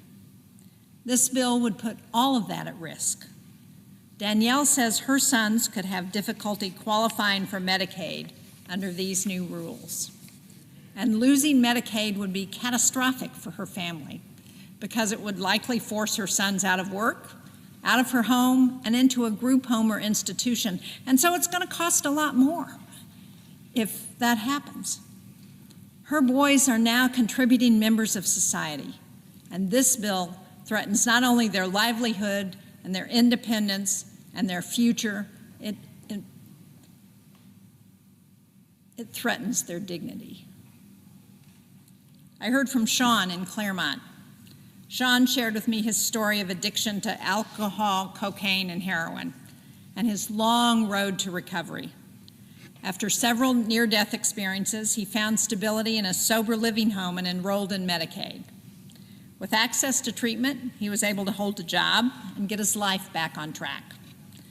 He eventually opened his own sober living home, Hope to Freedom, where he now helps others suffering from addiction so that they can enroll in Medicaid and begin their own journey to sobriety. I heard from Carla in Exeter. Carla has twin 3-year-old boys, one of whom had serious medical complications at birth. Now, she always was able to have health insurance with her job, but as her family's medical bills piled up, she enrolled her son in Medicaid to ensure that he got the care that her family could not afford and her employee-sponsored health insurance wouldn't pay for. He still needs extensive care to this day, and losing her coverage would put her family into devastating medical debt. Probably the story that I heard that touched me as much as any was from a man in Berlin in northern New Hampshire. He had had a number of substance misuse issues, mental health challenges. He said, without Medicaid, without this center, we were at a center where Medicaid helped pay to support people who needed help. He said, without this, I would just give up. I would commit suicide because there would be nothing for me. These are just a handful of the countless stories I've heard these past few months. They're about real people. This bill isn't just words on a page. It's a direct attack on not only their health and their economic security, but their very dignity, their ability to have fulfilling lives and to contribute back to their communities and to society. We owe them better than this. This bill would also make catastrophic cuts to food assistance that's provided by the Supplemental Nutrition Assistance Program, also known as SNAP. During this time of high food prices, of increasing food insecurity, it's particularly critical for families to be able to rely on SNAP to help them keep food on the table. One of the ways this bill cuts the program is by requiring states to pay higher costs. Now, as the former governor of New Hampshire, I can tell you how much of a burden this is on our state's budget.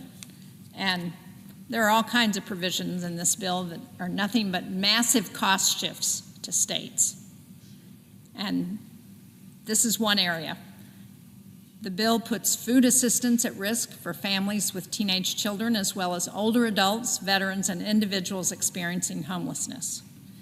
In New Hampshire, an estimated 1,000 older adults could lose SNAP access. These cuts will mean increased hunger across the country. You know, we talk a lot about kitchen table issues here. Passing this bill is an explicit vote to take food off of families' kitchen tables. I heard from Rachel. She's a care coordinator at a behavioral health center in Claremont, which is in the western part of New Hampshire. She told me, and I'm quoting here, SNAP is not just a program, it's a lifeline. For the parents I work with, it means being able to send their children to school with full stomachs and functioning minds. For caregivers struggling to make ends meet, It provides some peace of mind knowing there will be something on the table each night. And for children, many of whom are navigating mental health challenges, SNAP supports stability, dignity, and health during formative years. Without SNAP, the strain on these already vulnerable families would increase exponentially. And she goes on to say, finally, SNAP is not a handout. It's a step forward for families working hard to survive and succeed against overwhelming odds. And on the energy front, for families concerned about energy costs, this bill only offers more pain. In addition to cutting off tremendously successful incentives for electricity that are adding reliable, affordable, and clean energy to the grid at a record pace, this bill cuts off long-standing tax credits for consumers for average everyday Americans to make energy-saving improvements to their homes or to add rooftop solar to take control of their own energy bills. After countless promises to lower people's energy bills, this legislation would do just the opposite. Last year, 2.3 million families took advantage of the home energy efficiency tax credit and cut an average $130 off of their yearly energy bills. Now, that may not sound like a lot to the Mar-a-Lago crowd, but it makes a big difference for families in New Hampshire who worry about how they're going to heat their homes. American households are expected to pay an extra $170 billion in energy bills over the next 10 years thanks to misplaced priorities in this bill. And add to that 1.5 million good jobs that are likely to go away. And it makes you wonder if supporters of this bill have actually read it or if they actually care about American energy dominance. And on taxes, this bill spends more than $4 trillion on tax cuts, including nearly $1 trillion in new tax breaks for the biggest corporations. But for taxpayers earning less than $30,000 a year, they would see an average tax increase. Let me say that again, because I didn't say that quite right with the right emphasis. For taxpayers earning less than $30,000 a year, they would see an average tax increase in 2029. And these are the same families who are going to be harmed most by extreme cuts to Medicaid and SNAP. Families making under $50,000 are likely to be worse off, and some could lose more than $1,500 a year under this bill. So if you add to that the effects of Trump's tariffs, which raised the cost of living for a typical family by $2,000 a year, this makes it even worse for families. So the bottom 80% of households, those making less than $175,000, will be worse off on average under this bill. Now, I've talked about how this bill makes families pay more for health care, for energy and food, in order to give more money to billionaires. But there are a few other things that people should know. First, because of the trillions of dollars this bill would add to the debt, interest rates are likely to go up. That adds more than $1,000 a year for a typical mortgage. This bill makes it harder for students to afford the cost of college, and it removes debt protections for students who have been defrauded by their schools.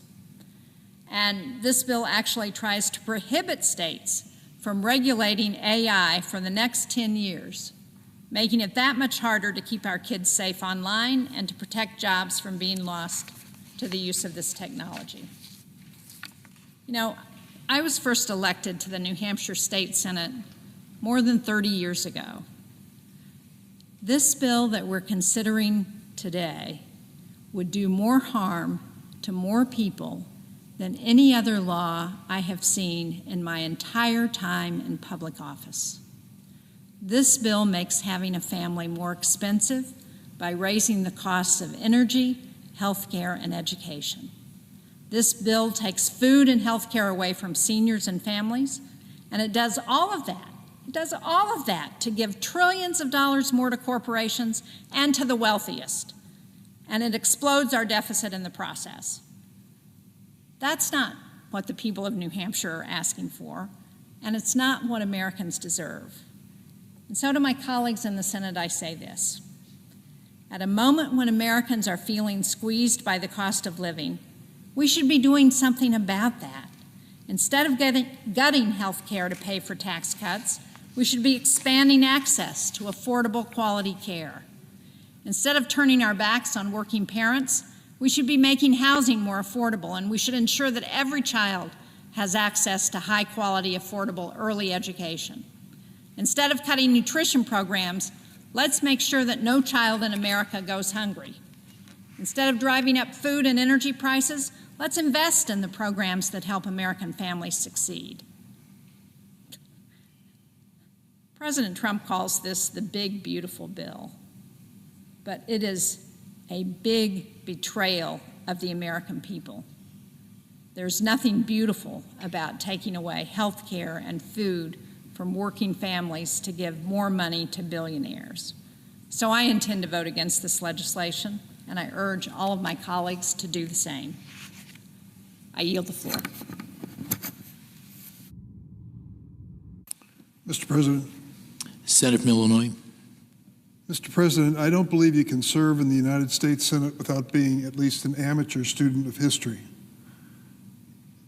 You're overwhelmed in this chamber, which is where the Senate has met since 1859, to reflect on all of the things that have occurred in the past, and you remember your own experience there as well. I certainly do. This is my 29th year of service in the Senate, and I think back this evening of some of the things which I witnessed and still stick with me. I can still see that door open and Ted Kennedy walk through it, summoned from his deathbed in Massachusetts to cast a deciding vote on the Affordable Care Act, Obamacare. He wouldn't miss it, even if it meant he was going to die in the process. I think of that door over there when President Trump in his first term tried to basically eliminate the Affordable Care Act, and it was saved at the last minute at 2 o'clock in the morning when John McCain came through those doors, stood in the well right by that table to the Republican side, and cast his vote no. He couldn't raise his arm. It had been damaged so badly when he served as a prisoner of war during Vietnam, but you knew how decisive his gesture was, and he saved health care for millions of Americans. There were other moments as well that I can reflect on. But the point I'd like to get to is this. There was a speech a few minutes ago on the floor of the United States Senate which every senator should have heard, particularly every Republican senator. A senator from North Carolina gave a speech, Senator Tillis, and explained why he had decided to vote against this Republican budget plan, this reconciliation bill. He explained it in a thoughtful and comprehensive and convincing way. That before he made his decision, he turned to Republicans in the state and Democrats and a neutral third party to analyze the bill. And he concluded, Mr. President, after that study, that careful study, that this measure, this changes in Medicaid and Medicare and other health programs would be a disaster for the state of North Carolina. He'd made it clear before tonight that he was going to vote against this bill. And he made it clear this morning that he's preparing to retire from the Senate. I felt his statement was compelling, and I'm sorry that there weren't other members on the Republican side, at least one, beyond the presiding officer present, to hear it. It's seldom that you hear a speech on the floor of the Senate that you know is so personal and so heartfelt and so meaningful as the statement made by Senator Tillis earlier. He made a decision which will be widely reported, I'm sure, and showed a level of political courage which you seldom see in this chamber. He basically said, in a positive way, that the president was wrong in believing that this wouldn't hurt ordinary people. This Republican measure, which is before us tonight, tomorrow, is going to hurt a lot of people. We estimate that 16 million American families will lose their health insurance as a result of this measure that's on the floor today. I've said it before, but I want to repeat it. If you have ever been the father of a new baby with a serious medical problem and you have no health insurance, you'll never forget that moment as long as you live. I know, I've been there. I went to the charity ward of Children's Hospital here as a student at Georgetown Law School with my wife and baby, and we waited in line to see which doctor would walk through the door and see my baby and save her life. You feel that you let everybody down in the world at that point, that you don't have health insurance when you need it so badly. It means so much to you. This bill is designed to take health insurance away from 11 million families in America. 11 million families in America in a period of time will not have the peace of mind that they have access to the best care because they will have lost their health insurance. What is it about Donald Trump taking away coverage of health care? Why has this become the trademark of the Donald Trump Republican Party? He did it in his first term, or tried to, and John McCain stopped him. And now he's trying to do it again. The question is whether Senator Tillis and his Republican colleagues can muster enough courage to step up and find 4 Republican senators who will say, no. No, I'm not going there. I don't want it on my conscience or my record that I took health insurance away from so many American people. Now, you may argue, Durbin, you're a Democrat, and I am. And your arguments have to be tempered because you're so partisan, so political. Surely it isn't as bad as you just said it was. Well, let me read something to you. It's from a group called the American Cancer Society. I'm sure you've heard of them. This is their Cancer Action Network, and it's a letter to the Senate from Lisa Lacasse, president of the American Cancer Society Cancer Action Network. And here's what she says about the measure that's pending before us now that we're being asked to vote on. From the American Cancer Society Cancer Action Network. Quote, history will be made with this vote. Congress has one last chance to stop this unprecedented attack on access to health care for millions of Americans, including cancer patients and survivors. Congress can say no to terminating health coverage for nearly 11 million people who will have no other affordable option available to them if this bill passes. Currently, 1 in 10 people with a history of cancer have Medicaid coverage, including 1 in 3 kids who are newly diagnosed with cancer.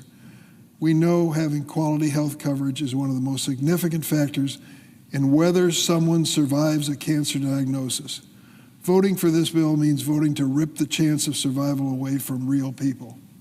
She goes on to say, simply put, this bill will mean more Americans are living sicker and dying sooner. And then she said, lives are on the line. So if you're skeptical about anything that I say because of my partisan background, I understand it. But for goodness sakes, from the American Cancer Society, to have such a definitive statement made that this measure that we're being asked to vote on is going to harm innocent people, men, women, and children. That's a fact. And Mr. President, I might add another short message that we received from the Children's Hospital Association. The Children's Hospital Association. Matthew Cook is their president and CEO. And here's what he says about this bill that is pending. The new version of the budget reconciliation bill is a crisis for children's health care, hospitals, and providers nationwide. And we ask Congress to oppose it as an act of support for American children. This bill goes much too far. The bill amounts to fewer doctors and nurses to see your child, longer wait times, and sicker children. We know that the impacts of poor pediatric health care reverberate for a lifetime. From the Children's Hospital Association. Neither of these organizations are partisan organizations.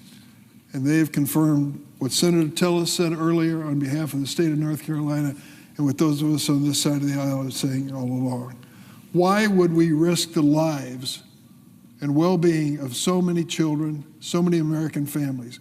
What is it about the $1 trillion which we will take out of the healthcare system in America that is so pressing, so demanding that we're willing to make these big risks? I'll tell you what it is.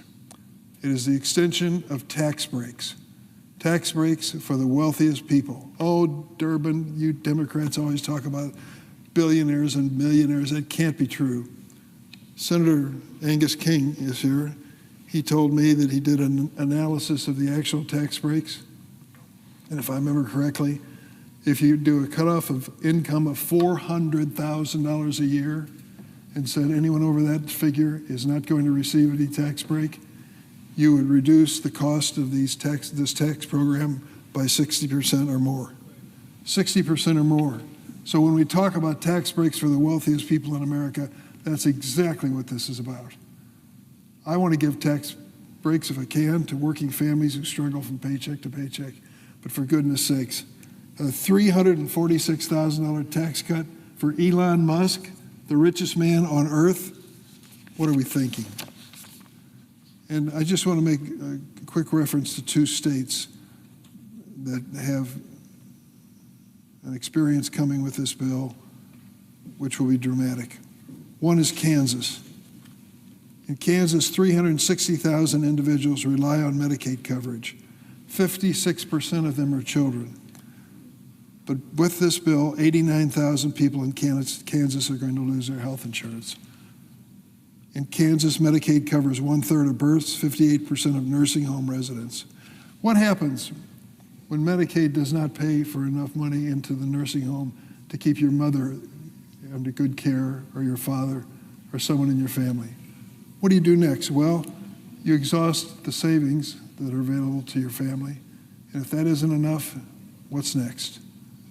I don't know, but when I grew up as a kid, there was a spare bedroom in my grandparents' home for brothers and sisters who had no place else to go. I suppose that's going to happen to some families. Already 28 rural hospitals in Kansas are at immediate risk of closure. To think that this measure would have no impact on those families and those communities is just plain wrong. In the adjoining state of Missouri, which I grew up across the river in Mississippi River, grew up in Illinois, I grew up across the river from St. Louis, Missouri, 1.2 million individuals rely on Medicaid coverage. 50% are children. With this bill, 250,000 people in Missouri are projected to lose their health insurance. Medicaid covers 40% of births in Missouri, 65% of nursing homes. Already 10 rural hospitals in Missouri are at immediate risk of closure. Mr. President, you know as well as I do what happens in small town America, rural America, when they close the hospital. It is devastating, not just because you don't have access to quality health care, because you just lost a major economic engine for that community. Try to attract a new business to that town after the hospital closes, and watch what you run into. It is that devastating. And that is the reality of this approach. And why are we doing it? What is the national emergency that calls on us to make this change? Tax breaks for the wealthiest people in America. That is what's motivating the Republicans now. I want to close and just say thank you to Senator Tillis. He's shown extraordinary courage. The question is whether others will join him, whether 4 Republican senators will step up and say enough. I've heard enough, I've seen enough, I believe this is wrong. There are ways we can help people who need a tax break rather than the wealthiest people that won't damage so many families, 11 million, 16 million, whatever the number turns out to be, who lose health insurance. I hope that we come to our senses and do it soon. I hope that what Senator Tillis said on the floor will inspire members of his own caucus to listen carefully, to know that he speaks the truth. And he has taken we do a little trolling. It's called we do a little trolling. The floor. Mr. President. The senator from Wisconsin. Thank you. I am proud to join my Midwestern colleagues today to draw attention to what is happening in our states if this bill were to come to pass. And so I rise today on behalf of the 17 million Americans who are poised to have their health care terminated because of the Republicans' disastrous budget bill. And while I'm laser focused on the nearly 260,000 Wisconsinites whose health care will be placed in jeopardy by this measure, I realize that so many Americans who reside in states that are represented by Republicans don't have a voice in this fight right now on this Senate floor. You know, I have traveled my state extensively listening to people talk about how this bill would impact them and their families. And I've shared those stories. I've uplifted those stories, sometimes right here on the Senate floor, and sometimes in other ways. But I know that my Republican colleagues are getting the same influx of phone calls and letters that I'm getting from parents of children with disabilities, from the elderly and folks who are working hard but just can't keep up. These are constituents who are downright scared that they will have a rug pulled out from under them. And I know my Republicans are hearing from their rural hospitals and their pediatricians who are clear about what this bill will mean for their ability to keep their doors open and to care for their patients. According to reports, my colleague from Kentucky even admitted as much behind closed doors last week, saying that, "I know a lot of us are hearing from people back home about Medicaid, but rather than committing to join us in this fight," he said, "they'll get over it," and urged his colleagues to forge ahead with this bill. Well, if my Republican colleagues won't fight for these Americans, I think it's well past time that some of us do. And that is why I'm proud to be standing with my Midwestern Democratic colleagues to do and say something about it. I'm here to stand up for the over 500,000 Midwestern Americans in Iowa, Kansas, Missouri, Nebraska, the Dakotas, whose health care is on the chopping block if Republicans jam through this terrible budget bill. In just those 6 states alone, over 340,000 Americans will lose their Affordable Care Act coverage, and over 225,000 Americans will be kicked off Medicaid if the Republicans get their bill and their way. In Iowa, over 100,000 Americans' care could be on the chopping block, including over 58,000 Americans whose families rely on Medicaid. When we talk about hundreds of thousands of people losing health care coverage, it can sometimes get lost that this actually means people, not numbers. The numbers we're talking about are people. They have faces, they have stories, they have families, and they matter. Take Patrick Kearns, a registered nurse in Iowa City at the VA Medical Center and father of 2 adult children with disabilities. He told the Des Moines Register, "My children are not scamming a system. The idea that they're somehow gaming the system at the detriment to the rest of society, especially when people like Elon Musk are using words like parasite to describe my children. Anger doesn't quite encompass how I feel," he continued. "I just find it shocking that you would go after truly the most vulnerable people as if they are somehow conducting fraud. These folks are barely surviving." In Kansas, where nearly 90,000 Americans' health coverage is at risk, including 18,000 Kansans on Medicaid, Kathy and Jacob shared the story of their adopted sister, Maria, who suffered a traumatic brain injury at just 7 weeks old. Because of Medicaid, the family could afford at-home nursing services before their sister passed away in 2024. Jacob told the Kansas Reflector, "This is not right or left. This is truly a human right. Yes, we want to get rid of fraud.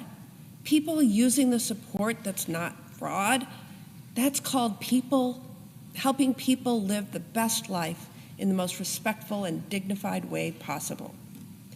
In Missouri, 250,000 Americans' care is on the chopping block, including over 100,000 with Medicaid.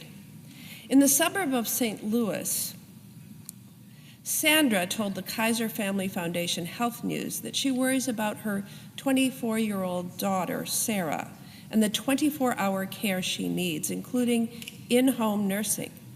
Sandra said, "I really and truly don't know what I would do if we lost the Medicaid home care. I have no plan whatsoever. It is not sustainable for anyone to do infinite 24-hour care without dire physical health, mental health, and financial consequences, especially as we parents get into our elder years. In Nebraska, 74,000 people could lose coverage, including 26,000 Americans on Medicaid.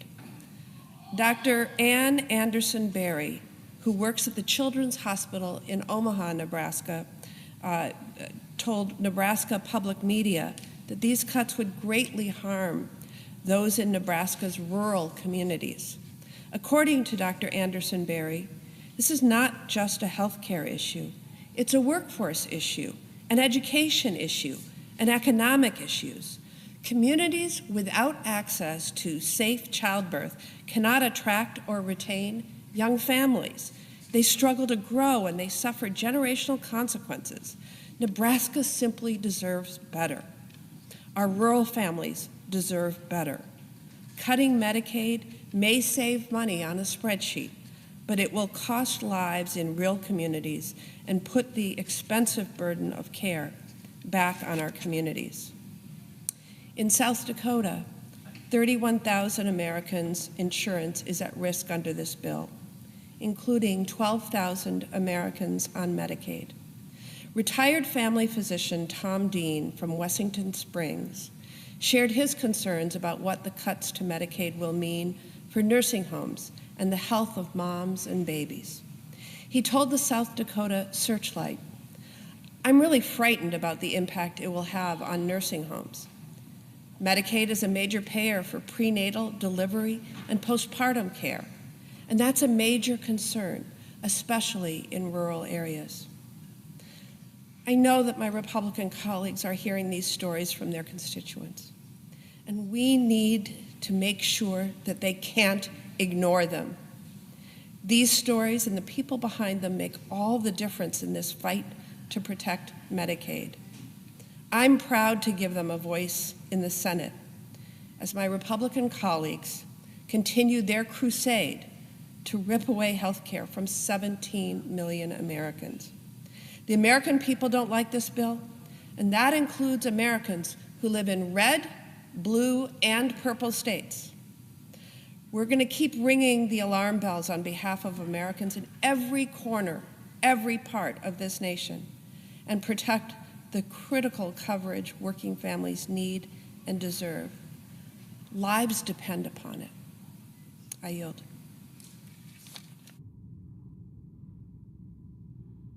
Mr. President. The senator from Minnesota. Mr. President, I rise today along with my colleagues from Illinois and from Wisconsin, and you just heard from Senator Baldwin, about the effect of this budget bill on the Midwest. I guess I'd start by asking the same questions that our colleague, Senator Tillis, who just announced he wasn't going to seek re-election after the president threatened him with a primary, and after he took a vote and had the audacity to ask the questions that had to be asked about this bill. And you heard him today.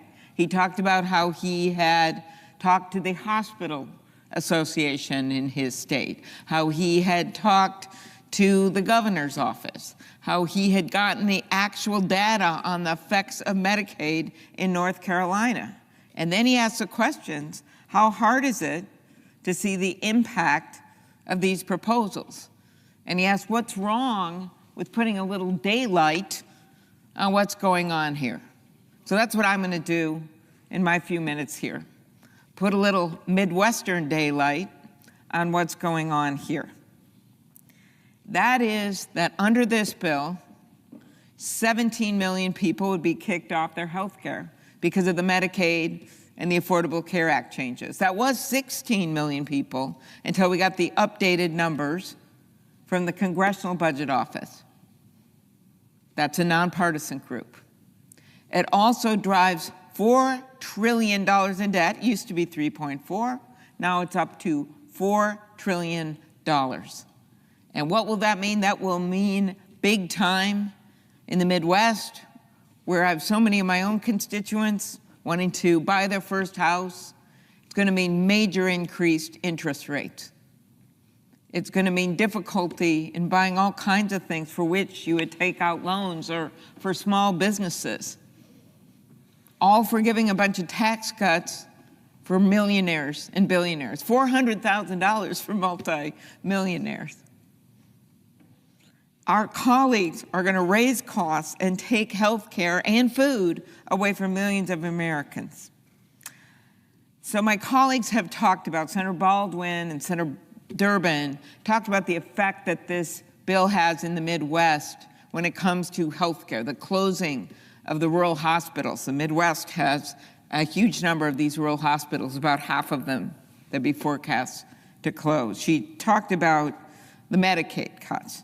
So I'm going to talk about a different piece of this, and this is the impact of cuts to food assistance. There is no avoiding the facts. Here they are. About a month ago, the House passed a budget bill, as you know, that cut nutrition assistance by nearly $300 billion.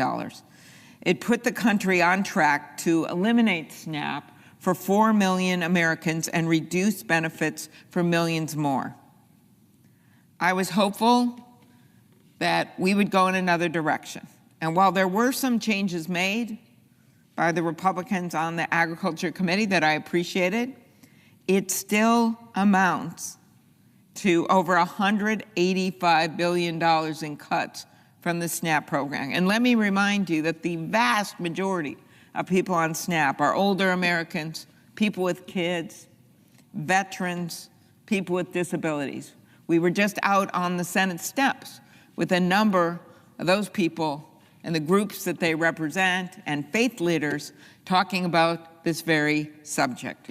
Why them? Why give tax cuts to the wealthy on their backs? We know that the impact of the big, beautiful betrayal of a bill will be even more stark in the Midwest. In the Midwest, here are some examples. Americans use SNAP benefits. Nearly 155,000 people in Nebraska. And let's face it, that is not the biggest population state, but 155,000 Nebraskans use SNAP. About 190,000 people in Kansas, 260,000 people in Iowa, 660,000 people in Missouri, 700,000 people in the state of Wisconsin. Senator Baldwin just talked about the impact of health care there, but 700,000 people in my neighbors in Wisconsin. Nearly 1.5 million people in Michigan use SNAP. And in Minnesota, 450,000. So yes, those people will be affected greatly by this faux shift to the state. And unfortunately, while we tried to fight part of this, the state shift, we were not able to get that changed in the last few days. This means certain states, I'm just going to give you some examples, hundreds of millions of dollars are supposed to shift over to states in the Midwest when 41 of the 50 states in our country have balanced budget amendments. So what are they supposed to do? Cut infrastructure? Cut law enforcement? When the majority of these cuts, and this is why this is such funny math, are shifts to the states. And it's why governors, especially in the Midwest, Governor Kelly in the state of Kansas has been speaking out big time on this, why they are so concerned about these shifts. In addition, and this is not something everyone thinks about when they think about SNAP, but we think about it big time in the Midwest, farmers and grocers.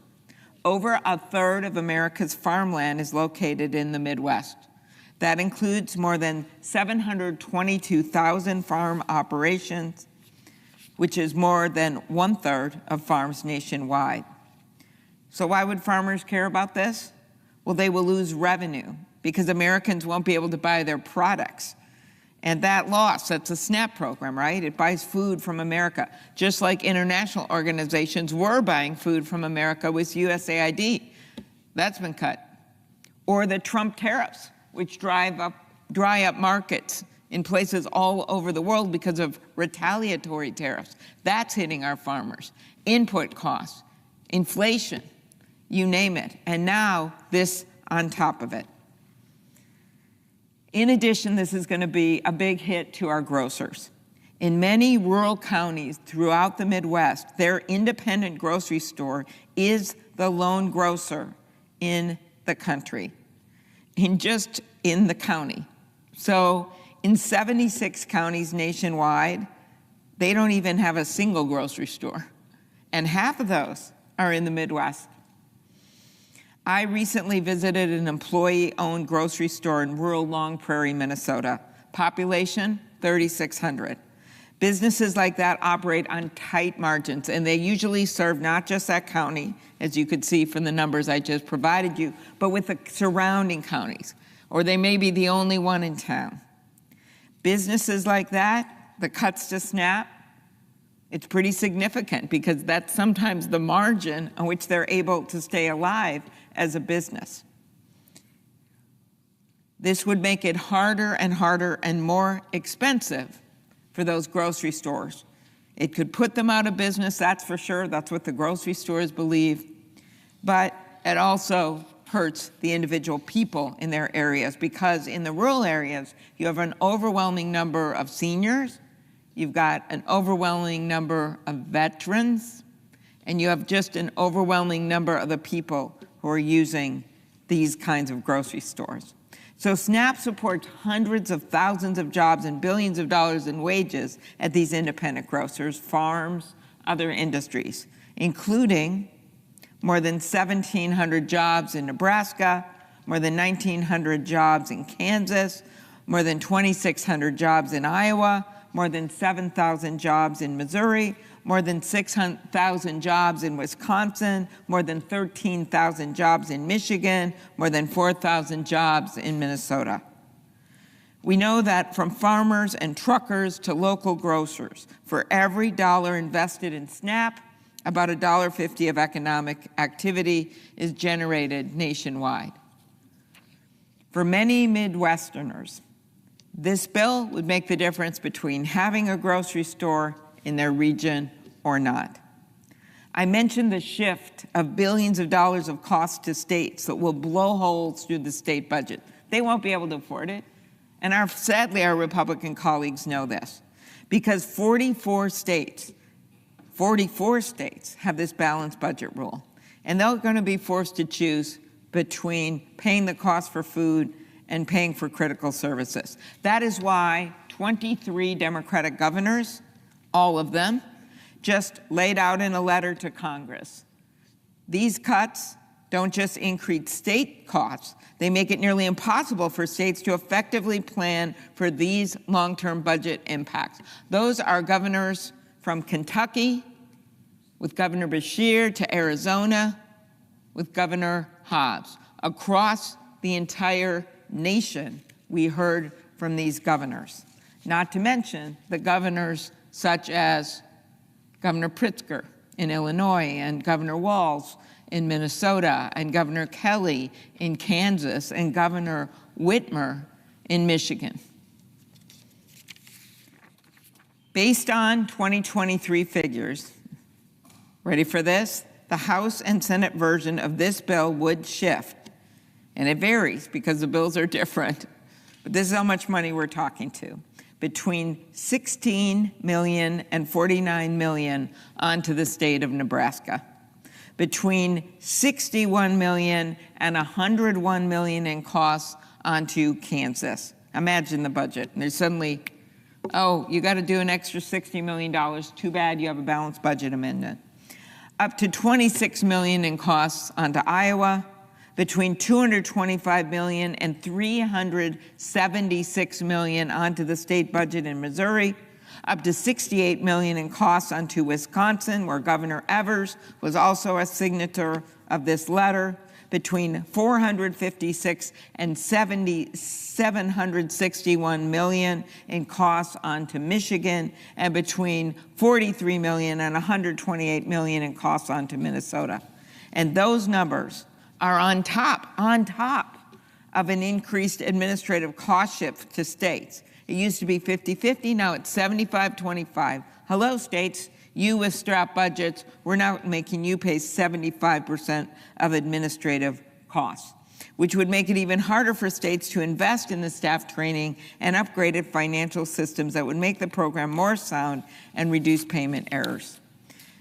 It's not just the state budgets that will be affected. In many states, including Minnesota and Wisconsin, it is counties rather than the states that run the SNAP program. So I had a visit from some of the rural counties, and they talk about living off a margin, a thin margin, trying to help their taxpayers, trying to get this done. In states like Minnesota and Wisconsin that believe in strong local government, big surprise, our states and a number of other sort of states with bigger rural areas have decided we'd rather have the counties do this. So now these cost shifts will go directly to these county governments, and you would not believe the numbers on what they would have to do to increase their taxes in these rural counties. They said, we can't do that.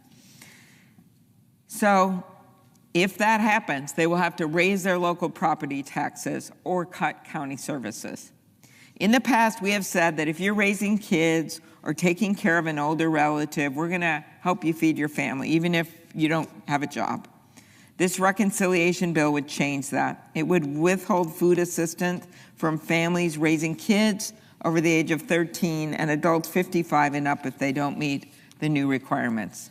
The Senate bill also eliminates an existing exemption for veterans, homeless people, and former foster youth, an exemption my Republican colleagues supported in the Fiscal Responsibility Act just 2 years ago. So this is a shift among the party. The Republican Party actually said this was a good idea to have exemptions for vets and homeless people and former foster youth.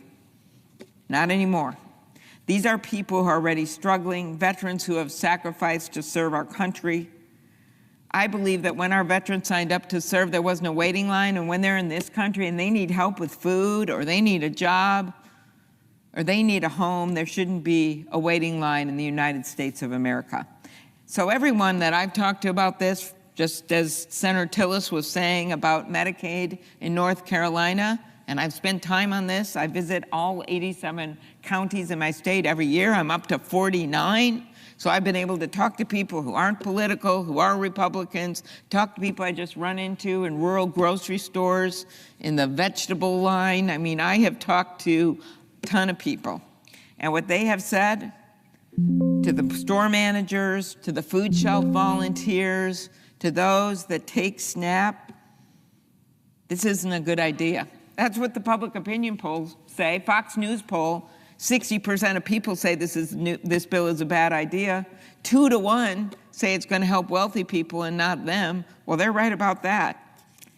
This is a betrayal of the middle class, and it only takes 4 of our colleagues, and 4 in the House, by the way, to stand up and say, we need to rewrite this thing.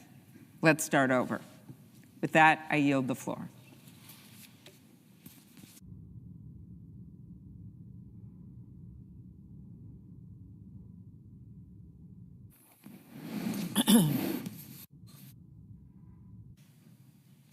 Mr. President. The senator from Nevada.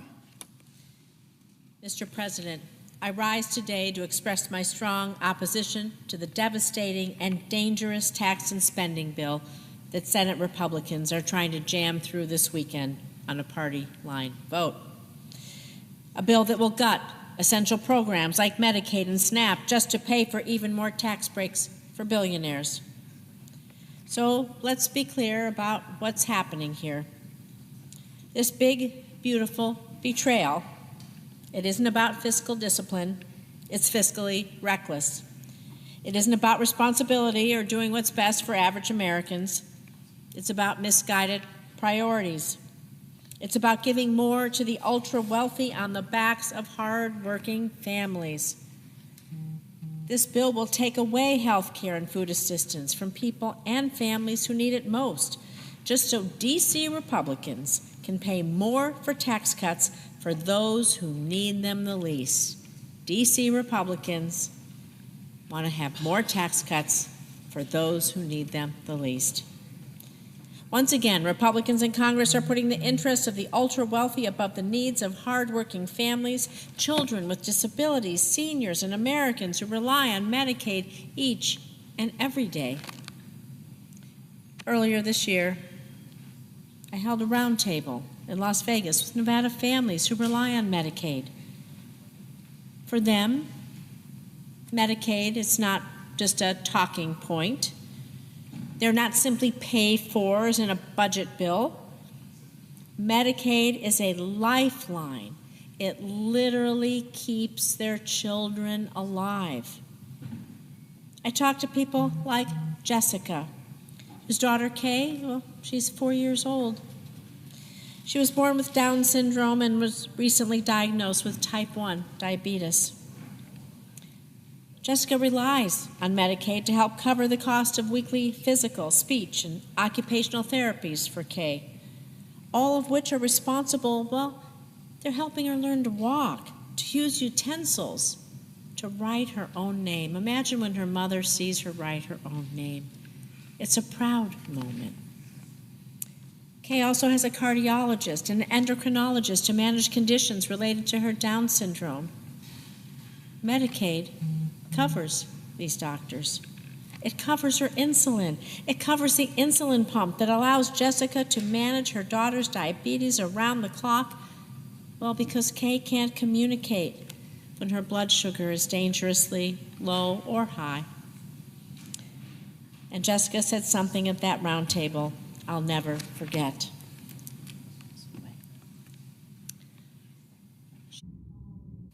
And I quote, "I can't imagine losing Medicaid.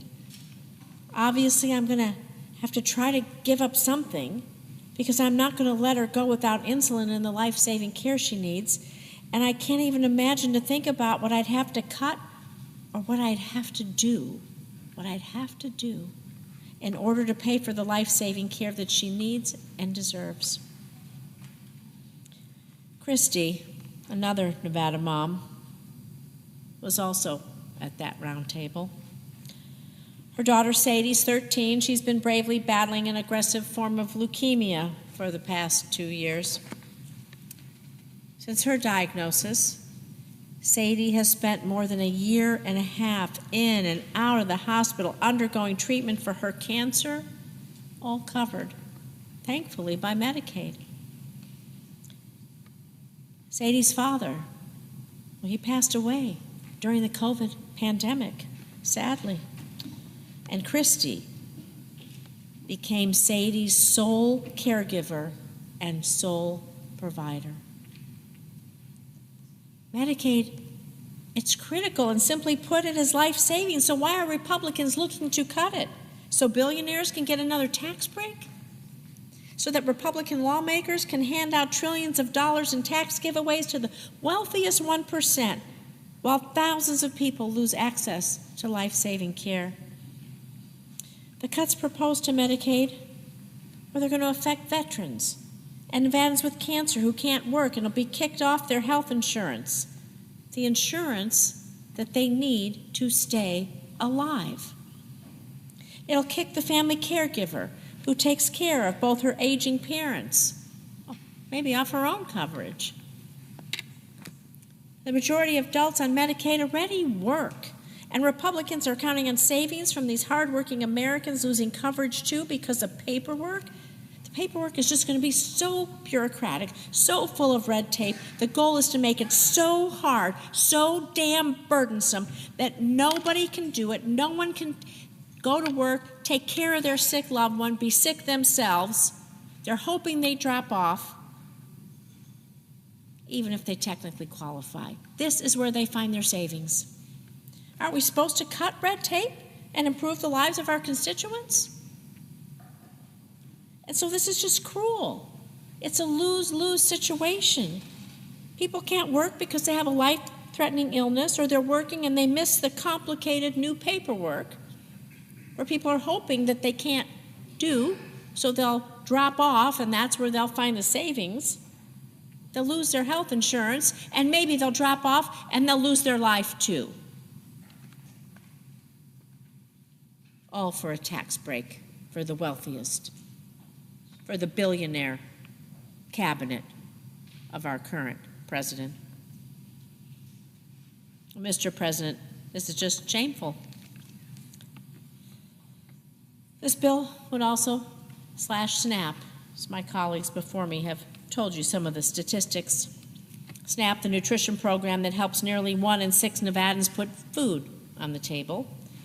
Most of these recipients are children. When they we cut do a this little program, trolling. It's called we do a little trolling. You tell me what are families supposed to do? You tell me what families are supposed to do when they cut food assistance. How are they going to put food on the table? What will they say to their hungry children? Sorry, kids, you have to go hungry so billionaires can get a tax break? This just can't be right. This just can't be right. And it doesn't stop there. This bill threatens thousands of good-paying union jobs in Nevada, across our country, by letting critical tax credits for solar, for wind projects expire before those projects can even get off the ground. You know, in Nevada, we have more solar jobs per capita, more than any other state in the nation. And we have enough solar energy to power nearly 1.3 million homes. It's a growing, terrific industry in Nevada. We need all the energy we can get at an affordable price. And this bill is going to decimate this important and growing industry, not just in my state, but in states across this country. And on top of that, Republicans have added an additional new tax on wind and solar projects. It just won't kill the industry. Like I said, it's going to raise prices on hard-working families who are already paying too much for their energy. I thought we're supposed to be lowering prices, creating opportunities, expanding, and investing in our infrastructure and in our nation. But this bill is going to add more taxes, slash products, and raise energy prices for hardworking families. And all of this is causing companies across the country to stall or cancel projects over the uncertainty of losing access to the tax credits. This means fewer jobs, less investment, and just more families wondering actually how they're going to make ends meet. And we're talking about an industry that supports nearly 280,000 American workers, electricians, technicians, construction crews. I could go on and on about all the jobs that are in our solar and wind industry. And we're pulling the rug right out from under them, and killing thousands, hundreds of thousands of clean energy jobs. Again, I'm going to remind you, all of this for one purpose and one purpose alone, to give tax breaks to billionaires. So anyone who supports this bill is not pro-worker. They're not looking out for underdogs, for hardworking families. They're just focused on making the rich, well, richer. And I'm not going to stand by and let families lose access to their health care, to their food assistance, to their jobs. Also, billionaires can pad their pockets. And I want to remind people what we did when we used the reconciliation process. We expanded health insurance subsidies, and for the first time, we gave Medicare the authority to negotiate for lower drug prices for our seniors. We invested in our clean energy future. We cut costs for families instead of cutting lifelines.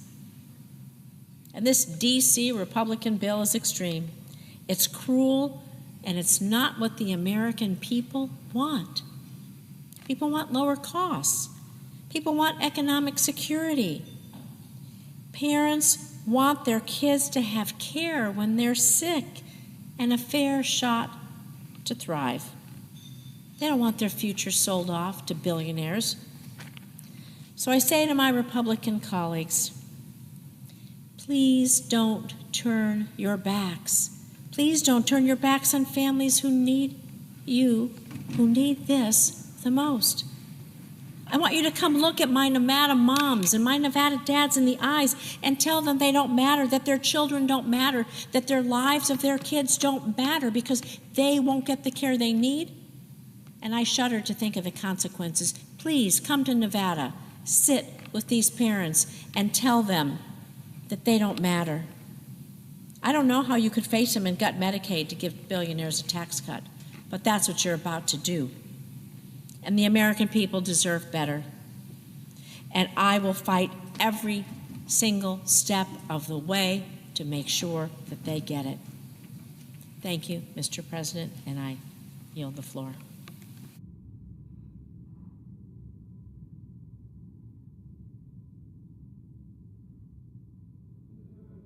The senator from North Carolina. Thank you, Mr. President. I'm going to be brief. I promised Senator Hollins, I'm sorry, Senator.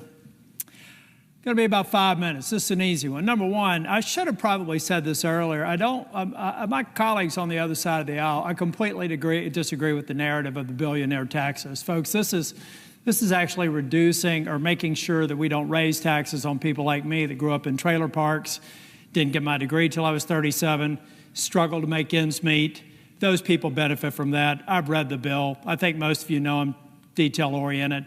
It's not what it seems. So I also should thank Senator Crapo. He's a good friend, great leader. I should have thanked him for the hard work that he's doing. I got a little bit focused on the Medicaid failed baseline that's in the bill, but I should have started with that. So thanks to Mike Crapo and to Senator Thune, who I admire as our leader. Mr. President, I'm here to talk about the production tax credit and the investment tax credit, though. It's another classic example where think tanks and people that haven't worked a day in business are setting policy in the White House without a clue about what they're potentially doing to our grid. A lot of people probably, I had Alex Weinstein, who is a self-described philosopher and expert in this area, in my office, talking with 3 people, practitioners that actually work in it. One of them is someone who specializes in power purchase agreements for large businesses. Walmart's one of the most sophisticated buyers of electrons in the world. They map out their power requirements years in advance. They want to make sure that their food doesn't spoil and they got power running. They've already made several power purchase agreements with projects underway, folks. And this bill is basically gutting it.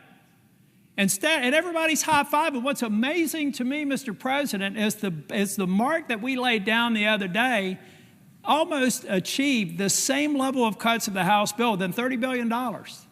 Within $30 billion.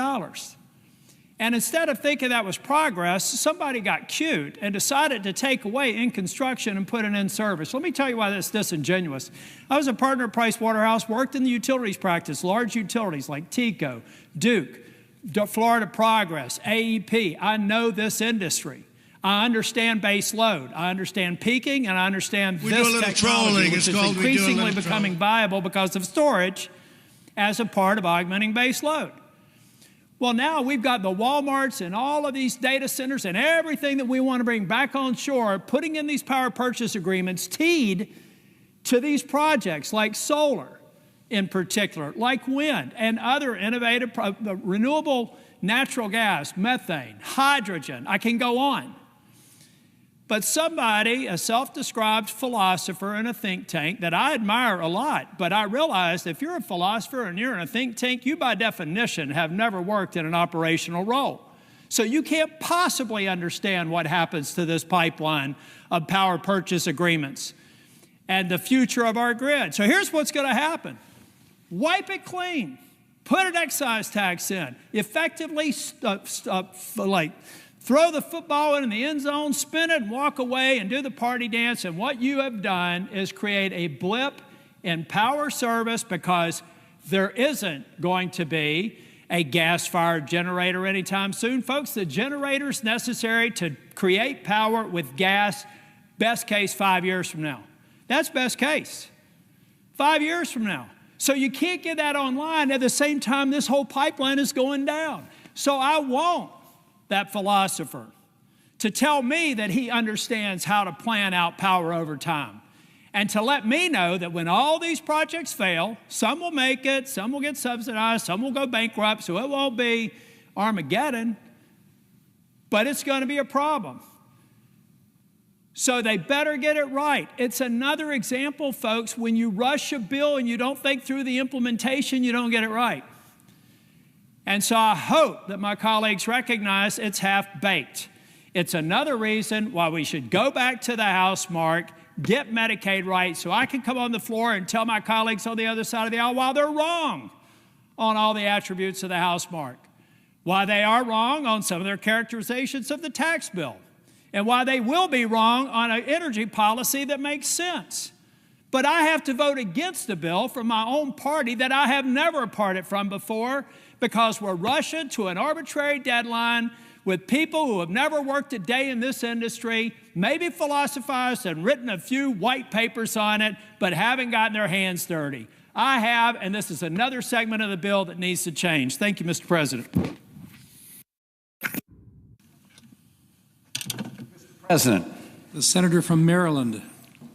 Mr. President, Donald Trump likes to call the bill that Republicans are trying to rush through this Senate the big, beautiful bill. Well, it's big, all right. It took the Senate clerk nearly 16 hours to speed read through it. But it is only beautiful if you're a billionaire or otherwise very wealthy in America. For everybody else, this is a big, ugly betrayal of a bill. Betrayal because tax cuts for billionaires are coming at the expense of virtually everyone else. Now, I agree with many of the things my colleague from North Carolina, Senator Tillis, just said. But I've also read the bill. And if you look at the bill, the tax benefits overwhelmingly go to the very highest income earners in the United States of America. 50% of those tax benefits go to just the top 5%.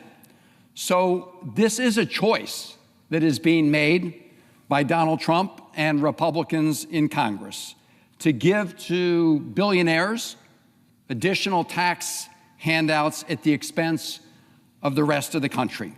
They are choosing to engage in a huge transfer of wealth from people who are working paycheck to paycheck to those who are living off their huge inheritances or gigantic stock portfolios.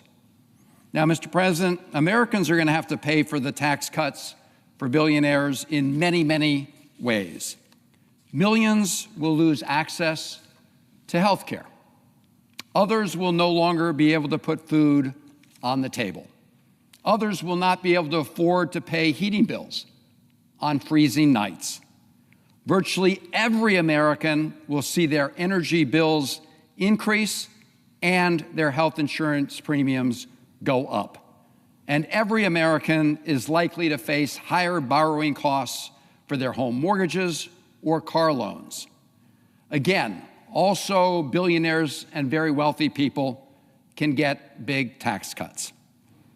Let's look at some of the real hits to American families, starting with the attack on health care. Donald Trump said he would, quote, love and cherish Medicaid. He said the people won't be affected. That's a lie.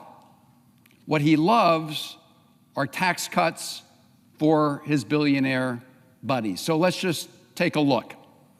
This bill pays for over $1 trillion in tax giveaways to people who make over $500,000 every year by cutting $1 trillion of health benefits from those who rely on Medicaid and the Affordable Care Act. Think about that trade-off. Indeed, because of the cuts to Medicaid and the Affordable Care Act in this bill, 12 million Americans will lose access to health care coverage. On top of that, another 5 million Americans will lose access to health coverage because Republicans refuse to extend the tax credits that millions of middle-class Americans use to purchase coverage through the Affordable Care Act. So while extending tax cuts for the very wealthy, they are not extending the health care tax credits that middle-class Americans use to help afford health insurance. The result of these cuts and the refusal to extend those tax credits means that nearly 17 million of our fellow Americans will lose access to health care coverage. In my state of Maryland, that's 229,000 of my fellow Marylanders. And who are these Americans. Who are these Marylanders? They're babies and children.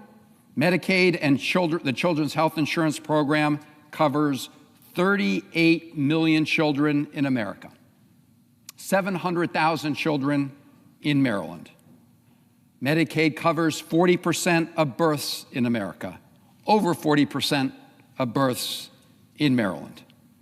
More mothers will die during pregnancy-related deaths as a result of pregnancy-related deaths if this bill passes. I think we also know that Medicaid is especially important to helping people through the vulnerable stages of their lives. It covers 1 in 4 people with mental health or substance use disorders. It's the primary payer for long-term health services, covering 60% of nursing home residents. If even a fraction of those residents lose coverage, entire nursing homes can close. And those families will have to figure out how to care for their expelled loved ones. An analysis that was done estimates that as many as 500 healthcare or nursing homes could close because they're on the cusp. Rural hospitals are also especially vulnerable, and it's estimated that up to 300 rural hospitals could close if this bill passes. Americans with disabilities, Medicaid is absolutely essential to their lives. It helps them receive home and community-based care so they don't have to choose between getting the care they need and being separated from their loved ones. A study by Yale University and the University of Pennsylvania predicts that this bill, before the Senate, will result in over 51,000 preventable deaths each year. Preventable deaths. So officially, the death certificates will say that somebody passed away because they had late-stage cancer. It was detected too late because they couldn't get the preventative care they needed. Or an accident occurred at a nursing home because there were not enough nurses on site. But those reasons, those conditions will have been set because this bill passed. And again, making millions of Americans more vulnerable to pay for tax cuts for the ultra-wealthy is unconscionable, but it is the choice being made in this bill. Now, 17 million people who will lose their health coverage is a very big number to wrap our heads around. So I want to read just a few stories of Marylanders who rely on Medicaid and who have been watching closely this whole effort that has unfolded on the floor of the United States Senate. I had a call from one of my constituents who has a son. Her son takes chemotherapy, and it relies on those chemotherapy treatments to sustain his life. She wrote to me that if he loses access to his health insurance, that it would be, quote, a death sentence. Another Marylander wrote to me about his autistic son, who is still able to work, but who depends entirely on Medicaid for support. He also said, please don't let the Senate pass this bill. And the stories go on and on and on. Just the other day, Senator Alsobrooks and I had a telephone town hall, had 12,000 Marylanders joining us. And after that call, we received many more stories about people who would really be in desperate shape if they lost access to their health coverage. Now, Mr. President, on top of the 17 million Americans who stand to lose their health coverage, all other Americans are likely to see higher premiums, because what happens when you have uncompensated care is more people go to the emergency rooms at the hospital, and those hospitals can't just eat all those additional costs. And at the end of the day, those additional costs cycle through the system in the form of higher premiums for others. And we are already seeing that impact in Maryland as insurance companies today look at the possible liability that they will have going forward as a result of this legislation. Now, beyond the 17 million who will lose access to affordable health care, you also have millions of Americans who are going to be hit as a result of the cuts to the food and nutrition programs, the SNAP programs. We're going to see a whopping 20% cut, $200 billion, to the SNAP program. Over 40 million Americans get some kind of help from that food and nutrition program, and over 3 million of them will lose their SNAP benefits entirely. Others will see rising costs.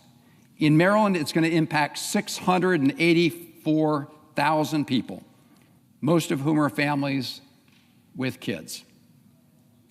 Now, Mr. President, in addition to 17 million Americans losing access to health care coverage, in addition to the 40 million Americans who will be impacted by cuts to food and nutrition programs, I want to just focus for a moment on another hit to American households. Some of us have discussed it on this Senate floor before, but it hasn't gotten as much attention. And it relates to the energy bills Americans pay, including their electric bills, because this bill will drive them up because it directly attacks the production of more clean energy. And less energy with rising demand means higher costs for households. I don't know if folks remember about a year ago when Donald Trump had a steak dinner at Mar-a-Lago, where he begged 20 fossil fuel CEOs for campaign cash. It was reported on at the time.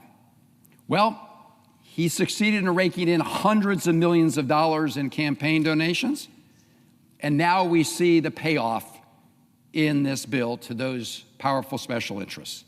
And that payoff comes in two forms.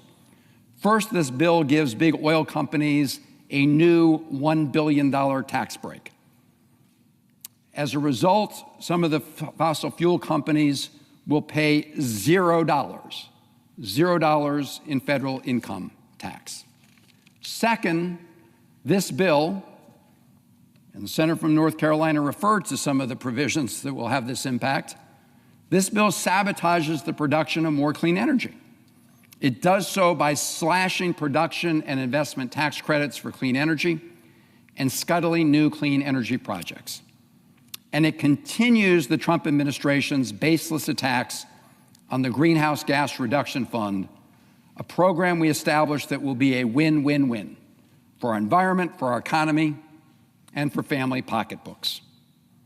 By cutting these clean energy incentives and initiatives, this bill will reduce the overall amount of energy added to our electric grids by at least 50% by 2035.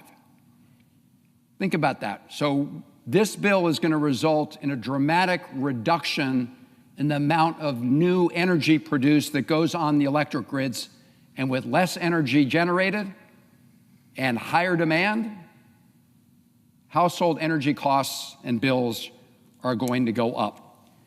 In fact, it's predicted that household electricity bills will go up by $110 on average as soon as next year, and by up to $400 per year for families over the next decade.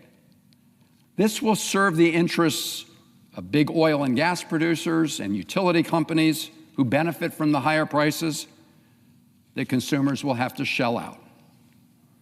This will also do something else, Mr. President.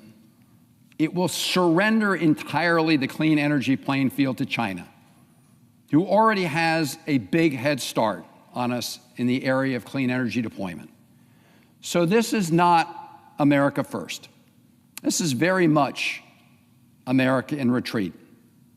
I don't often agree with Elon Musk, but he is absolutely right when he said just a few days ago that, and I quote, "The latest Senate draft bill will destroy millions of jobs in America and cause immense strategic harm to our country. Utterly insane and destructive. It gives handouts to industries of the past while severely damaging industries of the future."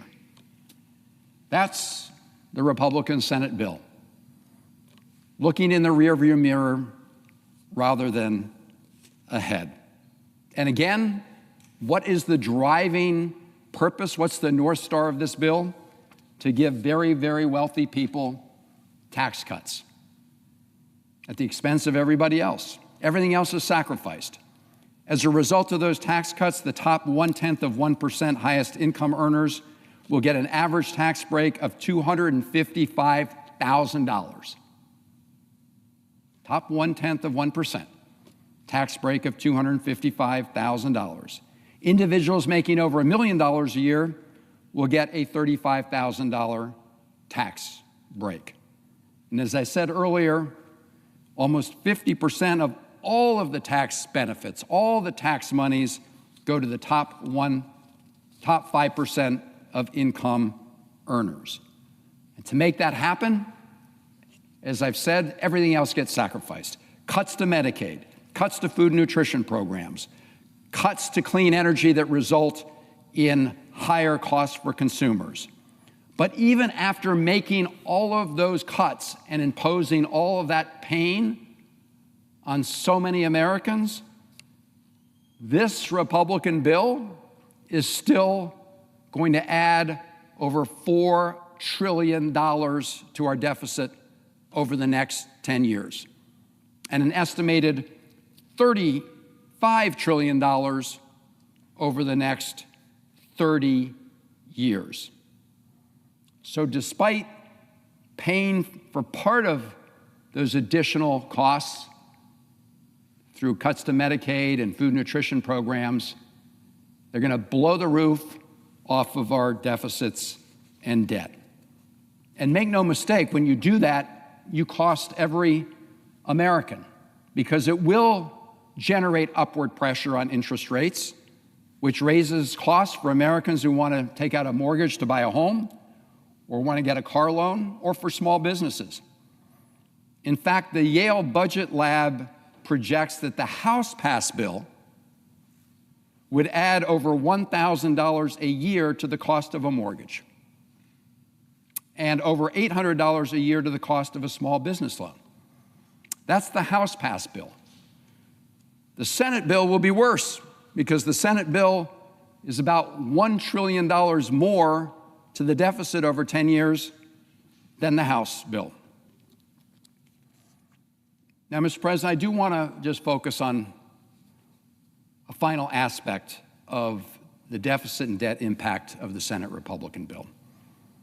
And that is this very deliberate effort to use fraudulent accounting to hide the deficit impact of this bill from the American people. Let me give you an example. Let's say you signed a contract to rent an apartment for $2,000 a month. You know that's going to cost you $24,000 for the full year. Now, at the end of the year, if you want to keep renting that apartment at that rate, any normal person would say, well, that's going to cost them another $24,000. Senate Republicans want to tell the American people that the cost of continuing to rent that apartment for another year is zero, because the amount of rent they have to pay in year 2 is the same rent they had to pay. We do a little trolling. It's called we do a little trolling.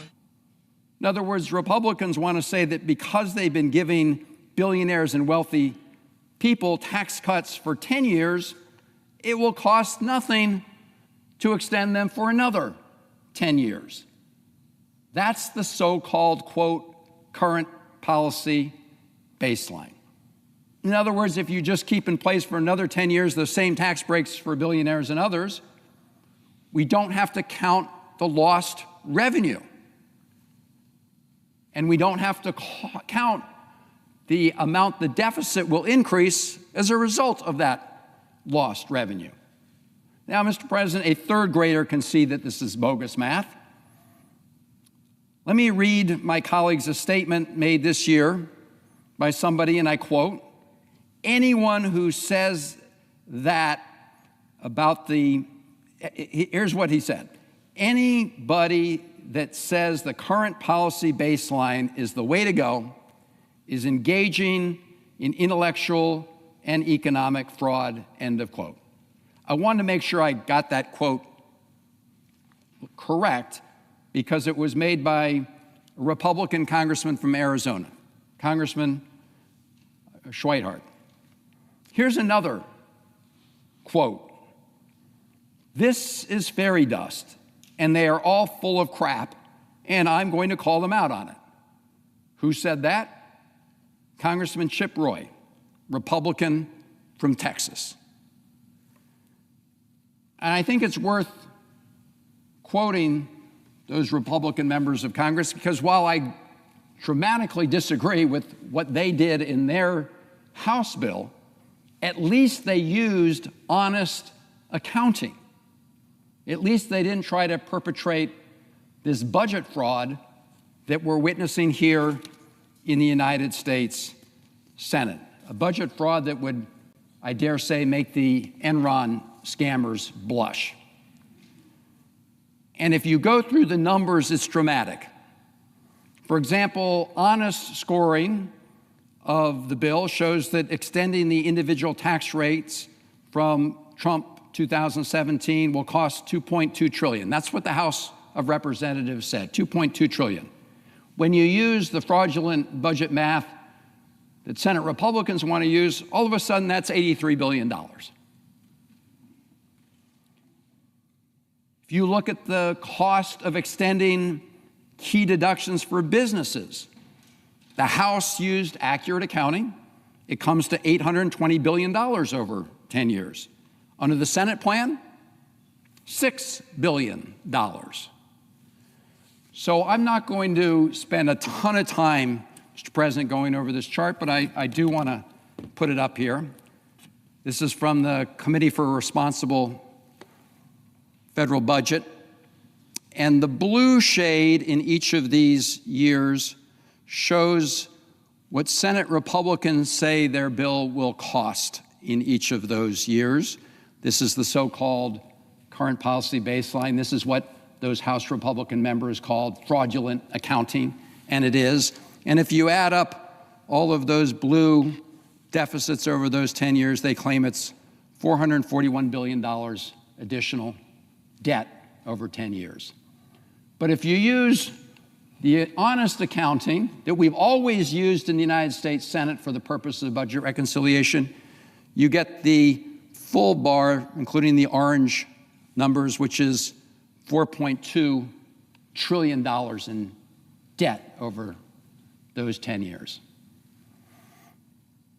I do want to point out to my colleagues something interesting because you have these dashed orange lines.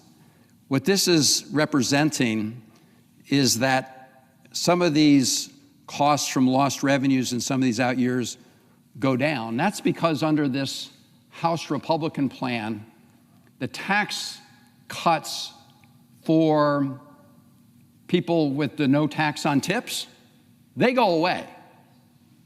They vanish. They vanish right here in 2029.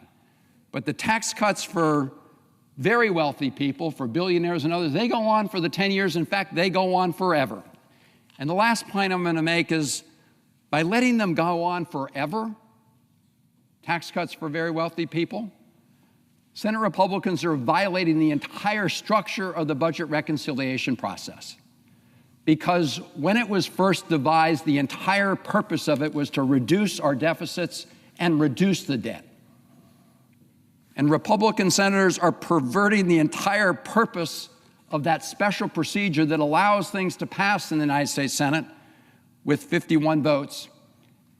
and not having to secure the 60-vote threshold to overcome a filibuster. They are violating that entire structure. And again, why? Because they're hell-bent on making sure those tax cuts for very wealthy people go on forever. And again, at the expense of everybody else. And I'll just close, Mr. President, by pointing out that it wasn't that long ago that just down this hall here in the Senate Rotunda, Donald Trump took the oath of office. He looked at the cameras and he said he wanted a new golden age for America. But this is not a golden age for America. It is a gilded age for the wealthiest people in America. And those are the people he was really speaking to because they're the ones who were sitting right behind him on Inauguration Day. Elon Musk, Jeff Bezos, Zuckerberg, the tech titans, the billionaire cabinet, more billionaires than any cabinet by far in American history. That's who this bill serves. It serves very wealthy and powerful people, and it does so at the expense of everybody else in America in one form or another. And I hope our Senate, on a bipartisan basis, will give it a big thumbs down, and I yield the floor.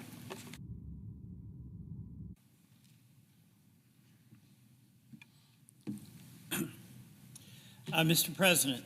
To recognize the senator from Vermont. Thank you. Mr. President, never in my time in Congress have I seen a bill that does so much damage in so many ways to so many people in so many states and that will affect so many generations. Mr. President, the clerks have read the bill. It's now time for us to kill the bill.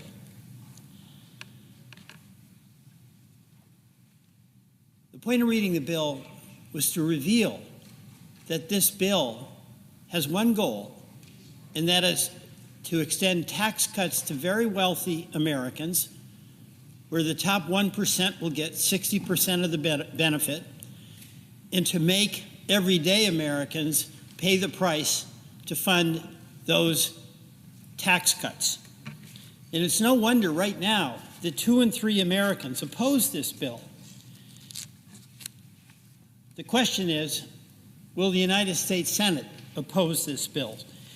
Here are just a few ways that the president's so-called one big, beautiful bill will hurt Vermont. In Vermont, 11,500 people will lose their health care coverage under Obamacare, the Affordable Care Act. 21,000 Vermonters will lose Medicaid coverage. And food nutrition programs that are so essential to the well-being of your citizens and mine. In Vermont, the SNAP program, 11% of our households use it, 65,000 people, a little over a third of households rely on the SNAP program, and they have kids. Nearly 3,000 veterans in Vermont rely on the SNAP program. By the way, we're talking about $6 a day. Billions are going to be cut across the country, and that's going to hurt Vermont, and it's going to hurt everyone. In Vermont, some homeowners, to save money on their energy bills, use the home energy efficiency upgrades that was made possible under the Inflation Reduction Act. Those are being ripped apart. Folks saved about $420 to $980 a year. That's real money for people living paycheck to paycheck. This bill scraps that. Mr. President, here's the good, the bad, and the ugly. The good, we still have time to kill this bill. And we should kill this bill. We Democrats are united in opposition to this bill, but it's not only Democrats whose constituents are going to be hurt by this bill. My colleagues on the other side of the aisle have an opportunity to make a choice. Read the bill and decide, are you going to protect your constituents who are going to suffer the same afflictions as my constituents, or are you going to defer to President Trump? The bad in this bill, it's going to inflict bipartisan pain. This is not aiming at red state or blue state. This is aimed at working class and middle class Americans. More than 76,000, just to give an example.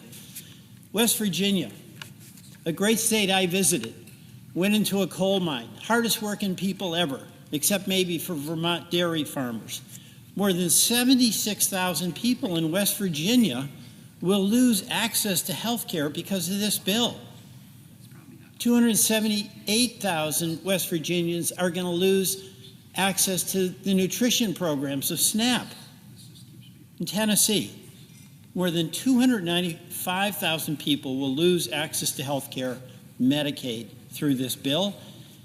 And SNAP means 758,000 Tennesseans lose their nutrition benefits. So I just want to repeat here, this is the bipartisan infliction of pain. This is real. This is real. And is the tax cut largely directed to the very wealthy people? Is it worth inflicting that kind of pain on so many when the tax cut benefits so few? Mr. President, let's talk more about what's in this bill, because the American people, they need to know what we're voting on. It makes major cuts, of course, as I've said, in Medicaid. But the immediate effect of those Medicaid cuts is that it really threatens the financial stability, the viability of the community hospitals that are in all of our communities. Folks are going to show up to get care. And across the country, 17 million people will lose any reimbursement from Medicaid. So they'll go to our community hospitals and they'll do what they do. They'll provide care even if they don't get paid, but they can only do that so long. So those hospitals are literally threatened to go out of business in every single state. This bill cuts Medicaid by over $930 billion. So that ripple effect is going to hurt all of our hospitals. And absolutely some of those are going to close. And by the way, that's going to result in a higher cost shift, so that those employers who are doing everything they can to provide employer-sponsored health care for their employees are going to see their premiums spike badly. The bill's going to rip away food assistance programs that more than 42 million Americans need. That's $6 a day, as I mentioned, and that'll be gone. This, by the way, has a real impact on our farmers. They put food on our table. One of the things that our farmers are so proud of is they feed America and they feed the world. And they've been able to supply the food that is then distributed through the SNAP program. It's going to undercut the revenue that they get for doing really good for a lot of people across our country. The bill takes us backwards in our effort to expand energy production and fight climate change. The bill actually adds a tax on wind and solar.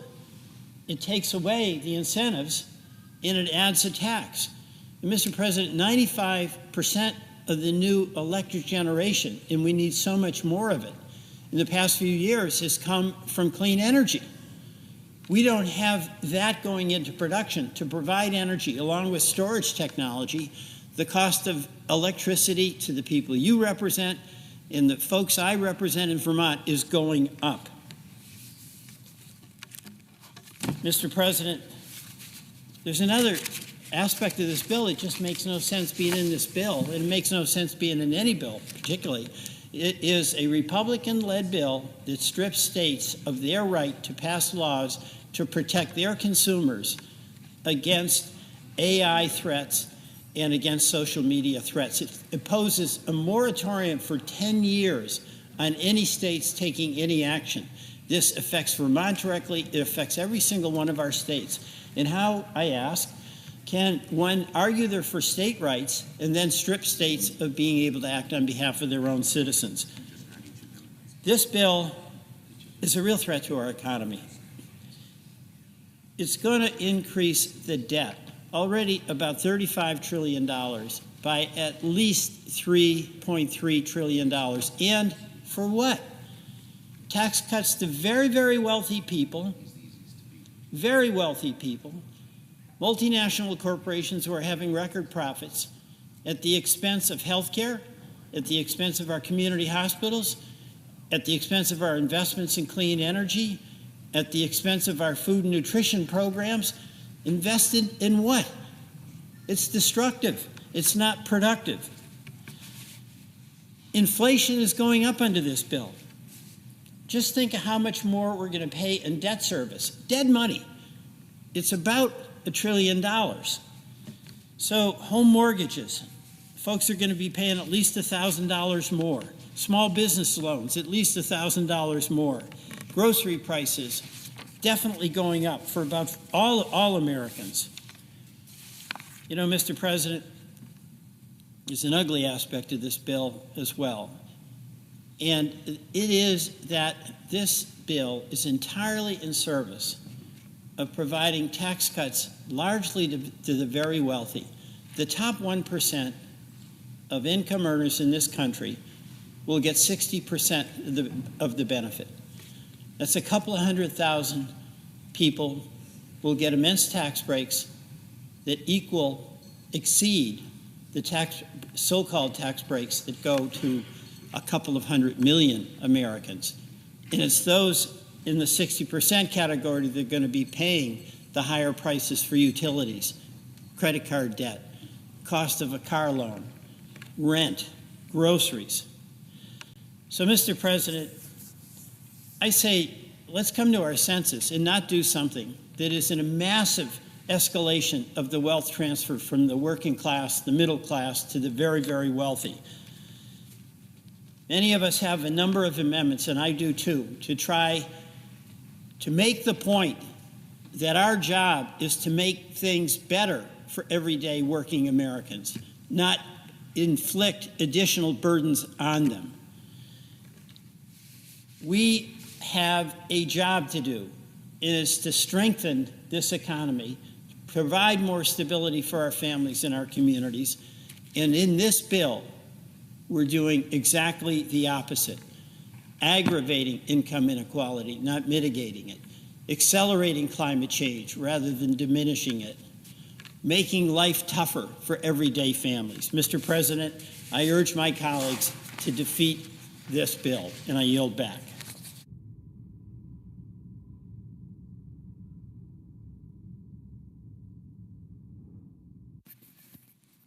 Mr. President.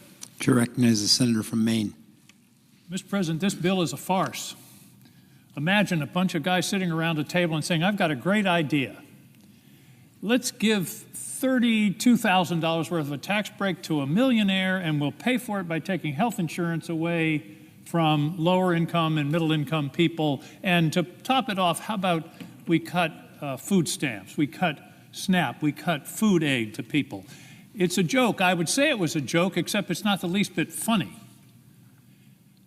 I've been in this business of public policy now for 20 years, 8 years as governor, 12 years in the United States Senate. I have never seen a bill this bad. I have never seen a bill that is this irresponsible, regressive, and downright cruel. The basic premise of the bill, as I said, is cut benefits for the American people, particularly in the areas of health care and food, in exchange for tax cuts for the very wealthy. Now, I know my colleagues are going to come to the floor because I've had this discussion before. They're going to say, oh no, this is a middle class tax cut. This is going to cut taxes for people in the middle class. Well, here's a little suggestion of how to get out of this mess. If you cap the tax cuts at people making $400,000 a year, which is a pretty healthy income, the cost of this bill would drop by 60%. And you wouldn't have any need to cut Medicaid. And by the way, there are Medicare cuts also built into this, and SNAP. We do a little trolling. It's called we do a little trolling. Reform the middle class tax cuts. That's okay. But just stop it at $400,000 and don't give the tax breaks to the people. A millionaire under this bill gets a $32,000 tax cut. A person making $5 or $10 million gets a couple of $100,000 tax cut. I don't think they need it. They sure as hell don't need it as much as people need health insurance. So just to put a fine point on it, this bill is literally, and remember my $400,000 suggestion, so we're taking care of the middle class, But with 60% of the cost above $400,000 in income, this bill is literally taking food out of the mouths of kids to give a millionaire a $32,000 tax break. That's the facts. They're ugly. And like I say, if we were talking about this in random, sitting around at a lunch table, people would say, well, that's a joke, that's ridiculous. Nobody would suggest that. But here we are. And several of my colleagues, including Senator Tillis from North Carolina, have pointed out there's no rush on this bill. We don't have to do this bill by July 4th or July 10th. There's no rush. These tax credits, these tax cuts don't expire until the end of the year. Let's take our time and write a decent bill. Let's kill this bill. It'll only take 4 or 5 senators on the other side. We can kill this thing and start over and write a decent bill on a bipartisan basis. And I think we'd find agreement on middle-class tax cuts. But I think we could also do some things with expenditures that wouldn't be so bloody harmful. Medicaid. Let me start with hospitals. In Maine, I've talked to the hospitals, I've talked to the hospital association, I've talked to small hospitals, large hospitals. They're mostly running on a 1%, 2%, or 3% margin. The analysis is that this could cost us 2 to 5 of our rural hospitals. And when a rural hospital goes out, several things happen. One thing is the economy of the town goes with it. In most of these small towns, the hospital is the major employer. So you're talking about the economics of those jobs in a small town that will make a huge difference in that local economy. The second thing that happens is a loss of services for everybody in town, not just the Medicaid people. That hospital closes, everybody in town is going to have to drive another 30, 40, 50, 100 miles to get care. And they're going to have to not only, there may be closures, there will certainly be cutting of services. We already have a serious problem in Maine of obstetric services. We've got a county with no obstetric services. And that's only going to get worse under this bill. The hospitals are pleading with us to not do this. And again, do we really need to do this to give a millionaire a $32,000 tax break? It doesn't make any sense. Now, I've talked about hospitals, but let's talk about people. The analysis is 60,000 people in Maine would lose their insurance coverage. 40,000 under Medicaid, about 20,000 under the Affordable We do a little Care. trolling. It's called we do And a little trolling. we've had a lot of personal stories tonight. I want to tell a story about myself. When I worked here in the 70s, I had insurance. It was employer-supported insurance. We paid part of the premium. I had insurance as a junior staff member in this body 50 years ago. Because I had that insurance that covered a free checkup, I went in and had my first physical in 8 years. And I wouldn't have had that physical if the insurance hadn't have covered it. I wouldn't have been able to spring for it. I had that physical, and the doctors found a little mole on my back, and they took it out. And I didn't think much of it, and I went in a week later, and the doctor said, "You better sit down, Angus. That was malignant melanoma. You're going to have serious surgery." And a friend of mine who was a doctor said, "Angus, here's my best advice. Let them be as radical as they want in that surgery." And I had the surgery, and here I am. If I hadn't had insurance, I wouldn't be here. And it's always haunted me that some young man in America that same year had malignant melanoma. He didn't have coverage, he didn't have insurance, he didn't get that checkup, and he died. That's wrong, that's immoral. So the idea of cutting health insurance from people is just, oh, well, they just won't have coverage for their doctor's visits. No, people die when they don't have health insurance. There is statistical analysis to bear that out. So this isn't any joke. And by the way, people say, well, we're talking about fraud in Medicaid. Listen, almost $1 trillion cut in Medicaid, 15 million people being cut off, 60,000, 40,000 in the state of Maine, that isn't fraud. That's cutting people who need the care. And I don't understand the obsession, and I never have. And I stood right there and watched John McCain cast that vote to save the Affordable Care Act, along with my colleague Susan Collins. I don't understand this obsession with taking health insurance away from people. I don't get it. Trying to take away the Affordable Care Act in 2017 or 2018, and now this? What's driving this? What's the cruelty to do this, to take health insurance away from people, knowing that it's going to cost them? It's hard to calculate the cost, up to and including losing their lives. Okay, let's talk about SNAP. Let's talk about SNAP. The average benefit for SNAP is $6 a day. You feed yourself on $6 a day. The average cost of a meal in the U.S. is about $10.50 a day. So we're already below cost, if you will. And here's what it means in my state. 20% of the children in my state are food insecure. And we're talking about cutting SNAP and taking dollars away from those kids. And I was interested in that, and I thought, oh, that's pretty bad. I'm worried Maine's 20%. 20% of our kids are food insecure. So I did a little research.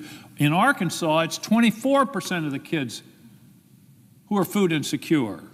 In Iowa, 17%. South Carolina, 14%. Michigan, 19%. Missouri, another 19%. That's 1 out of 5 kids are food insecure, and we're going to cut that food in order to give a millionaire a $32,000 tax cut.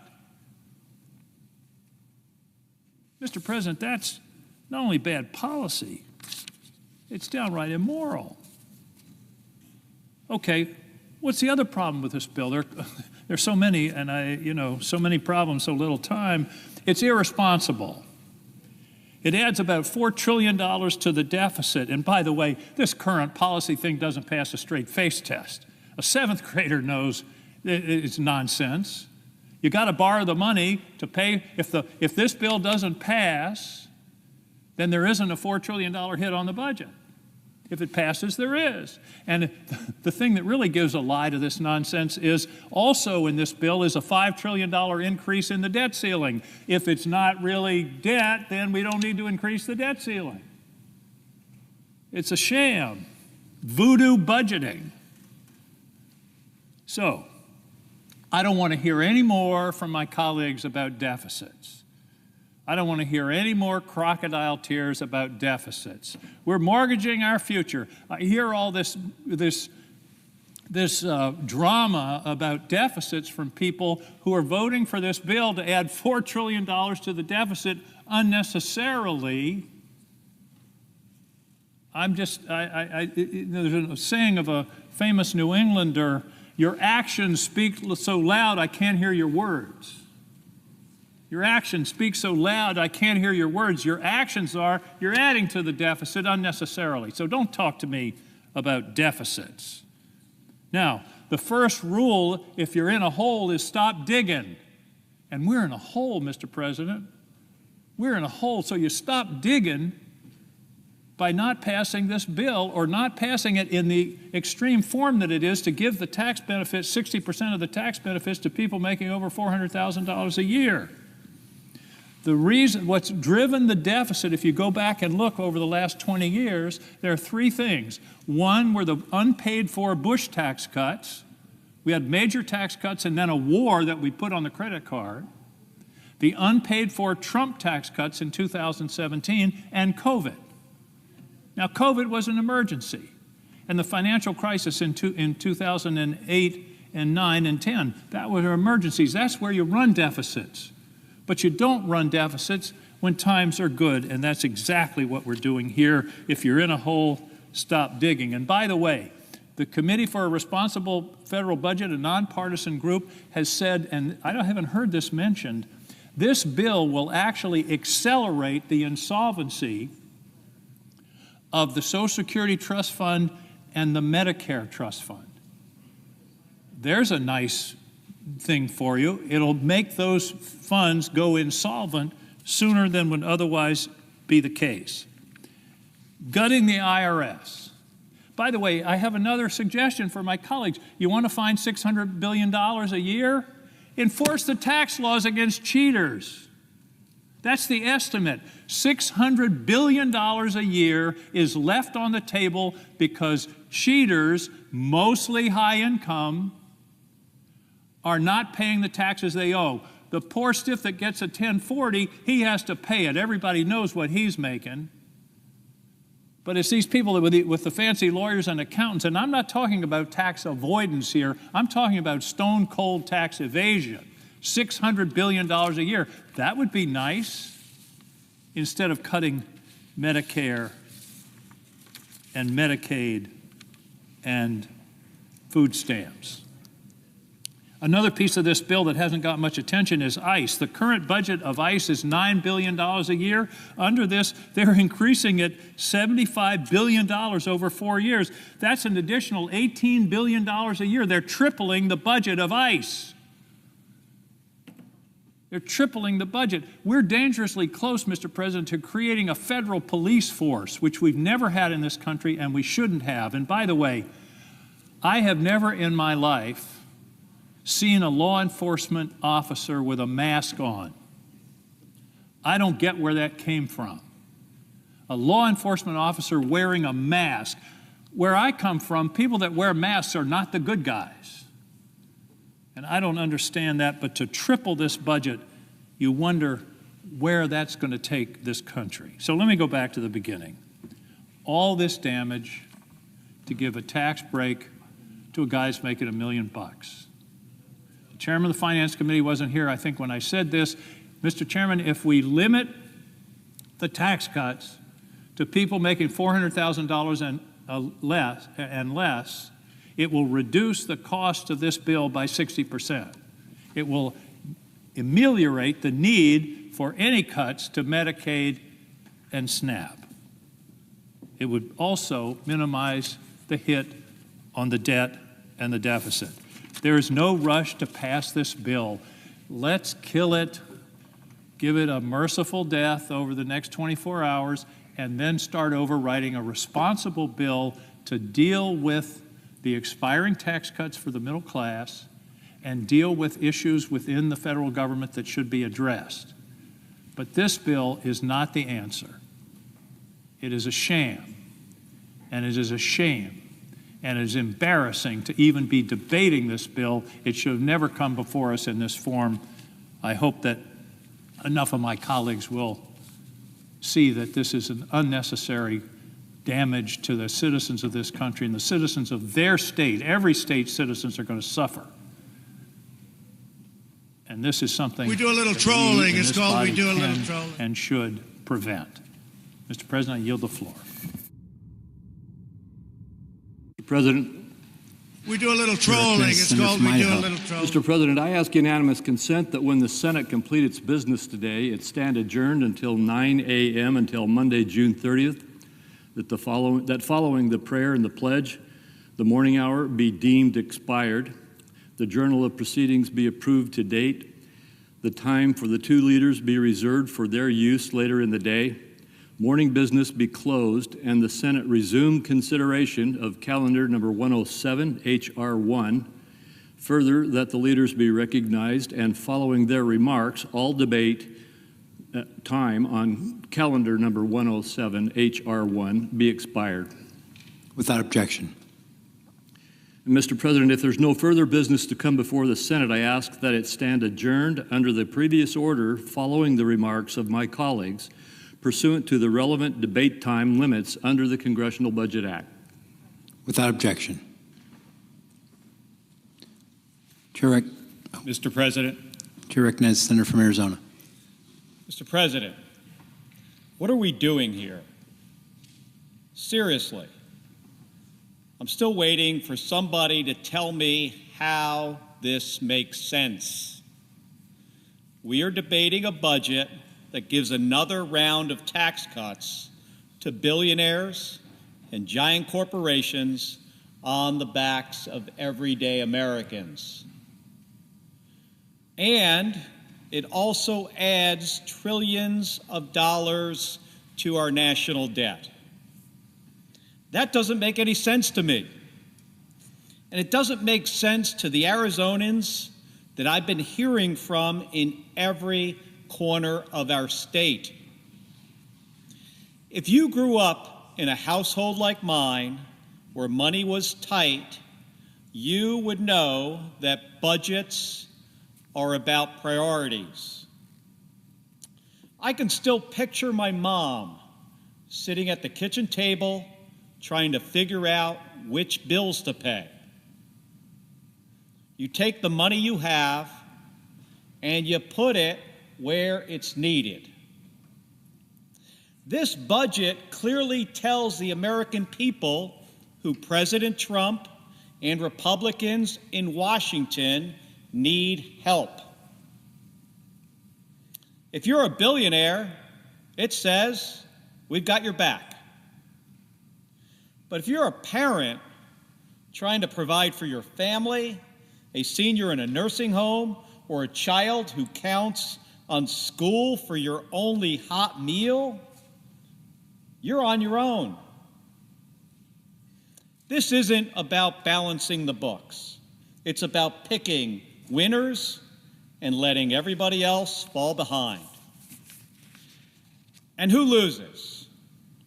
It's the Americans working 2 jobs, raising kids, caring for elderly parents, and just trying to stay afloat.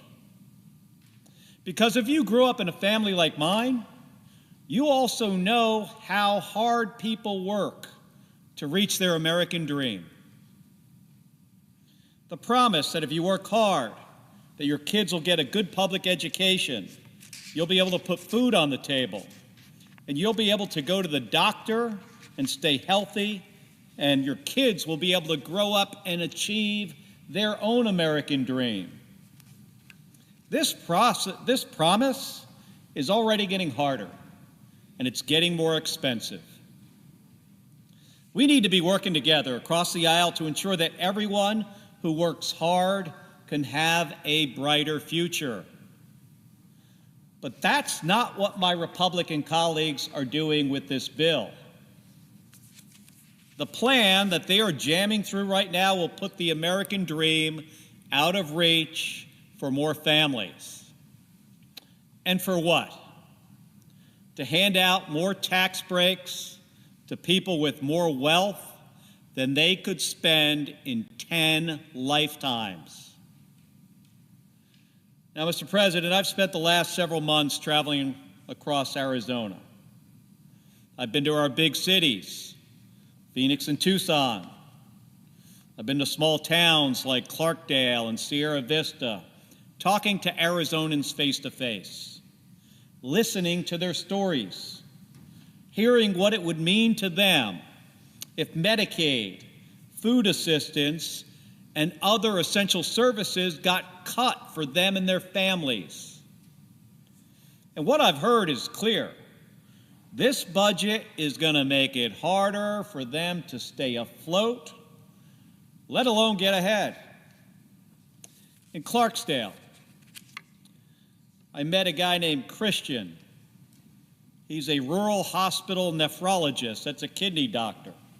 And he told me that his patients, many of whom rely on Medicaid for dialysis, are now considering stopping treatment altogether because they might not be able to afford it.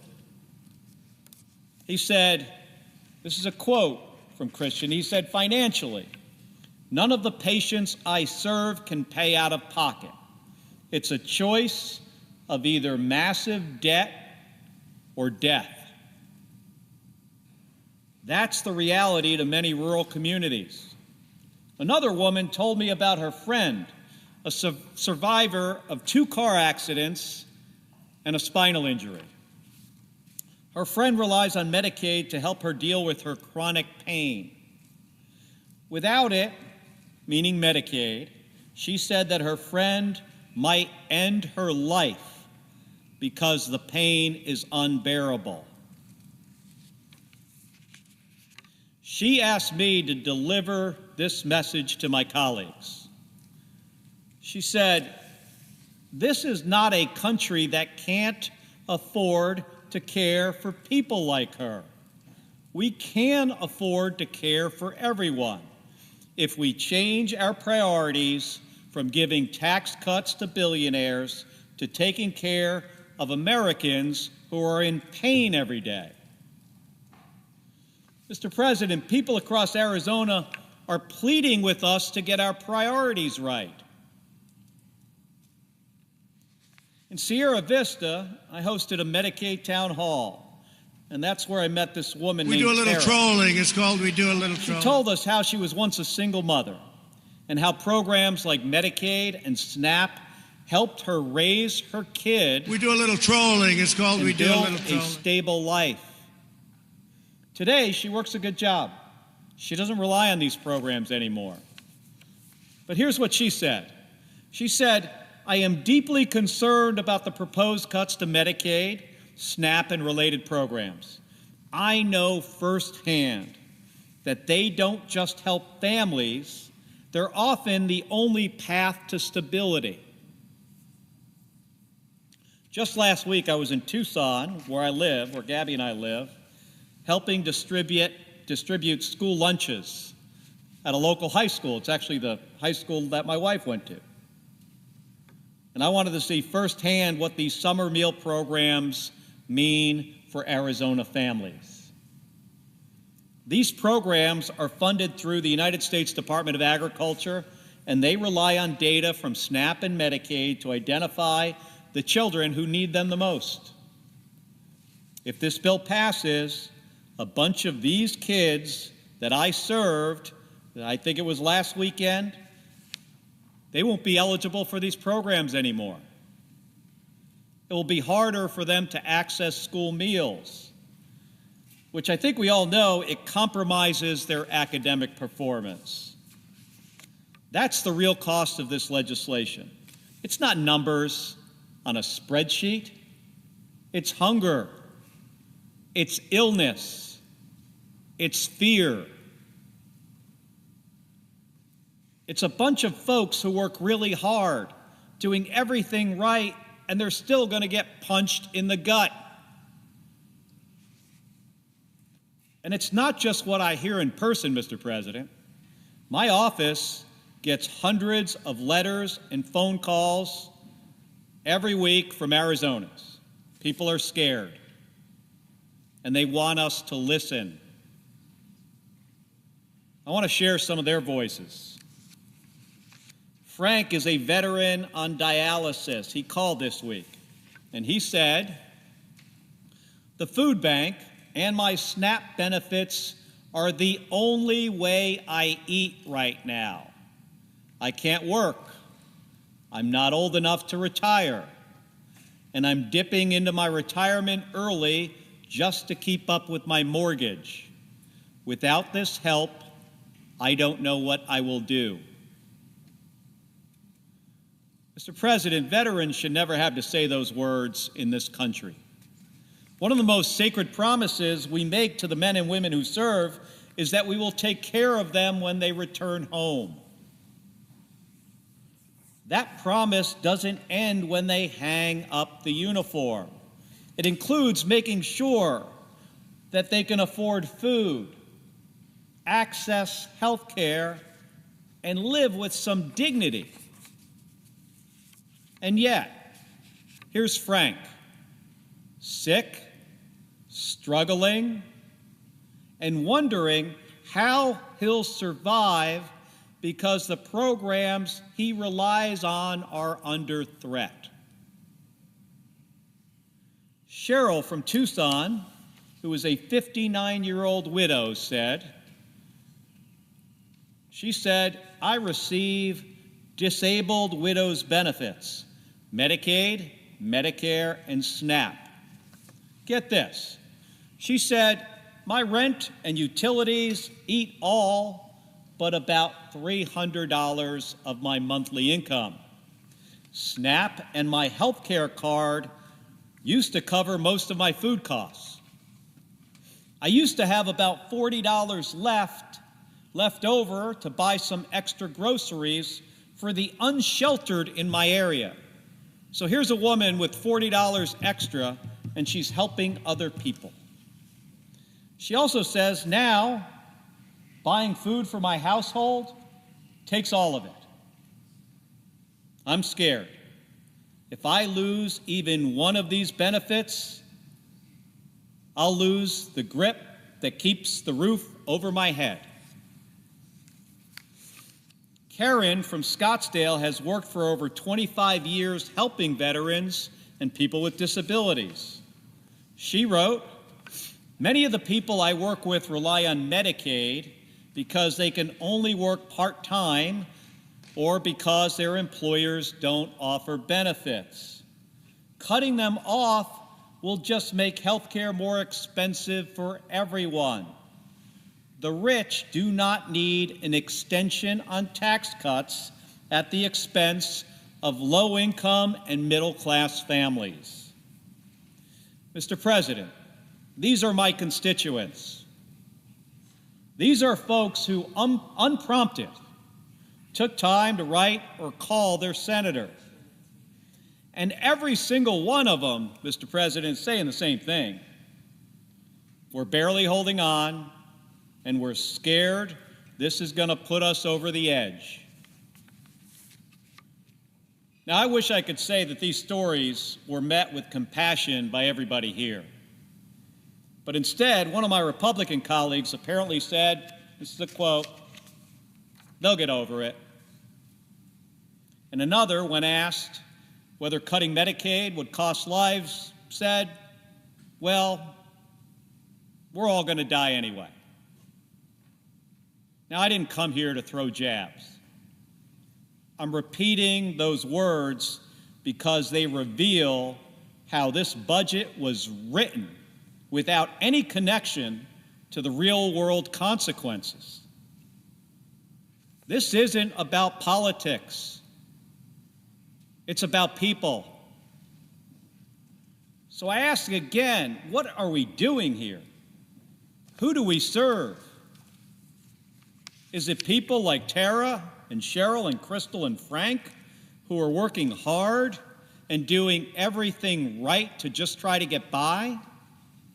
Or is it a bunch of billionaires who've already made it and who don't need another handout?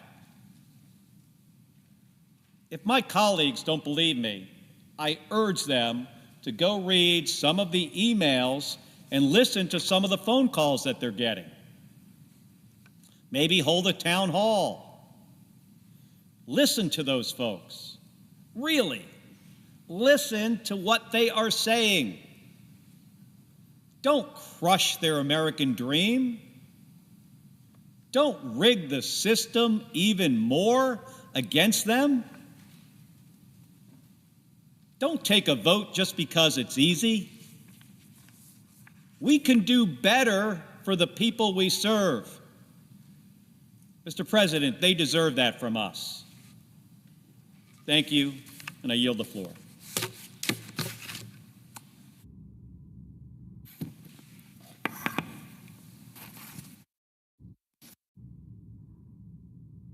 Mr. President. Chair recognizes the senator from Wisconsin. I rise today in disbelief. You know, it may sound a little cheesy, but at the end of the day, I fundamentally believe in public service. I believe it can be a force for good, a force that gives people opportunity, a force that is people-powered, that can lift our neighbors up and instill hope, a force that meets the toughest challenges of our constituents, and that is why I am struck with disbelief. Disbelief because if you believe these things like I do, which I would argue most of my colleagues here do, why would you be jamming this bill through? At a time when Wisconsin families are asking us to take on the high cost of living and let them have a fair shot at success, Republicans are raising costs and making an already unfair tax system even worse. My Republican colleagues are not using their time and energy to go after greedy corporations, not to lower the cost of housing, and we do a not little to trolling. It's called we do a little access to affordable health care. But rather, they are instead forging ahead with a bill that will kick millions of Americans a little trolling. It's called off we do a their little health trolling. insurance, jack up prices for care for millions more, and literally take food off the tables of hungry families. Look, I was on the same ballot as Donald Trump last year. I heard the same concerns from my constituents that he did. Families needed some breathing room. My Republican colleagues often say that this president's victory gave him a mandate. Well, then, the president and I got the same mandate: to lower costs and give people the opportunity to live a steady and comfortable life. But in response, the difference could not be more stark. I'm actually working to do something about it. And this bill, the landmark bill from this president and the Republican Party, does just the opposite and will raise costs for families. One of the biggest cost drivers I hear about is health care. And so instead of standing up to big drug companies to lower prescription drug costs, and instead of building on the Affordable Care Act to expand access to health care coverage, this bill actually terminates coverage for Americans. In fact, 17 million Americans will be kicked off either Medicaid or the Affordable Care Act because of this bill. That is like stripping health care coverage from the entire populations of Wisconsin, Minnesota, and Iowa combined. And these aren't just numbers. These are people. These are people who have stories, and they matter. I should know, after battling a childhood illness, I became one of those Americans labeled as having a pre-existing health condition. And insurance companies were legally able to deny me coverage. But because of the Affordable Care Act, we changed that. And we gave families like mine hope. Hope that they can get health care at a price they can afford and sleep well at night knowing they have coverage. Medicaid has given that same hope for generations to some of our most vulnerable neighbors. But with this bill, my Republican colleagues are instilling fear. When we talk about Medicaid, we're talking about the elderly, people with disabilities, and children. We're talking about a single mother of 3 who is struggling to make ends meet, and so many more. I have traveled the state of Wisconsin from Superior to Racine, La Crosse to Green Bay, and everywhere in between, to hear from people who will be harmed by this bill. I have come to this very floor to share their stories, to try to help my Republican colleagues understand what this bill will mean. But it's not just the folks who need Medicaid to survive who are sounding the alarm. Take it from Dr. Abigail Wilgruber, a family medical resident in rural Wisconsin. She said this bill, quote, will deprive millions of Americans, particularly children, seniors, and individuals with disabilities, of the care they need to survive. She continued saying, these provisions will limit my ability to complete my job to the fullest, will lead to worse outcomes for patients. Or take it from Rosalanja Burbot, the executive director of an outpatient counseling center in the Fox Valley in Wisconsin, who said, and I quote, without Medicaid and Medicare reimbursements or with reduced rates, our nonprofit will struggle to survive. She continued to say, quote, I would hate to consider cutting staff or programs, but that could become our only option. We would lose the ability to serve hundreds of clients, not because the need has diminished, but because we could no longer afford to provide care without reimbursement. I have more and more of these stories from doctors, nurses, and administrators on the ground who are spelling out the absolutely dire consequences of this bill. In Wisconsin, we are already in a crisis when it comes to getting good health care in our rural communities. The system is broken, and this bill is destined to make it only worse. While health care is near and dear to my heart, there is more bad news in this bill. Republicans' big betrayal will also take food assistance, the literal means by which some people are able to put nutritious food on the table, away from them. This bill will take SNAP assistance, our nation's best way to make sure that no one goes hungry, away from more than 3 million Americans. And that leads us to the why. Republicans are making all of these cuts so that they can rig our tax code, which I must say already is deeply unfair to working families. And they would further tilt it in favor of the biggest corporations and the richest in our country. The Republican bill gives people at the top 0.1%, the richest of the rich, a tax cut of more than $250,000 every year. Yes, $250,000 a year. All the while, this bill hits working families the hardest. When taking into account the disastrous Medicaid and SNAP cuts, many working families would see their annual incomes fall by over $1,500. And it doesn't have to be this way. Yes, our system for taxes and health care are broken, but this bill is not the solution. This bill would make it harder for working families to have the opportunity to get ahead, harder for parents to get their kids health care, harder for families to put food on the table.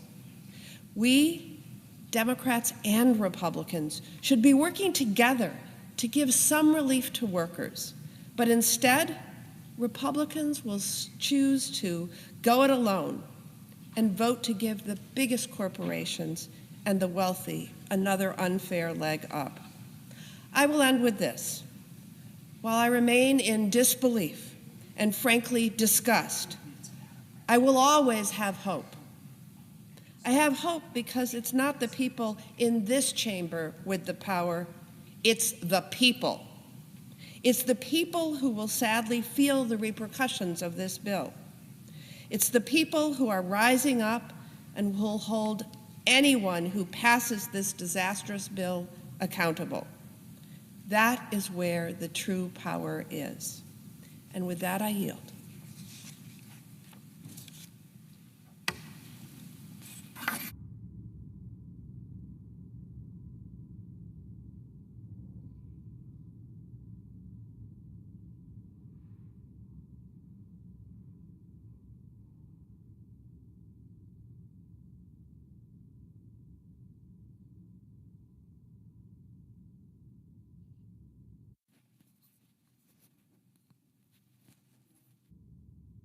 Madam President. The Senator from Hawaii. Madam President, Democrats have been on the floor for hours today, pointing out what's in this 1,000-page bill that took over 16 hours to read. I call it the 1,000 pages of pain, the billionaires' gain. So it's bad enough that my colleagues have been on the floor talking about how this bill is going to hurt people on Medicaid, taking food away from our children and families through major cuts to the SNAP program, health care, food, housing, energy support, you name it. The pain is in this bill. But one of the areas that people don't know about is this bill actually has provisions that will take away support for our public schools. Okay, let that sink in. It's not enough that this bill has 1,000 pages of pain in just about every aspect of our lives that you can think of, but now they're coming after support for our public schools. So today, I am rising as an advocate for the 49 million children who are enrolled in public schools across our country. Nearly 90% of K-12 students go to public schools, including 95% of children with disabilities. Yet, we have a regime that is actively working to end federal support for public schools. We have a president who tried to totally eliminate the Department of Education, and sadly for him, he can't do it with through executive order because only Congress can do that, but they're doing a lot of other things that withhold support for public schools. So as Republicans in Congress are trying to undermine support for public schools through the first ever national private school voucher program. Let that sink in. The first ever national private school voucher program. That is taking money away from public schools and basically turning it over to private schools through a voucher program. So let's be clear. The school voucher program, the provision, isn't about money for schools. It's about even more money for billionaires because they're the folks who are going to get the most out of this voucher for public schools program. Under this program, wealthy donors would receive large handouts for supporting school vouchers. So this is why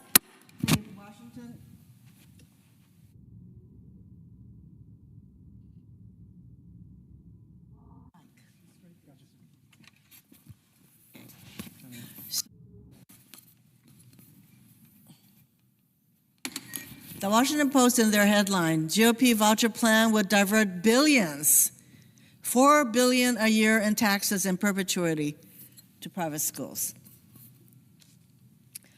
So specifically, the plan would provide a dollar-for-dollar tax credit.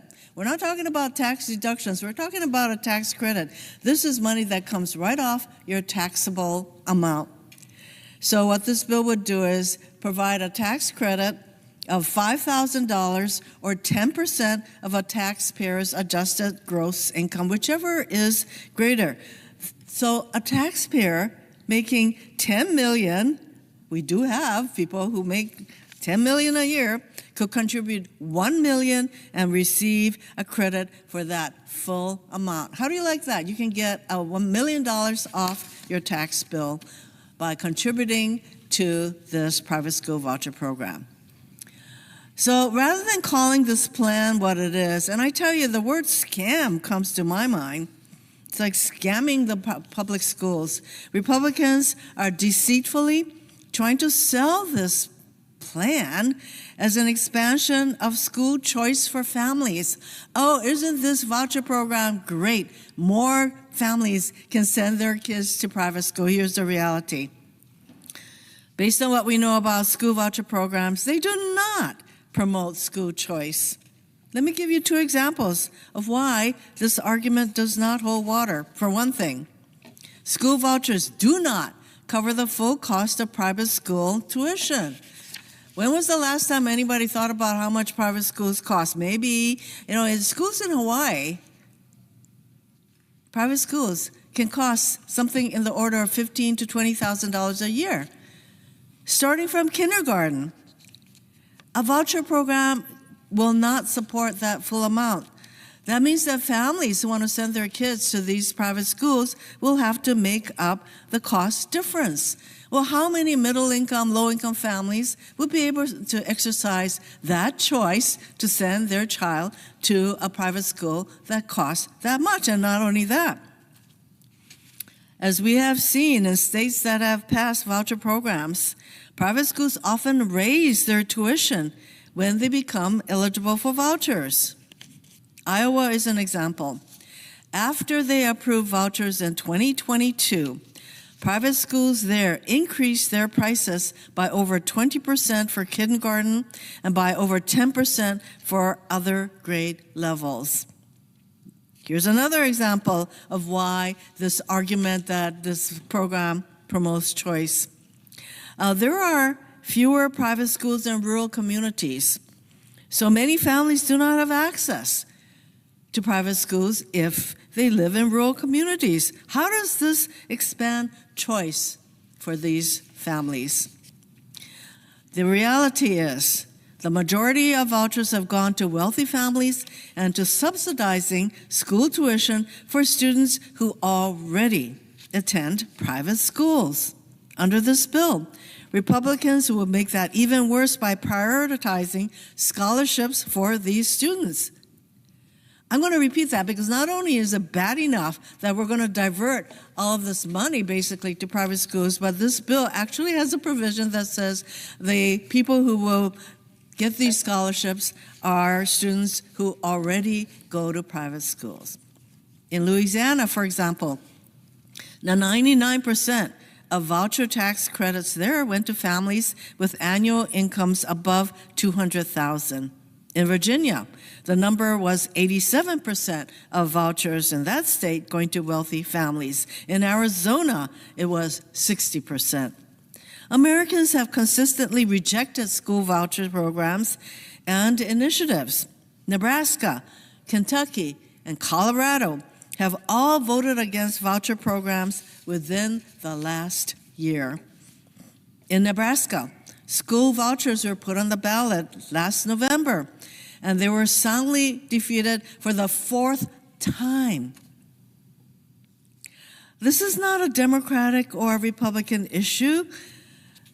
Nebraska is not a red state. They voted for a Republican president by a 20-point margin, and yet they rejected school vouchers with 57% of the vote. The bottom line is vouchers take money away from public schools, and Americans of all political stripes understand that. According to All for Ed, over 2/3 of voters would rather increase funding for public schools than increase funding for voucher programs. That is not a new sentiment. In all 17 state referendums on school vouchers since 1967, voters have rejected these programs. While the Republicans in this chamber may not give a rip about public schools, the vast majority of Americans get it. Democrats, Republicans, independents alike support strengthening our public schools, not taking money away from our public schools, because they know that strong public education is fundamental to a strong country. Well, undeterred by public sentiment, Republicans are trying to create, as I mentioned, a nationwide school voucher program. It's not enough that some states have voucher programs, but now the Republicans, through this misguided almost 1,000 pages of pain bill, they want to provide $4 billion per year for a private school voucher program with no accountability. Remember early on I said that a huge percentage of children with disabilities go to public schools?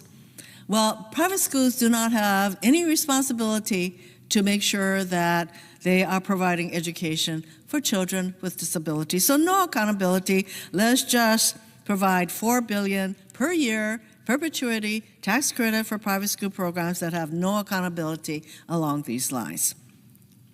We all know that this kind of funding could be used for rural and low-income schools, for students with disabilities, for other programs that actually support and strengthen public schools. Instead, under the Republicans' plan, that funding will go to wealthy donors who will receive large handouts, up to $4 billion a year, for supporting school vouchers.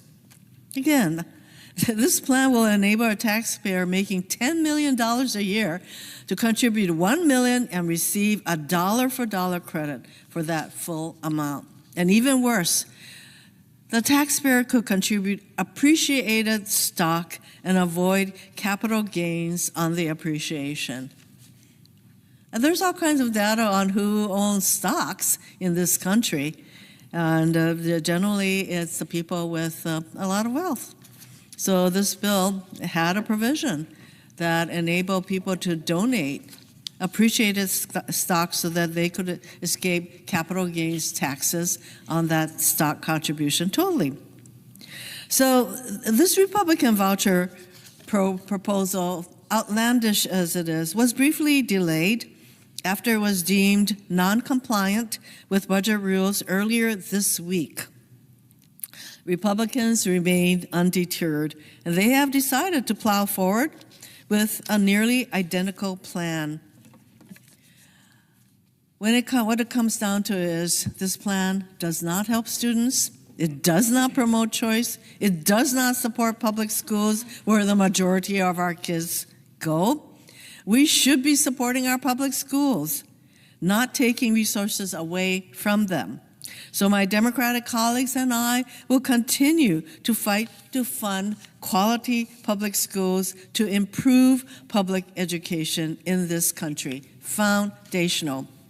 This voucher plan is yet another wrong-headed proposal that should be called out for what it is, a handout for the wealthy at the expense of hardworking American families. I urge my colleagues to reject this idea, and I yield back.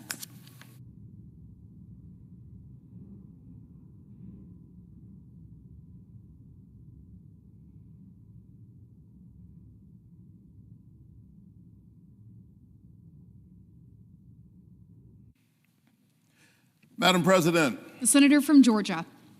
Madam President, I rise tonight in a moral moment in our nation. As we debate this bill, so much is on the line. The health care of over 16 million Americans, 750,000 of them Georgians, is on the line. Food for hungry children. In a wealthy nation where 1 in 5 children are already food insecure. They don't know where their next meal is coming from. Their livelihood, their welfare is on the line. The well-being of seniors in nursing homes and the disabled who rely on Medicaid and those who care for them is on the line. The fate of rural hospitals in Georgia, in Alaska, in Louisiana, in little towns all over this nation that are right now barely hanging on is on the line, and the scraps that they are throwing them while cutting them will not save them. And my friends on the other side of the aisle know it. They know that these scraps that they're throwing at rural hospitals will not save them. And so in a very real sense, lives are on the line. We are in a moral moment because something else is on the line. I submit that the character of the country is on the line. In a real sense, the question tonight is, who are we? Not who do we tell ourselves we are, but who are we really? What and who do we care about? We do a little trolling. It's called. What kind of nation are we? And what kind of people do we want to be? Who matters? We do a little trolling. It's called. We do a little trolling. And who doesn't? Who do we think is dispensable? In no place is the answer to that question clearer than in a nation's budget. I submit that a budget is not just a fiscal document. A budget is a moral document. Show me your budget and I'll show you who you think matters and who doesn't. And if this awful budget were an EKG, it would suggest that our nation has a heart problem and is in need of moral surgery. And so I'm clear tonight. I understand the nature of what we are engaged in. This is a political process. It is. But it is also a moral exercise. Not only for the nation, but for each of us individually. And especially for the mere 100 of us out of a nation of 300 million who get to vote, perhaps in a matter of hours. We have the rare privilege of standing up for people who have entrusted with us the covenant of centering their families. It's a real privilege for the people of your state to say that since we can't all go to Washington, we're going to trust you in rooms of power to be thinking about our children, to be thinking about our parents as they deal with the blessings and the burdens of growing old. And so the question for me tonight is, how will we show up in this moment? And that's why yesterday I gathered in the Russell Rotunda with a multi-faith coalition of clergy to pray that lawmakers might have the courage to stand up to their party, to stand up to the special interests, and protect seniors in nursing homes and pregnant mothers on Medicaid and children who risk going to school hungry every single day in this country. 1 in 5 children in the wealthiest nation on the planet already food insecure. And with these SNAP cuts, this body is about to make it worse. And so, surrounded by clergy of many faith traditions, yesterday I prayed that we would have the courage. I prayed that we would have the grace to stand as voices for the voiceless.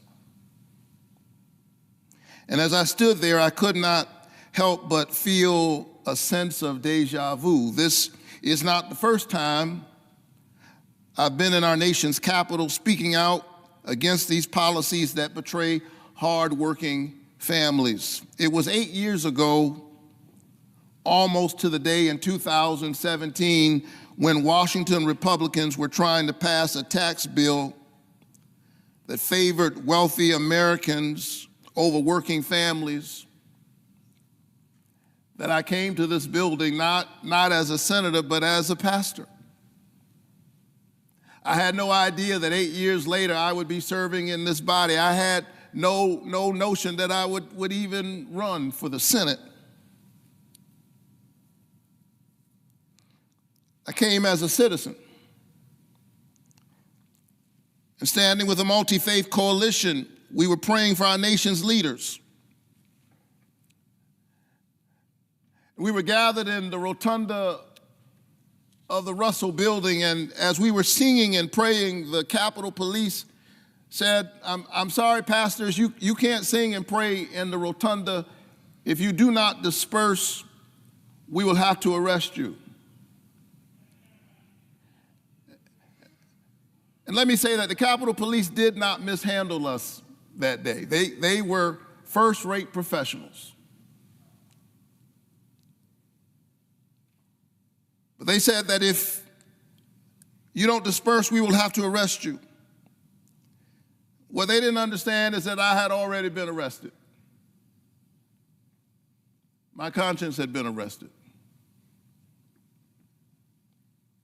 My heart and my imagination, my moral imagination, had been arrested by this idea that we as a country are better than this.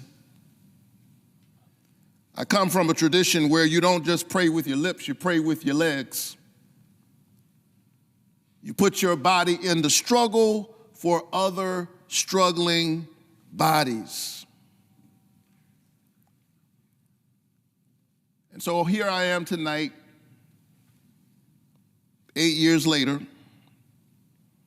having transformed my agitation into legislation. I was arrested that day, but I have transformed my protests into public policy. 8 years ago, I was on the outside. Tonight, I'm on the inside, but it's the same fight.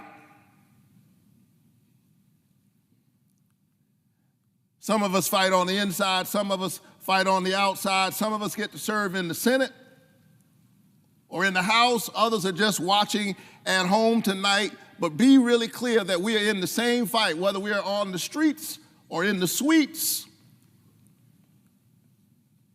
Same fight. And in some ways, this is the same bill 8 years later, just worse. Like most horror movies, the sequel tends to be worse. We were here 8 years ago. Washington politicians were trying their best to gut the Affordable Care Act. Remember that? They were trying to gut the Obamacare out of political motives. Millions of Americans were spared. But tonight is the sequel to that horror movie. They are back to their old political tricks, trying to dismantle the ACA again with this legislation. It's the same fight, just worse this time. Instead of extending tax credits that would lower health insurance costs for the middle class, my friends on the other side are giving billionaires and the richest of the rich a tax cut. They are working real hard tonight to help billionaires because God knows they are having a hard time, apparently. And what that means is that 1.2 million Georgians and nearly 20 million Americans are going to see their health care premiums rise. That's what's at stake tonight. If they enact these deep cuts to Medicaid, as they are positioned not to extend these premiums, these tax credits, they are raising the cost of health care for all of us. Even if you are on private insurance, you are not safe. Your health care is about to go up. Your hospital might close because they're cutting these clean energy tax cuts. Your utility bills are about to go up. And so I have a question tonight. Who voted for that? Some of us are Democrats, some of us are Republicans, some of us are independents, some voted for one party, some voted for the other party. I get it, but who voted for that? Who voted for everybody's health care premiums to go up and their hospitals to close? Here's what I know. The folks back in Georgia didn't vote for that.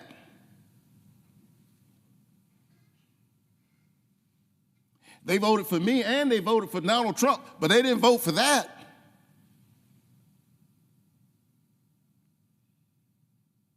Ordinary folks don't want this. Just ordinary, everyday people who barely pay attention to politics, they don't want this. Even a Fox News poll, and you won't often hear me say that, but even a Fox News poll from this month found that Americans don't support this big, ugly bill. This is symptomatic of the ways in which the people's voices have been squeezed out of their democracy. This is not just a healthcare fight. It is that. It is not just a fight for food security, for SNAP. It is that. But in the real sense, it is a fight for our democracy, whose voice gets to be heard in this chamber. That's what this is about, the character of the country. Ordinary Americans don't want to do this to our children. That's why they need to know that 71% of all Medicaid enrollees in Georgia are children. 71%. Taking away health care from kids to pay for tax cuts for billionaires. Now, let me be clear. I'm all for tax cuts. I believe working families deserve a tax cut, and I certainly don't want to see them face a tax hike this year. That's why I want to nearly double the child tax credit. I believe in tax cuts for hardworking families, for middle-class people, for working-class families. But instead of doing that, instead of helping working-class families who are struggling now against a 10% tax on everything and rising costs, we're now burdening our children by adding $3 trillion to the debt. We're taking away health care from kids and then burdening them with the debt. We are engaged in Robin Hood in reverse, this body of stealing from the poor in order to give to the rich. This massive transfer of wealth from the bottom to the top. Yeah, this is socialism for the rich. And when the people hear about it, guess what? They don't like it. Democrats and Republicans and independents, when the people hear about what's in this big, ugly bill, they don't like it. And that's why the folks on the other side are trying their best to fast track it. That's why they're trying to pass it, and they haven't even finished writing it. They're twisting themselves in knots, making their members walk the plank under the threat of a primary to pass this big, ugly bill. The American people do not want to rob our children of food and health care and then burden them with trillions in debt to give billionaires and wealthy corporations another tax cut. The people do not want this bill.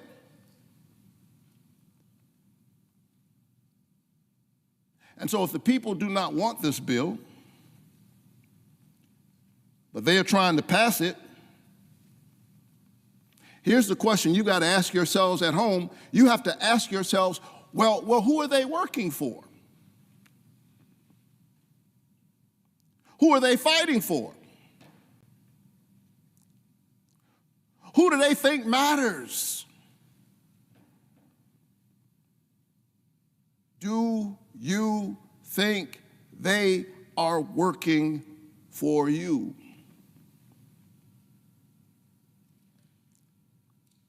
This is a moral moment, and a budget is a moral document. And we have been summoned to this moment, people of faith and people of moral courage who claim no particular faith at all. And maybe because I was here yesterday and 8 years ago for a similar fight with faith leaders, maybe because I'm a preacher and it's Sunday, and I've been here instead of church, I have especially been thinking about those of us who are people of faith.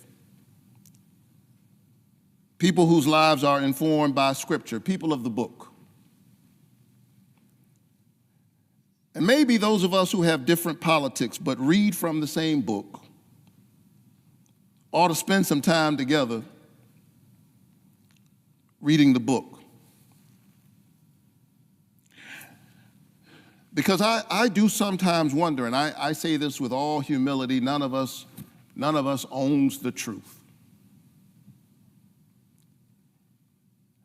But if I'm honest, there are days when I have to ask people of my faith tradition as a Christian, are we reading the same book?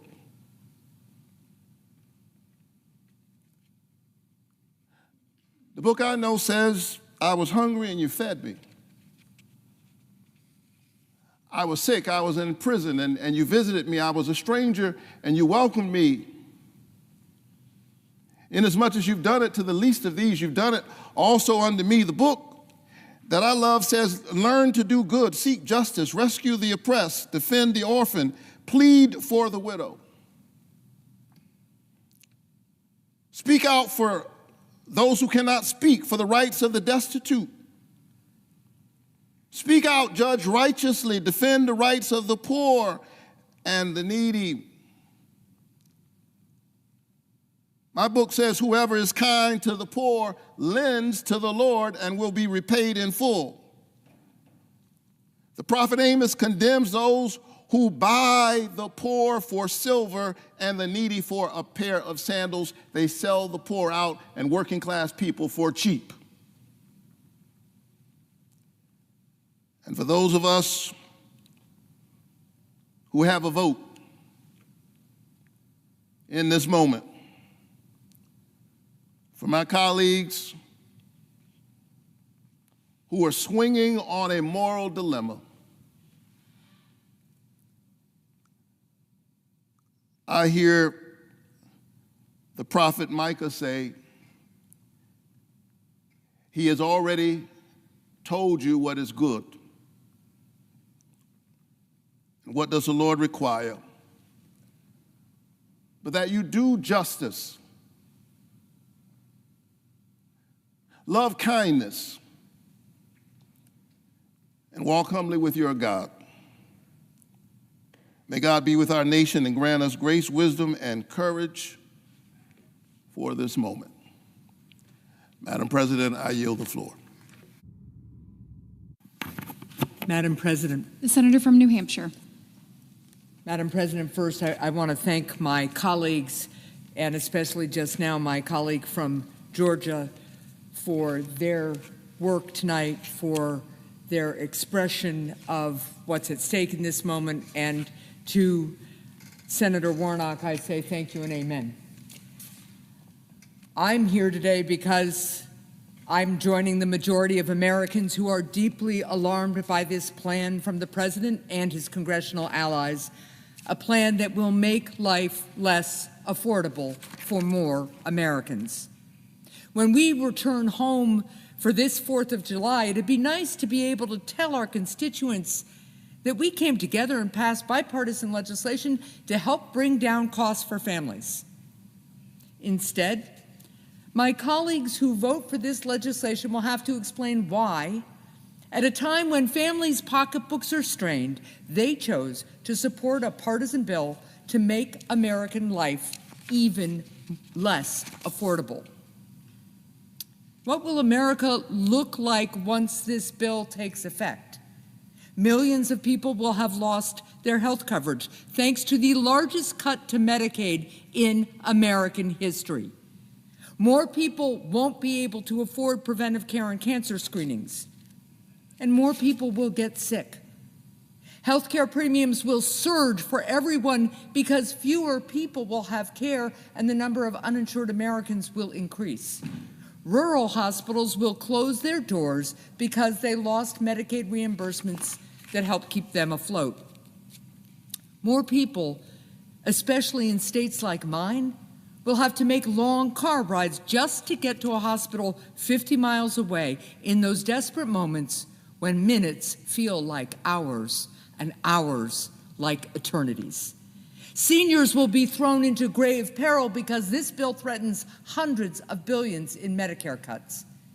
And once this plan eviscerates food assistance programs, it will be much harder for families to afford to put food on the table at a time when groceries are already far too expensive. Let there be no mistake. More families and children who today are being fed will go hungry. And all the while, our children will be burdened with trillions more in debt. In the name of what cause is all this done?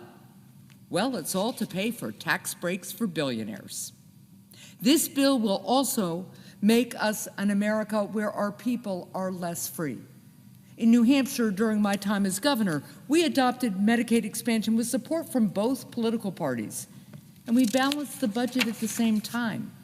We understood that with health comes freedom, the freedom to work and provide for one's family, the freedom from disease and despair, the freedom that comes from, why do I even have to say this, being alive. Granite Staters also understood that a great country like ours treats its people with great dignity. In America, we don't sacrifice the health of our neighbors, we don't let families fall sick, and we do not imperil our economy, our debt, and our workforce just to pay for a tax giveaway for a billionaire. So what kind of country will we be with this bill? We will not only be less healthy, but we will be less prosperous and less free. In short, this bill is at odds with what we aspire to be as Americans. It's also worth noting how remarkably out of step this bill is with the American people's plea to bring down costs. In a democracy like ours, theoretically, the people's representatives pass legislation that reflects the aspirations of the majority. I say theoretically because clearly that is not what is happening today. Indeed, according to the data from the Joint Economic Committee minority, if one combines this bill with the president's tariffs, firefighters, truck drivers, and teachers, for instance, will lose $470 or more next year, while the top 0.1%, that's people who earn about $4 million or more, will be $348,000 richer. This bill would take away health care from tens of thousands of Granite Staters and would take a similar toll across the country. Indeed, in both Florida and Texas, the number of people who will lose their health insurance is greater than the entire population of New Hampshire. Millions of people losing care with a stroke of a pen. What have these people done to deserve that? All the American people are asking for is for us to help bring down costs. So the president and the Republicans in Congress take away their health care? Sometimes in Washington, we're faced with bills that fail to fully meet the moment, to be sure. But it is rare to find legislation like this, a bill that makes life less affordable during a time when Americans of every political stripe are crying out for lower costs. A bill that seems as if it was drafted just to make a mockery of the wills and wishes of the majority of people in this country. Lately, many of my colleagues and some political pundits have been talking about this bill as if it were inevitable, a runaway freight train so vast that it cannot be stopped. And in light of this inevitability, they suggest that some of the bill's deficiencies can just be overlooked. But of course, this bill was not inevitable, nor is it now. So let's be clear. Each and every senator in this body has free will, God-given free will, which means that the measures in this legislation that gut Medicaid weren't written by mistake or by chance. We didn't arrive at this day with a vote on this terrible budget bill by accident. Let's not delude ourselves. We're only here because a majority in this body decided to ignore the majority of the country and made a series of decisions. The Republican majority decided to gut Medicaid. They decided to take away health care from millions. They decided to raise insurance premiums for the rest of us. They decided that closed hospitals were a risk worth taking.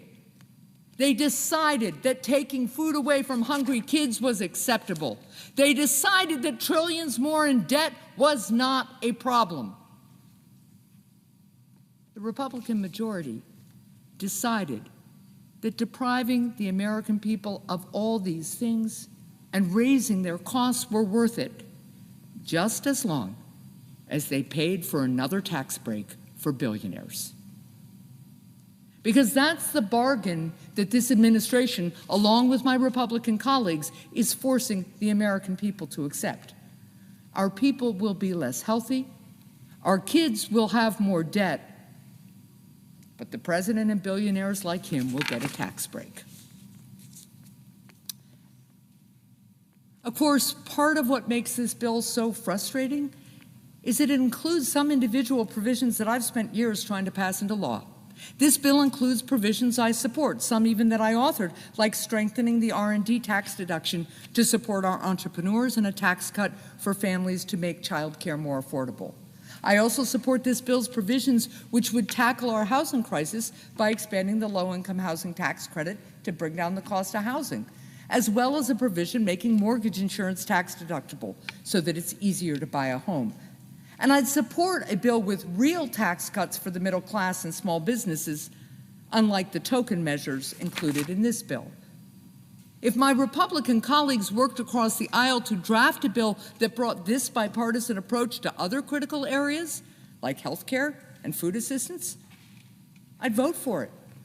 Instead, my colleagues chose to take these common sense solutions hostage by linking every good idea to 3 bad ones, turning this into a purely partisan endeavor.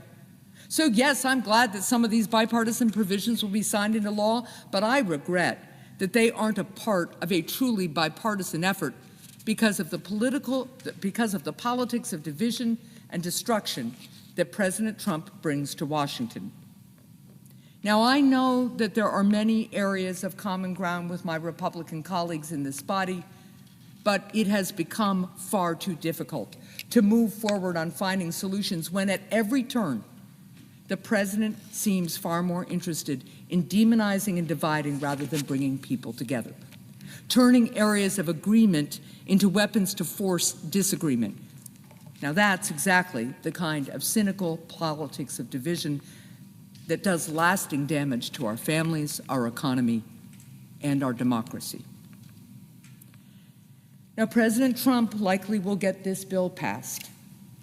He may get enough of the Republican caucus to stand in line once again to pass it, even though my Republican colleagues know that budget analysts have added up the financial cost of this bill and have told them that it adds trillions upon trillions to our national debt, burdening our children's future.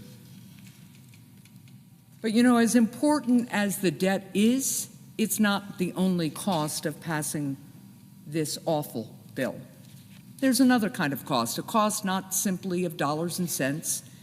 I shouldn't have to remind this administration and my colleagues on the other side of the aisle about the nature of this cost. They know it.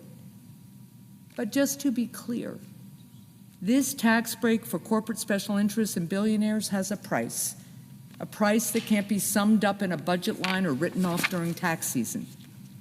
Because when we debate health care in America, some dress up these discussions with words like reconciliation and program and discretionary spending. But what they're talking about is being sick and being healthy. What they're talking about, whether they want to admit it or not, is living and dying. So how much does this bill cost? The cost is millions of Americans losing their health care. The cost is countless families feeling the pain of higher insurance premiums. The cost is a mother being forced to choose between paying out of pocket for her own care or paying for groceries for her kids. It's a price that's exacted in cancers that go undetected. It's exacted in chronic illnesses that go untreated. It's exacted in the healthcare challenges in our country that continue to go unaddressed because we spend all our energies simply trying to keep our heads above water in floods of the president's own making. The price tag is more than dollars and cents. It includes the cost of losing more people from our workforce because they're too ill to work. It includes the gnawing pains of hunger and the slow toll of malnutrition that will come as food assistance programs are robbed. It includes the anguish of young parents no longer knowing how they will make ends meet. It includes the lost hopes and deferred dreams of people held back by illness. It includes the cost of having to say more early goodbyes. What is the price tag of this bill? The price, in the end, is the health and freedom of millions of Americans, a price that will be paid because somewhere on the road that brought us here in President Trump's Washington, some people decided that the health of some child or her mother may be dear, but it doesn't carry the same weight as a bigger tax return for a billionaire does. Thank you, Madam President. I yield the floor.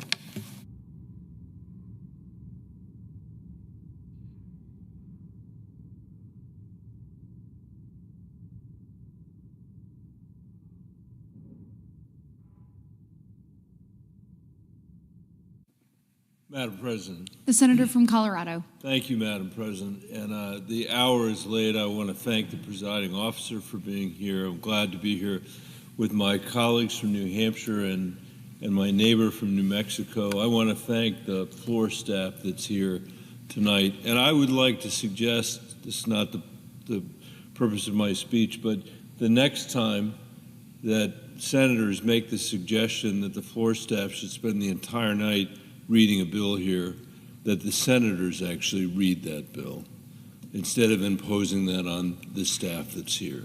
I think that would be a just thing for us to do and the appropriate and proper thing for us to do. Madam President, the last time that we were headed down this road, when Republicans were passing President Trump's 2017 deficit exploding tax cut, it didn't take a mathematical genius to figure out what was about to happen. I told the Senate at that time, as our debt grows, we will spend billions more, not on schools, roads, and innovation, but on interest costs. Worse, we're about to blow another hole in the debt without really helping the middle class. 8 years ago, I said, on top of that, we know that when deficits swell, as they surely will, cuts to Medicaid and Medicare are sure to follow. Further burdening working families struggling to make ends meet. Well, here we are. That's exactly the story of this bill. Utterly predictable. This bill, which massively increases our deficit when our children can least afford it. The Republican senators passing this bill tonight or tomorrow morning, if they do, know they're doing it when we have already hit a new milestone for the first time in American history. Our interest payments, Madam President, exceed the amount that we spend on our national defense. For the first time, the American people, because of the irresponsibility in this chamber, are going to pay $1 trillion in interest. That is a massive number. That is essentially the same as what we spend on Medicare, what we spend on children and higher education together, what we spend on housing, bridges, broadband, ports, and highways combined. I want to be very clear tonight that over the years, Democrats and Republicans have pursued policies that have led to that $1 trillion in interest payments. There is no doubt about it. And it's worth thinking about what we could do if we hadn't made such fiscally irresponsible choices. Expand the child tax credit, as my colleague from Georgia said. We do a little trolling. It's called we do a little trolling. And hunger by a quarter.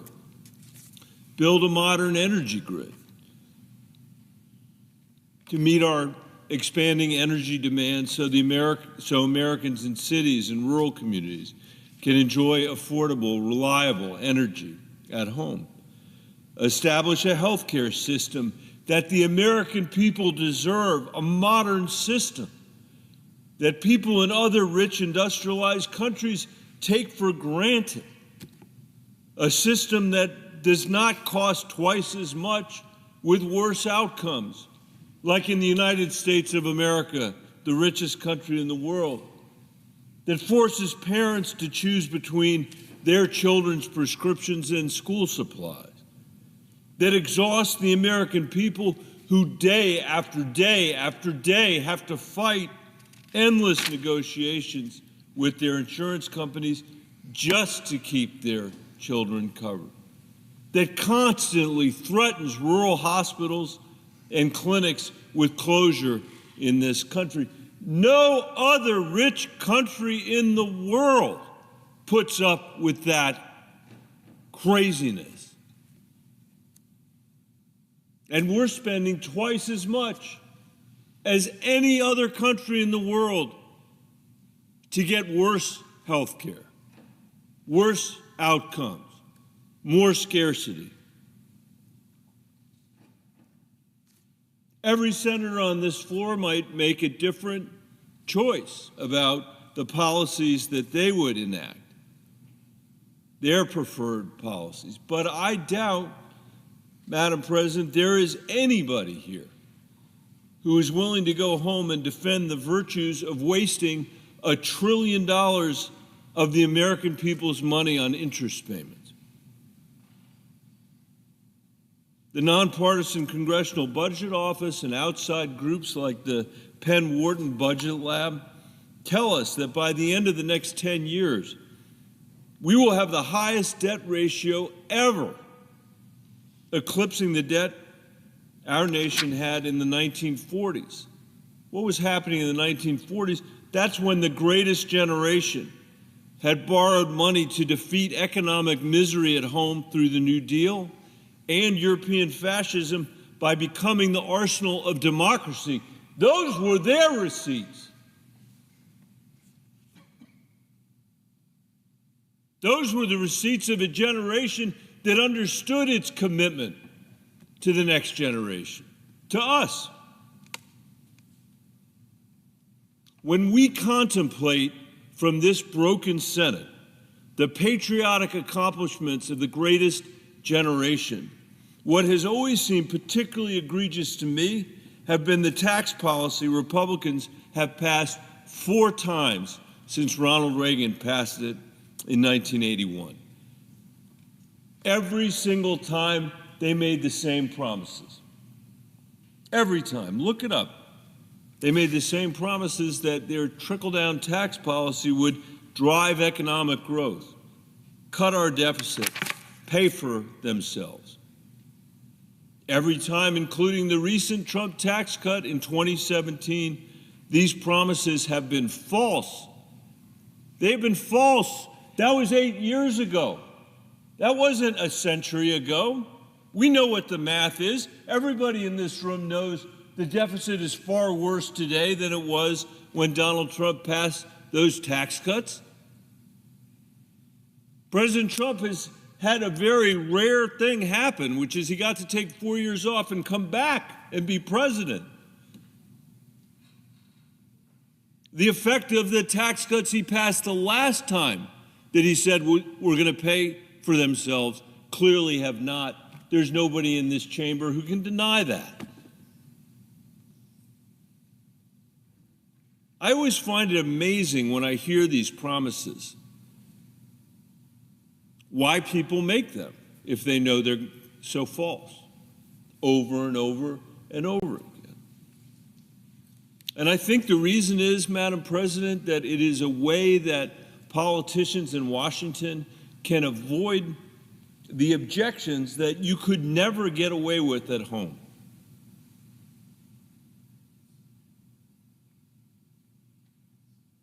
Imagine for a minute if there were a mayor in America, any mayor, in any town,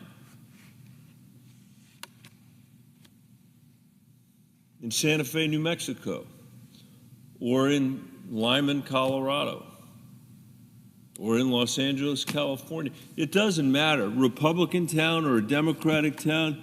Imagine if a mayor came to you, Madam President, and said, This town is going to borrow more money than we have ever borrowed before. That would worry you, that would worry me. And I think our first question would be to that mayor, okay, that worries me. What are you going to spend the money on that you're borrowing?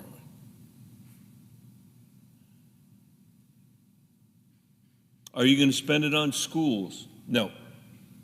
Are you going to spend it on parks? No. Are you going to spend it on the water infrastructure that so many communities in New Mexico requires? Are you going to spend it on the mental health crisis that our teenagers are facing because of our failure to address it? Are you going to spend it on infrastructure?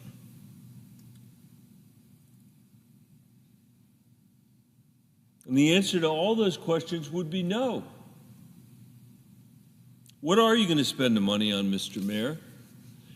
Well, the answer is I am going to give tax cuts to the 2 richest neighborhoods in town and hope that those trickle down to everybody else.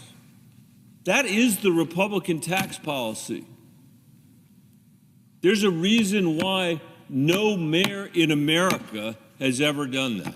There is no mayor in America who has ever pursued trickle-down economics, because you would get run out on a rail. You would get run out on a rail if you went and said, we are going to borrow the most money that has ever been borrowed from our children to finance tax cuts for the richest neighborhoods in town. It makes no sense. It is preposterous. And yet that has been the argument since Ronald Reagan first said these tax cuts will be paid for. The economy will grow. There won't be a deficit. There's a reason we're paying more than $1 trillion in interest today, and that's because our deficits are enormous.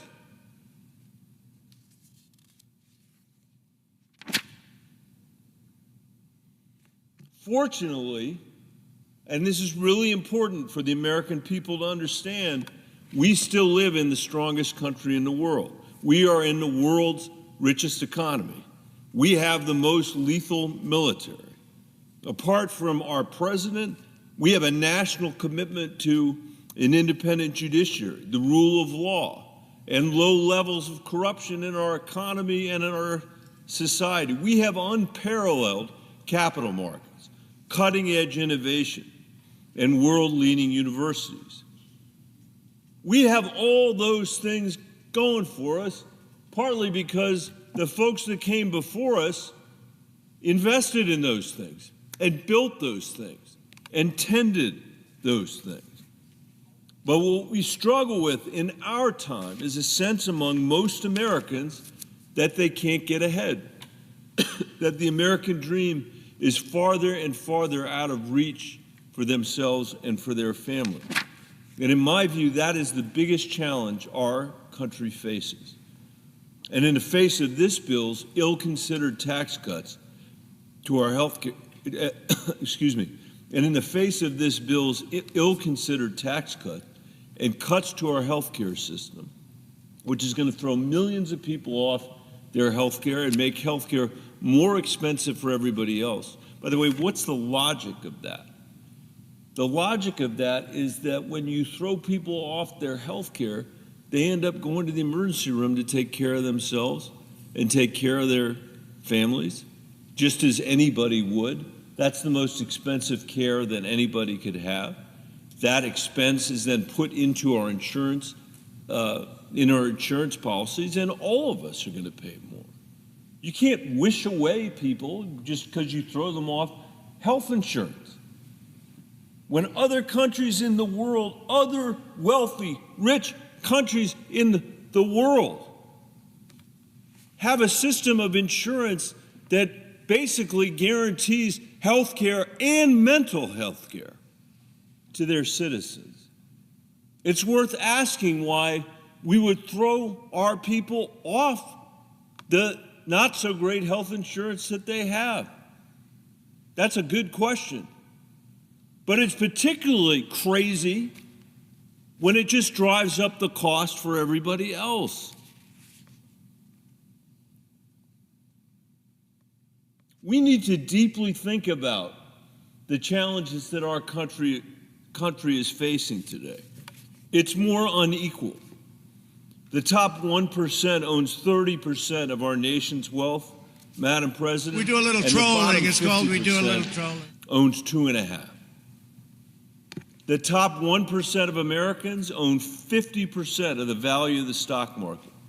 The top 1% of Americans own 50% of the value of the stock market, while the bottom 50% owns just 1% of its value. Something that's really affecting my state is the nation's median home price is now 5 times higher than median family income. And as a result, the average first-time homebuyer is now 38 years old. Madam President, 38 years old versus 29 just a generation ago. Reading scores in our nation have hit a 20-year low. And perhaps most damning and perhaps most upsetting is that our lifespan has declined since the 1980s. We are now on average likely to die 6 years shorter than other people that live in wealthy countries around the world. If you're African American, your chance of dying is on average 12 years sooner than people living in the industrialized world. If we don't shift course soon, Madam President, we will be the first generation of Americans whose kids and grandkids will be worse off than we are. That has never happened before. We are on track for that to happen to our children. Many young people today can't afford to live on their own, and they may never be able to afford a house. They can't afford health care or child care. They can't count on a quality education for their children in too many parts of America. Some are really worried about whether they're going to be able to afford a child at all. If you haven't heard a family say that to you in your town halls or in your meetings, you haven't been paying attention. But instead of addressing any of these challenges, we are debating a bill tonight that will make the wealthiest Americans even wealthier and the poorest Americans even poorer, 500,000 of whom live in Colorado, while adding millions more to the debt which working Americans are going to have to pay back. That's what this Republican trickle-down economics comes down to. No matter how you dress it up, that's what it comes down to. Our generation has made some very bad choices when it comes to our children's future. This bill only makes matters worse for them. And all this debt will constrain the choices that they are going to be able to make for themselves. And that's a shame, Madam President.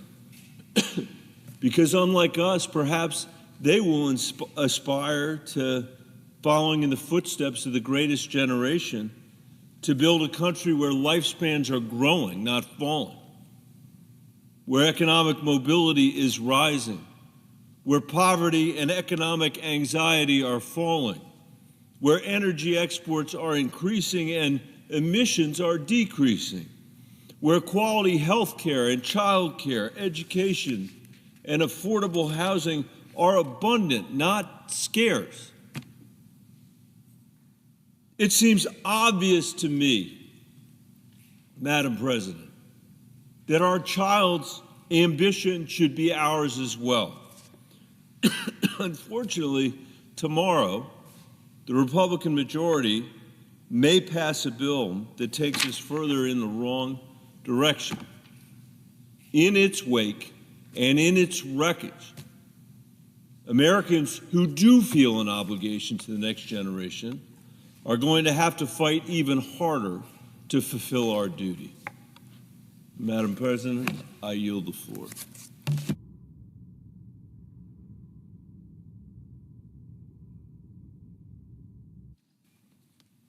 Madam President. The senator from California. Madam President, today we meet at the center of a great debate, at a crossroads that will determine the direction of the country for another generation. And this debate, this choice, goes to the heart of a central question that has been plaguing families in America over the last 3 decades, but that is now just coming to the forefront. And that question is this: if you are working hard in America, can you still earn a good living for yourself and your family? If you are working hard in America, can you still buy a home or pay your rent, buy your food and medicine, get the health care you need, afford fuel for your car, get a decent education, or go on a family vacation? And if the answer is no, and for all too many millions of people the answer is no, what do we do about it?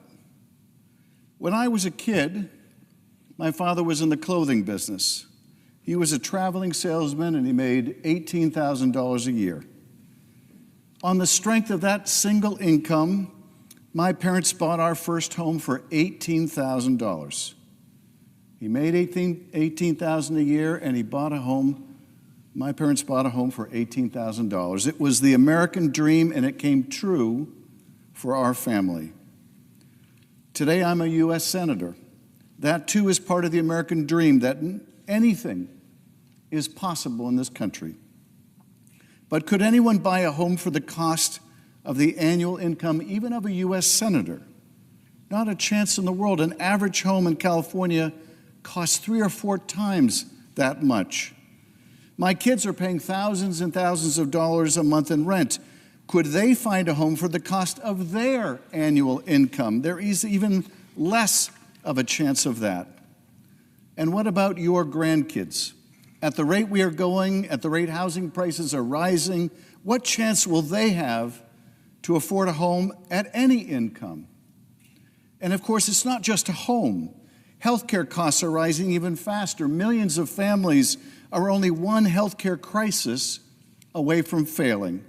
And it's not their fault. It's not their fault. They are working hard, harder than ever, and they can't keep pace with rising premiums, out-of-pocket costs, hospital stays, drug costs, and charges at the emergency room.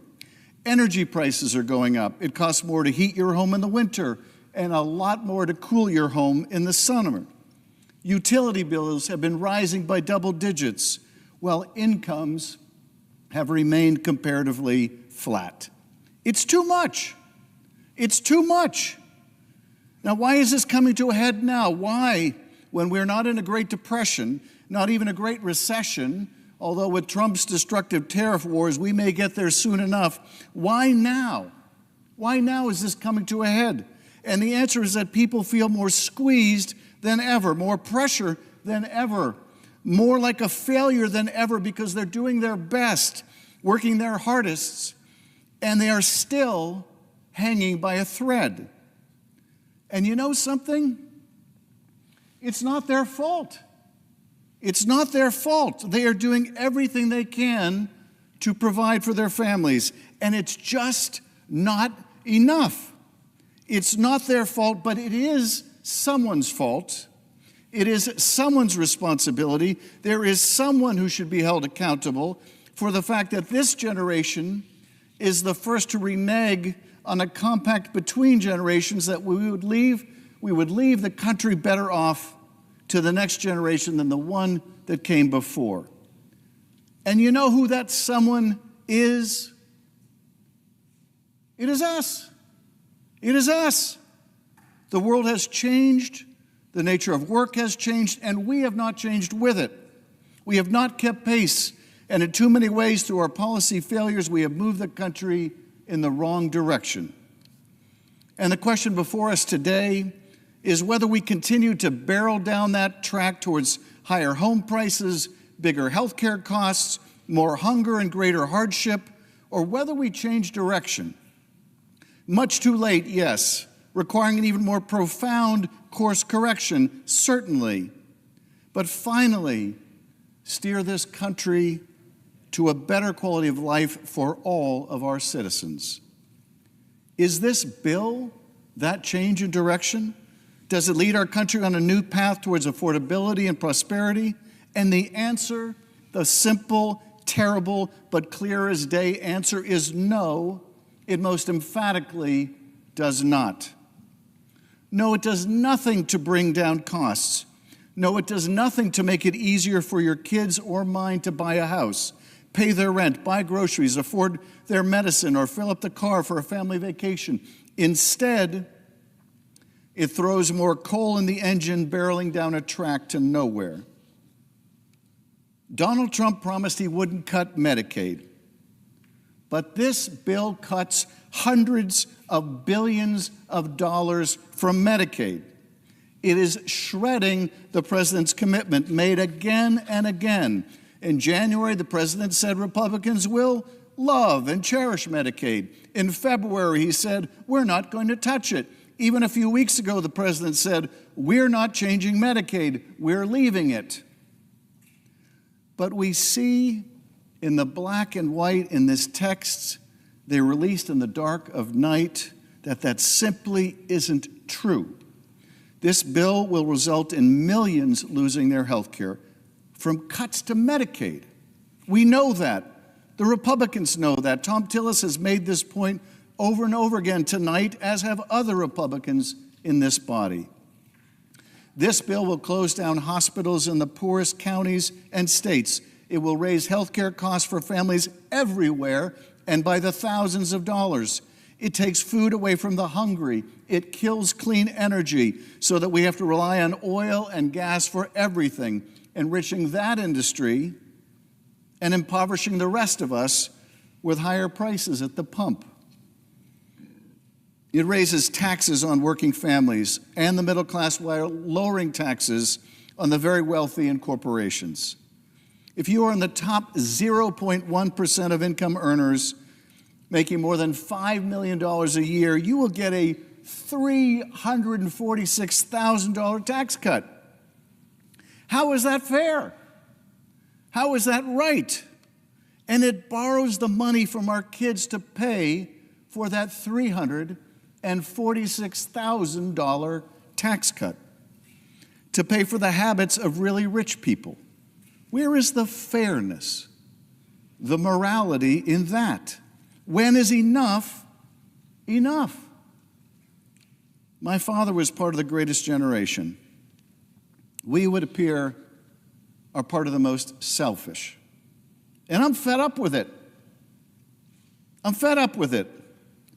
What happened to any sense of responsibility in this generation? What happened to love of country? Can we love our country and impoverish it?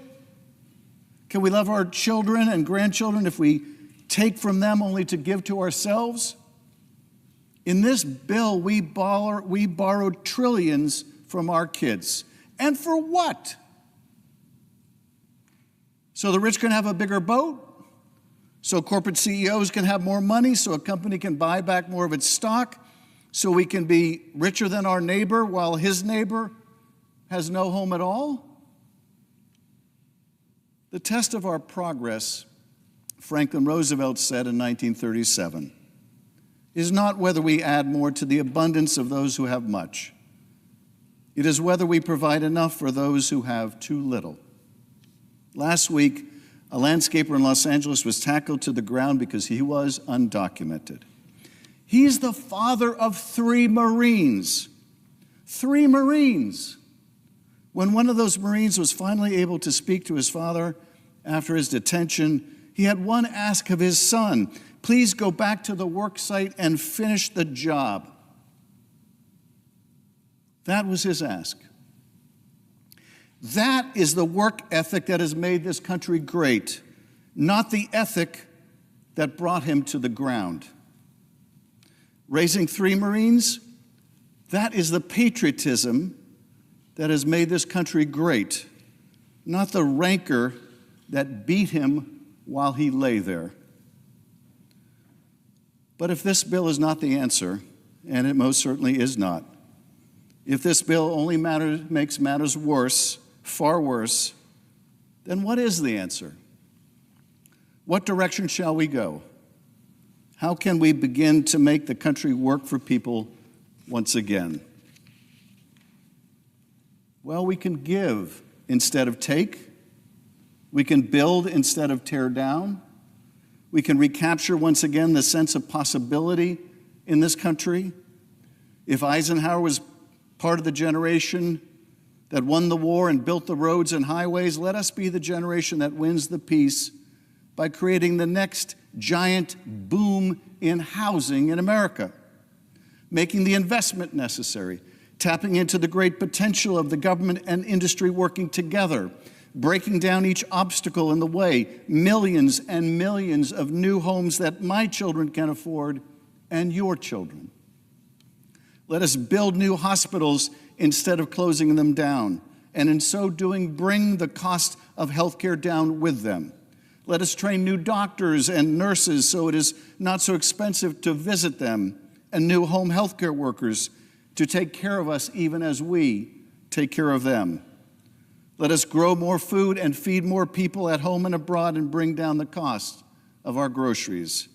Let us thank our farm workers instead of chasing them through the fields to separate them from those they love. None of this is beyond our capacity. It may mean that we can't afford yet another tax break for the wealthy, or a giveaway to the oil industry, or a giveaway to any other industry and its corporate titans. It may call for some sacrifice on our part, but a fraction of what our parents and grandparents gave to this country.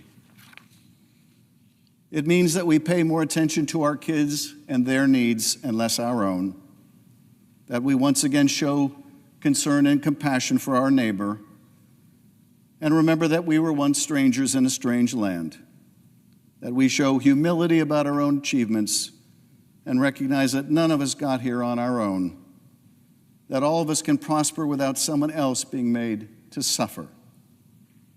You know, the way it used to be, the way it could be once again. Madam President, I yield back.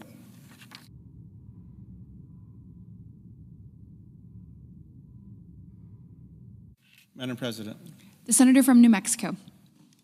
President, I've heard several of my colleagues speak tonight about what this bill means for Americans all across America. Now, each of us has a responsibility to ask whether this bill meets the needs of the people that we're honored to serve. Now, I grew up on a small farm, as many of you know, working the land, caring for animals, sometimes even cleaning barns. And I can tell you, this bill does not pass the smell test. For New Mexicans, hardworking people, this bill does not help our families get ahead. New Mexicans work hard. Folks are not looking for a handout. New Mexicans are the type of people who would give you the shirt off their back if you needed it. It's just who we are, and I'm proud of it. But sometimes people fall in hard times. And I'll remind you all that this could happen to any of us. We might need medical care. We might need help putting food on the table. Maybe support to care for a loved one, or just want enough security to know that a job will be there for us. Some claim that this bill will help Americans, which we know is not the truth. Because from where I stand, there is very little in this legislation that helps hardworking New Mexicans. Now, it's important that this debate is happening, because now New Mexicans and people all across America can clearly see what's in this bill and what's not.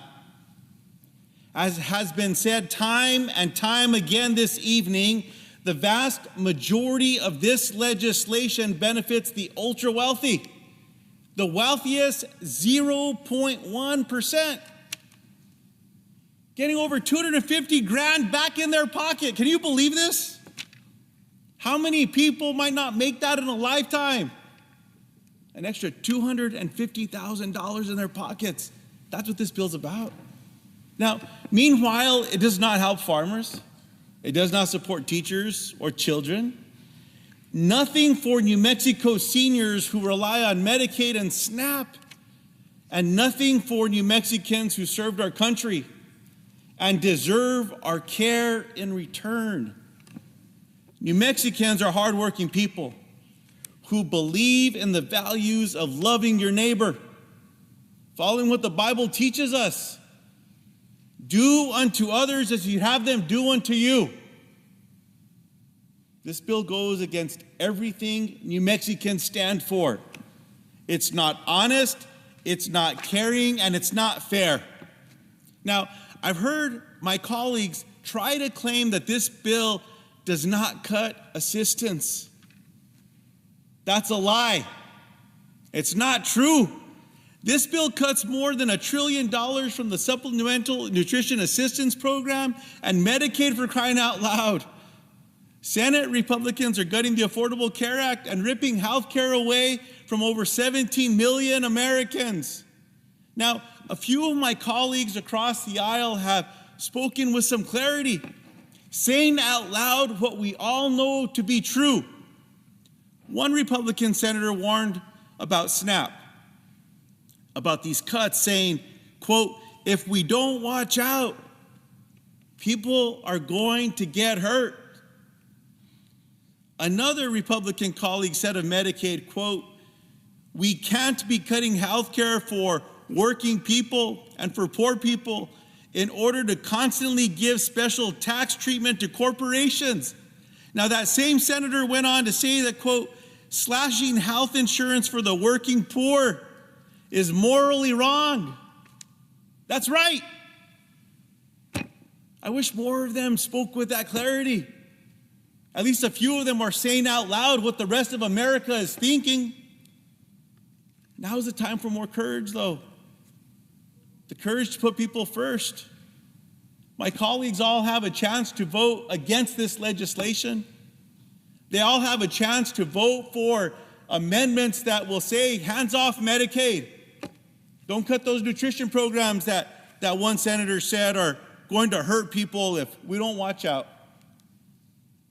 This bill takes food from the mouths of New Mexican children and takes care away from New Mexicans who are sick.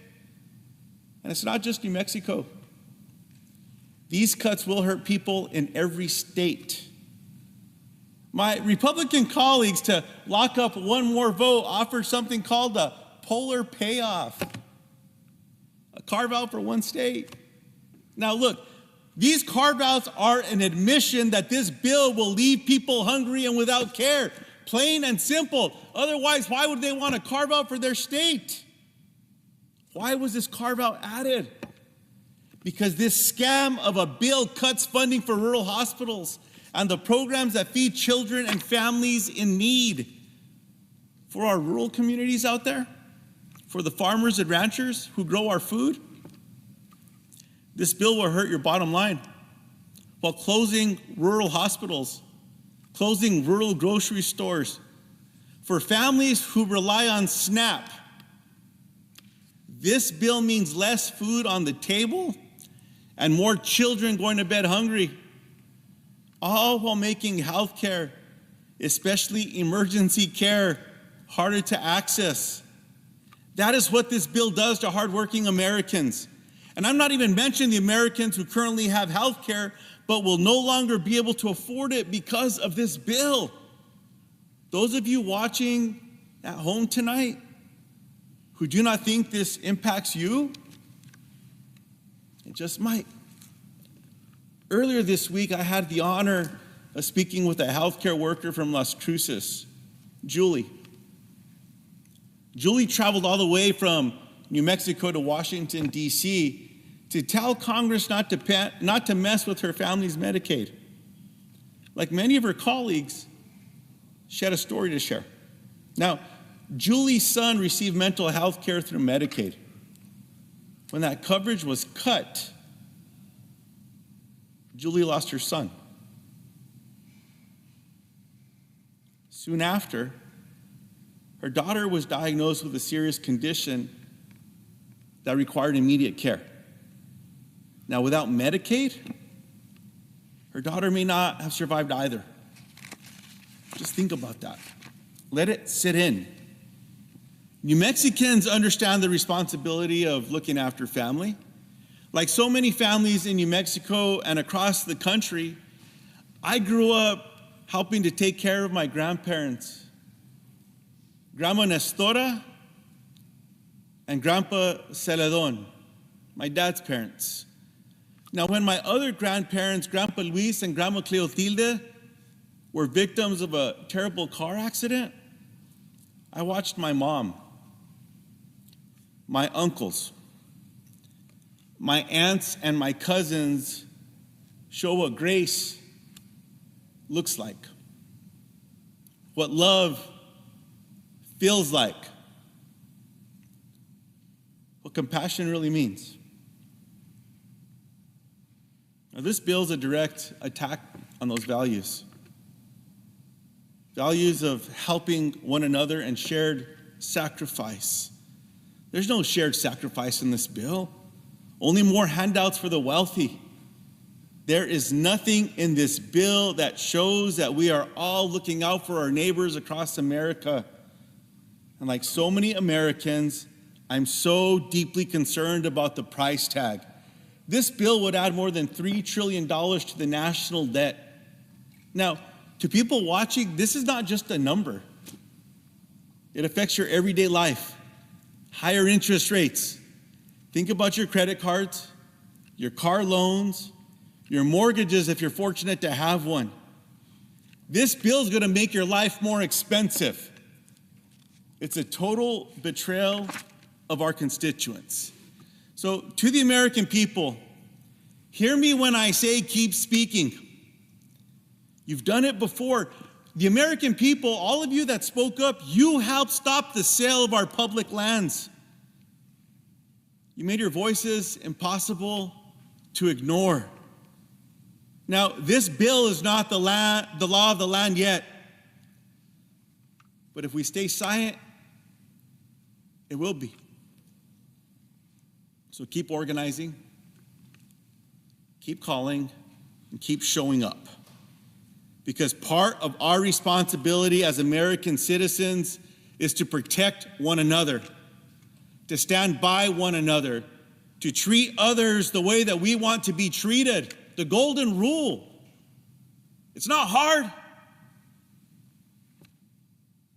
We all have a responsibility to stand up when something this dangerous threatens our neighbors, our values, and our future.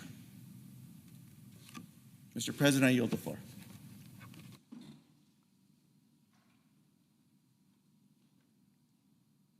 Mr. President. I recognize the senator from New Jersey.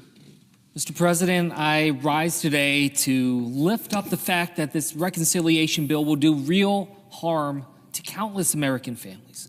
It's not theoretical or hypothetical. Families are hurting right now. The opiate crisis that has ravaged large parts of my state, mental health crisis that people across this country are so concerned about and are begging for help about.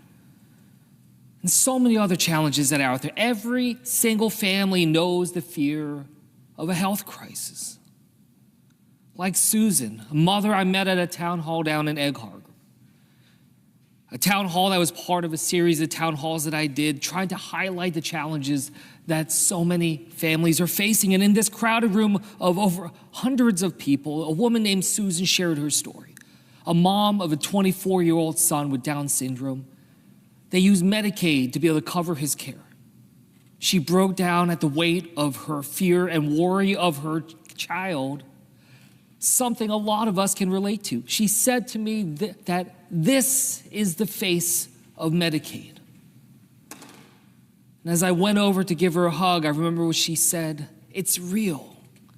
And it is real. And I know everyone in here knows that. I know because offices on both sides of the aisle are getting the same calls. Our phone systems broke down because of the overwhelming volume of people calling and literally begging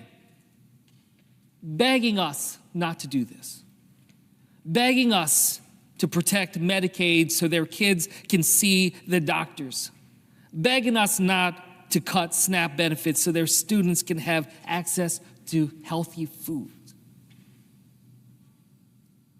It is a humbling experience seeing a parent begging for the resources to take care of their sick child. And yet, as I look around, I see far too many people rushing through this process to get it done, with little care about the resulting impact it will have, generational damage that will be done, while we are rushing through, barreling through, without the ability to properly debate this. Well, I want you to know, the people in New Jersey, the people in this country, this budget represents an abandonment by their government. And this will hurt everyone we are supposed to be helping. Some of the people that could be impacted the most are people within the disability community. Hundreds of thousands of people in New Jersey with disabilities rely on Medicaid for coverage. Over 15 million across our country, including a man named Tom Spadaro, a disability advocate in Ocean County, New Jersey, who joined me for a town hall. After a gun accident when he was 11, Tom is a total quadriplegic, dependent on a ventilator and others. Medicaid helped him go to school, then college, and in his own words, has given him dignity. When talking about this bill that we are debating here today, he said, quote, "If I lose Medicaid, I feel like I'm getting shot in the head again. This time, it's not a bullet, it's legislation." I want his words to echo through this chamber today for everyone to hear. If this budget passes, families in every single state across this country will feel these cuts long after the media and the Trump administration have decided it's time to move on and get over it. A cancer patient doesn't just move on when they have to delay treatment because they've lost insurance coverage, when a family has to upend their lives to become caregivers to their parents because they can't afford elder care, when a hospital closes and the new closest emergency room is hours away after the child is in an accident and needs help now, not in 5 hours, they won't get over it. America will feel this long after Donald Trump is no longer in the White House, and they will remember what has happened to their lives because of it. Now, there's some people listening who might not think that this is going to affect them. But these cuts to health care in this bill are so dramatic that it's going to have an impact that reverberates all throughout our communities. I talked to a hospital leader in New Jersey who said that these cuts could be so devastating for their revenue because of how much they get through Medicaid reimbursements that they're not sure that they're going to be able to keep their doors open. A hospital, not certain that they can keep their doors open. This is not the only story like this across my state, across the country. Whether it's rural hospitals or suburban or urban, we're going to have a lot of challenges that are going to reverberate beyond just those on Medicaid. It's going to affect every single one of us and raise prices at the same time. Losing that critical care in communities not only abandons people in their time of most need, but it leaves a tragic ripple effect on others and other hospitals. So today I'm putting forward an amendment to this bill that would stop this from happening and directly take out the parts of this bill that would force hospital closures and reduce access to affordable health care for so many across this country. In no reality should we be helping billionaires send their rockets to outer space while turning people away at hospitals. And yet this is the reality we find ourselves in, deciding how much care is acceptable to take away from families across New Jersey to fit a budget line, or how many patients can be turned away from life-saving medication just so that the wealthy can have a nice tax break. A doctor in Frenchtown shared some profound words with my office. She said, Medicaid is a reflection of our values. It's how we show up for each other when life gets hard. Well, what does it say about our nation as we were having this debate that could very well take $1 trillion out of Medicaid? About those who need the care the most, as if they're just expendable, as if they are just some remainder on the equation of capitalism that is just pushed to the wayside, as just an inevitability, as a shrug of the shoulder of our society and say, I'm sorry for what happened to you, without a care and an extended arm and a hand to reach out and pull them up. Let's be very clear, this bill will cause prices to drive up. In New Jersey alone, over 454,000 families will see higher costs in premiums, according to the New Jersey Department of Banking and Insurance, which is why I'm introducing an amendment to make sure this bill wouldn't raise these costs by striking provisions that would increase premiums or out-of-pocket costs under Medicaid, the Children's Health Insurance Program, and some private insurance marketplaces too. We cannot allow billionaires to get richer while working families are seeing drastic increases to their premiums or out-of-pocket costs. Costs to keep their children healthy as we deal with the worst measles epidemic in decades. Costs to afford their kids medicine while we see our government attacking science and fact, making parents have to work that much harder to keep their children safe. With all the challenges we are dealing with right now, it's painful to think through what will happen if this bill goes into effect. And the fact that these healthcare cuts will increase our gaps, worsen conditions for our vulnerable communities, including children. If we can't stand up for them, for our children, who are we willing to stand up for? And as I said at the beginning, every family has a healthcare story. Everyone has felt overwhelmed in the face of sickness and injury. Just a year ago, my father took a fall. I got the call while I was on the campaign trail, rushed down to the hospital. But even after the surgery, what we learned is there was an even more debilitating challenge that we face, a cognitive decline as my father is descending into dementia. I just spent Father's Day weekend with my father, the entire weekend. But it was in the emergency room as he had twice fallen in 2 days, 2 separate trips to the emergency room. My family is overwhelmed right now. We struggle to think through his needs that go far beyond what we can be able to provide, goes far beyond what Medicare can provide. And it's not just my father and my family. We have failed seniors. We have failed as we have failed to plan and create a place for elder care in this country that preserves a foundation of dignity and decency for everybody. And when you are in the trenches fighting for your own life or gripping the hand of a loved one struggling, the last thing you want to think about is worrying if you're eligible for this treatment or that. You want to be able to provide what it takes for your loved one to survive, to be able to go a little further, spend a little more time on this planet with us, and to grow our love deeper. And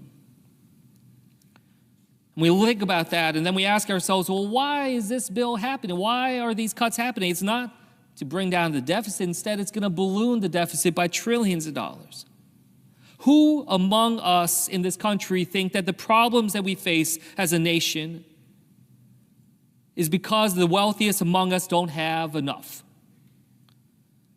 The distrust in government right now, it's not because politics isn't doing enough to help the most well-off in our country, the billionaires and the millionaires.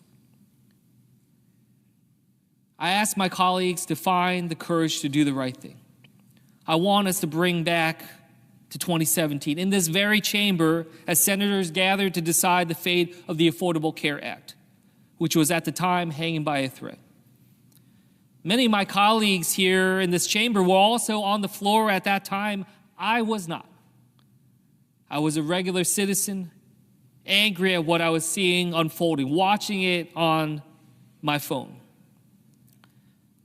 A citizen that felt so detached from what was happening on this chamber. I remember thinking to myself, how could the Senate be seriously considering doing such harm to this country, to so many Americans, by trying to gut pre-existing condition protections, the Affordable Care Act, so much others? I asked myself, am I missing something? Am I missing information to understand why it is that this is even happening? And we saw rushed conversations, and we saw people running back and forth.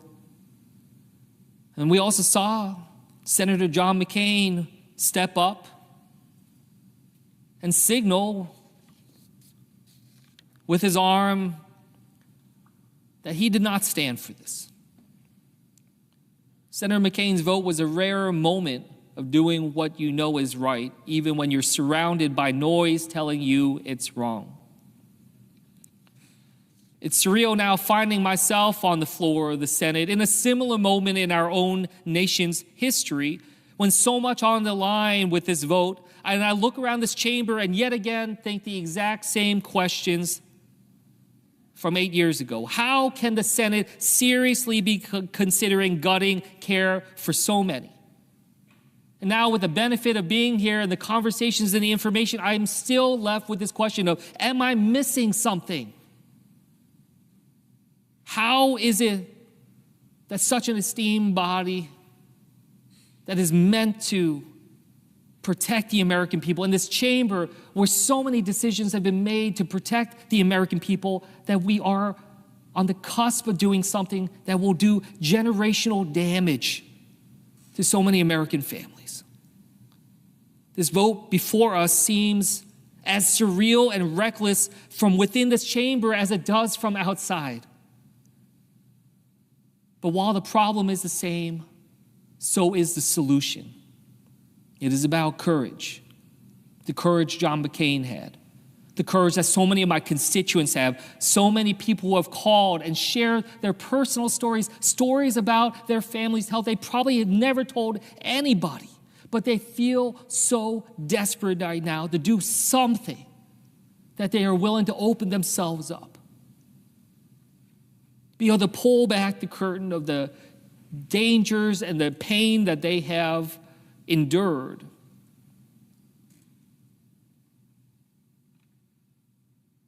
To be able to try to do anything to stop this bill from hurting Americans.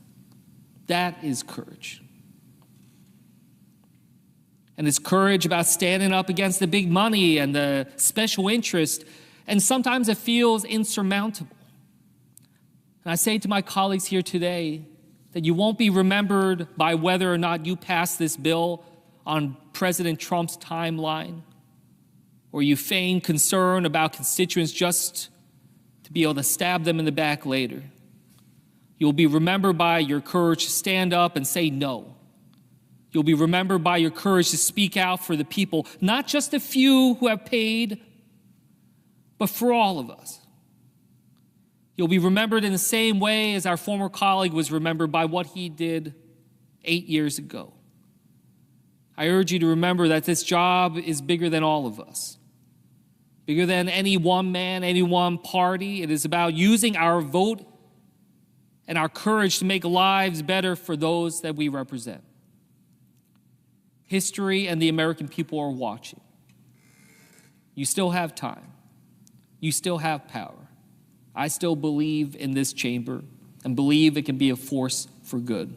Let us use it for the children, for the disabled, for those not in this room.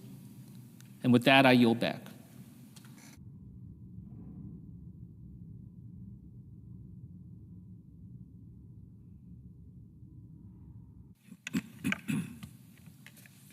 Mr. President.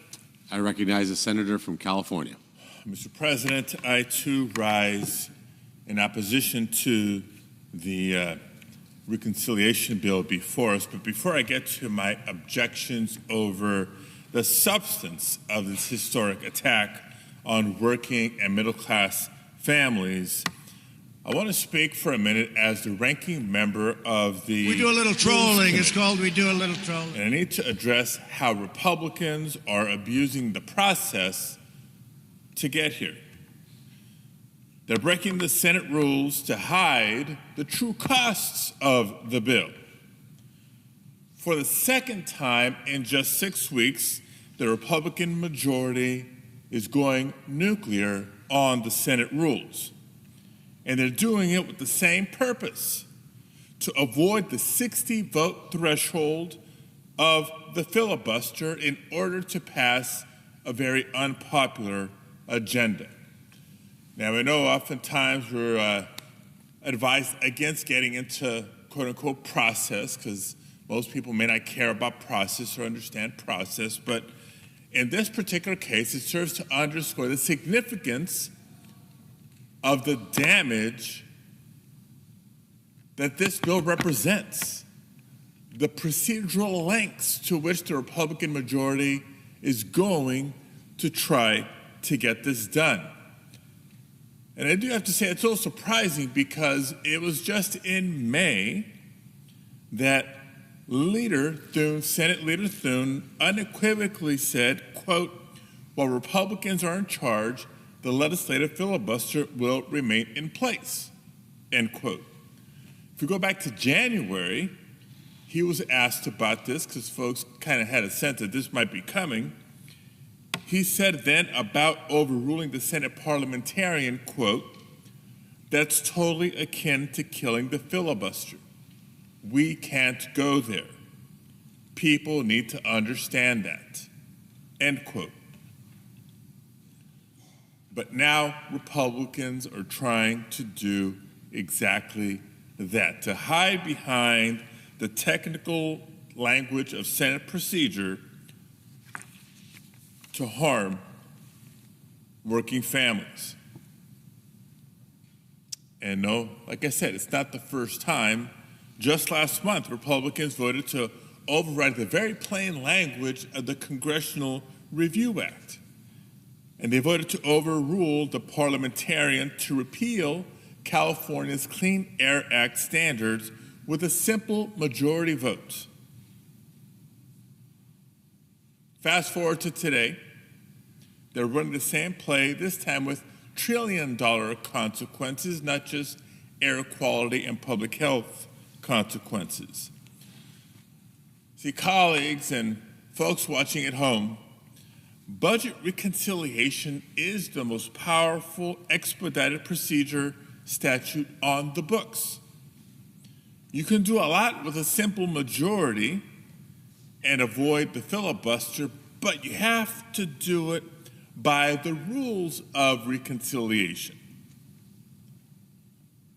But today, the Republican majority wants to extend trillions of dollars of tax cuts for President Trump's billionaire friends and extend those tax cuts permanently.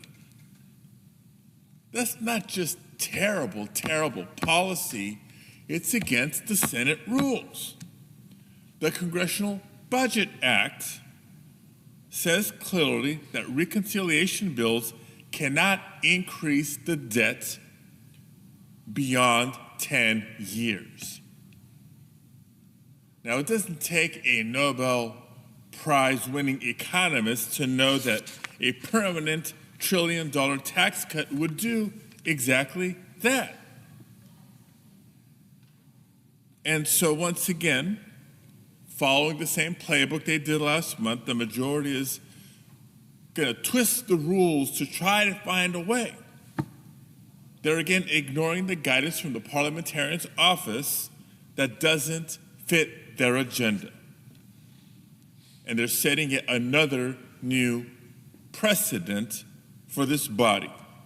Not only continue to overrule the parliamentarian, but to ignore adding trillions of dollars of costs under the, quote, current policy baseline.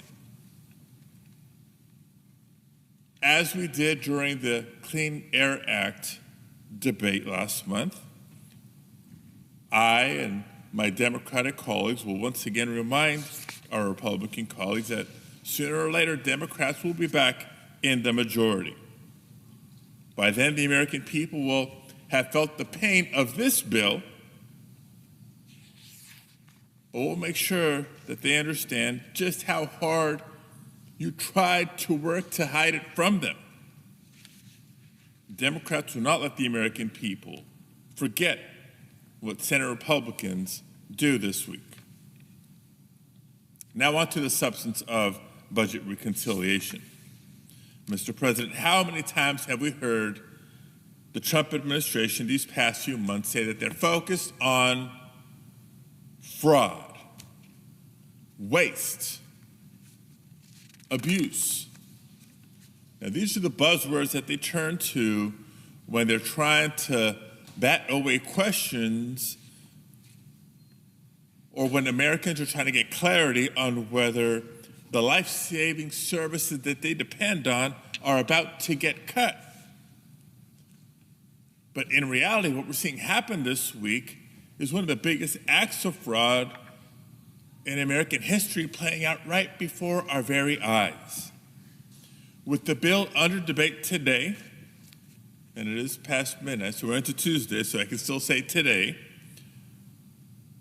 Donald Trump and his billionaire allies are literally stealing from working families in order to reduce the amount of taxes that they would have to pay. Literally robbing from the poor. We do a little trolling. It's called we do a little trolling. And for anyone really wondering whether they would actually do that, we know that they will, because they've done it before. In 2017, during the first Trump presidency, Republicans seemed fine, saying they could afford hundreds of billions of dollars in permanent tax cuts for large corporations. I remember the arguments back then. This is going to grow the economy, they said. In time, it will reduce the debt, they said. That didn't happen. So today, now they're arguing that we can't afford programs that keep kids from going hungry. We can't afford the programs that keep lights on in emergency rooms. It's outrageous. In 2025, so many working families are struggling to keep up with the rising costs from Trump's chaotic tariff wars, with prices going up for groceries and other everyday goods. Many are working long hours and still struggling to make ends meet or to afford care for their loved ones. I get it. I've been there.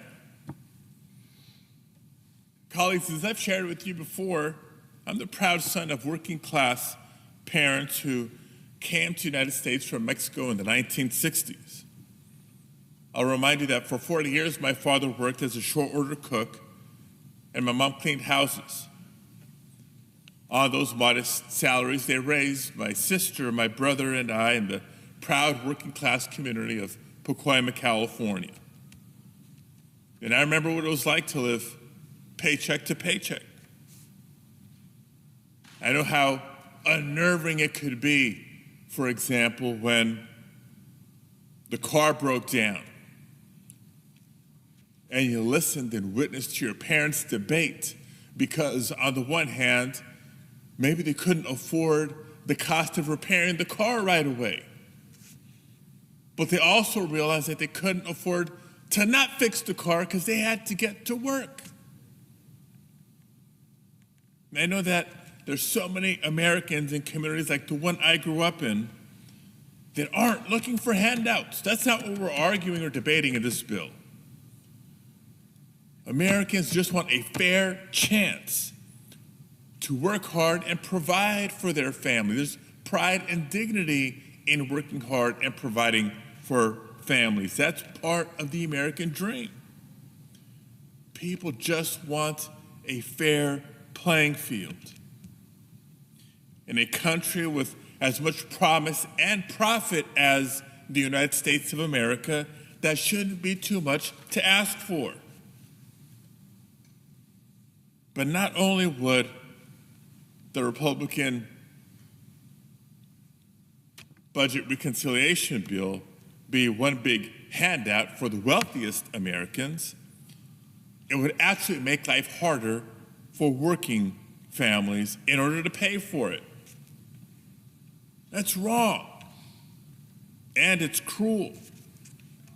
At its very core, just like Trump did in 2017 with the help of Republicans in Congress, this bill is fundamentally about one thing and one thing only: cutting taxes for the wealthiest Americans and big corporations. How else do you explain the fact that the top 0.1% will see a tax cut of more than $250,000 a year, while millions of American households will actually see a reduction in their annual income or take-home pay? That's because to pay for the massive handouts to the wealthy, Republicans are gutting health care and cutting services that so many working families depend on.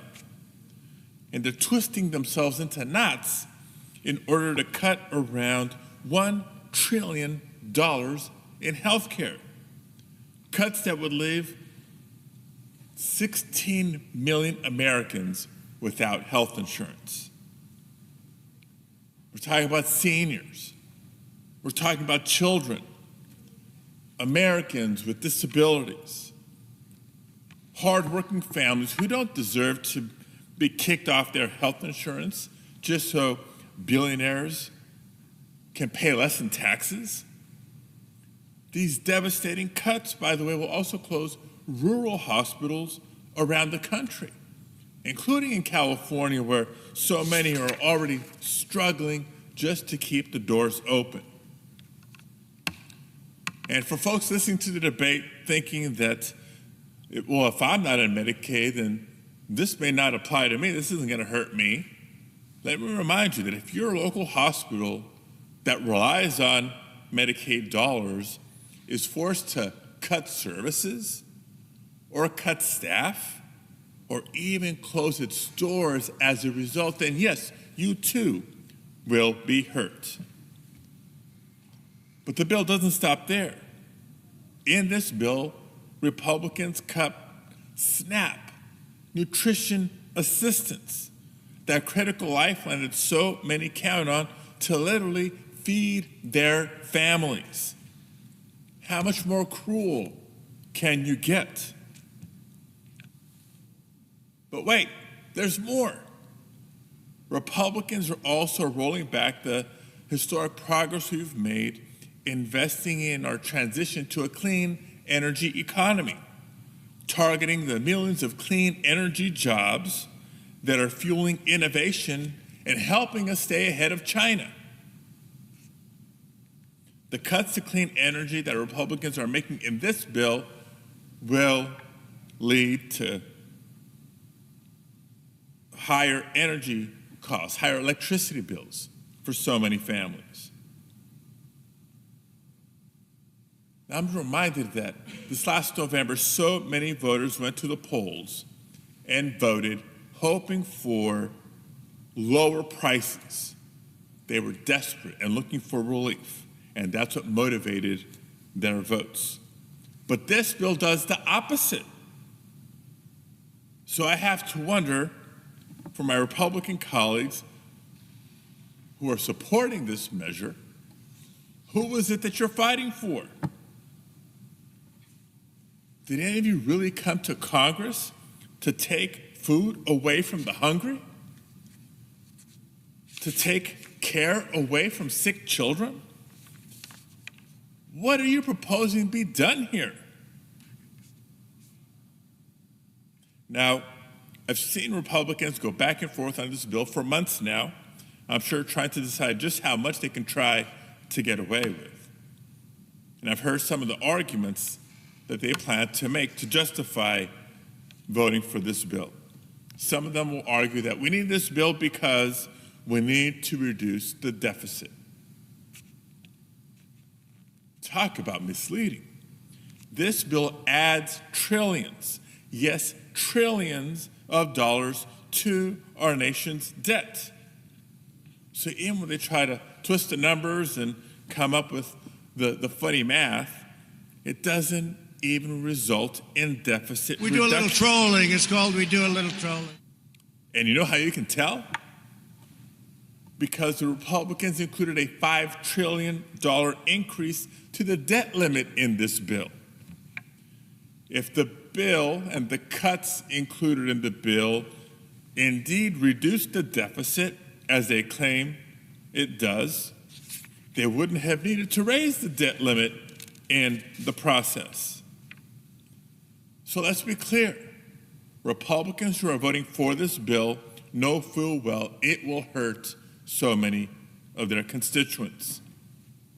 That's why behind closed doors you have Republicans handing out flyers that show just how devastating Medicaid cuts will be in states represented by Republicans. Or we hear they're discussing the burden that SNAP cuts will have on state and local governments. But because the leader of their party wants to sign this bill to celebrate the 4th of July this year, many of them will vote yes. But I'll ask again, who is this bill in service of? Who are you standing up for? Who are you fighting for? I'll tell you who I'm fighting for.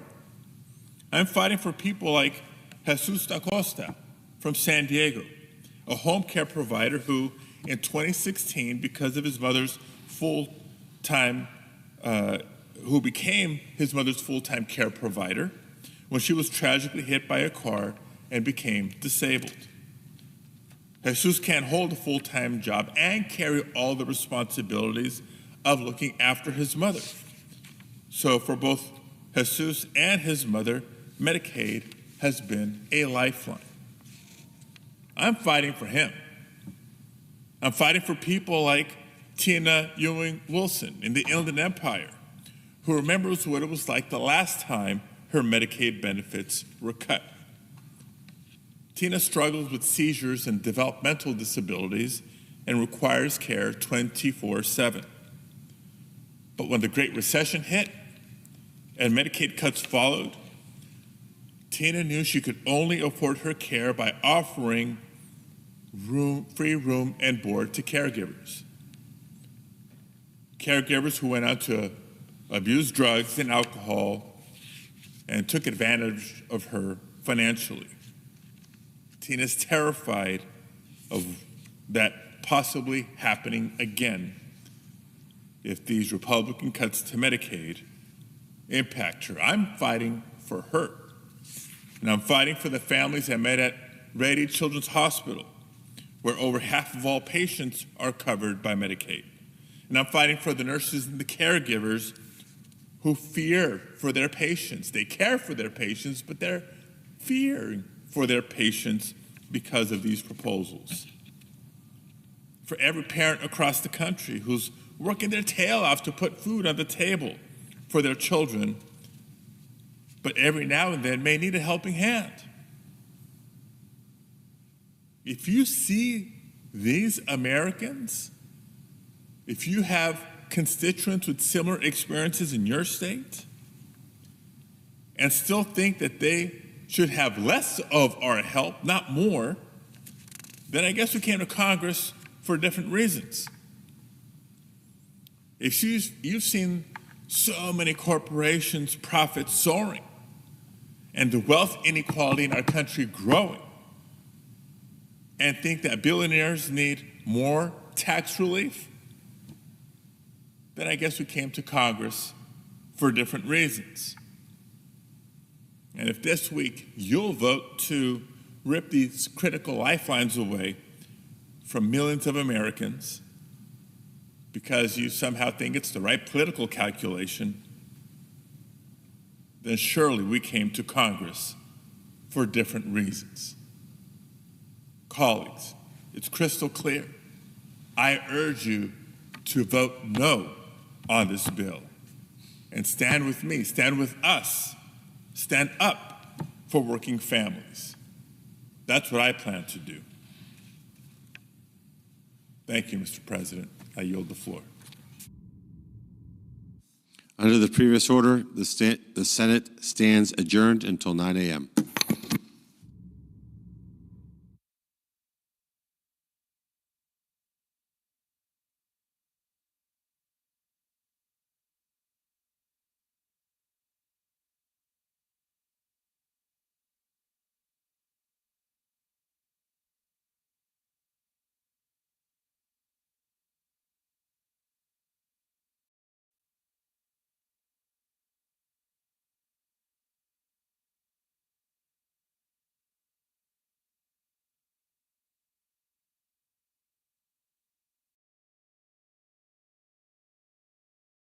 Thank you.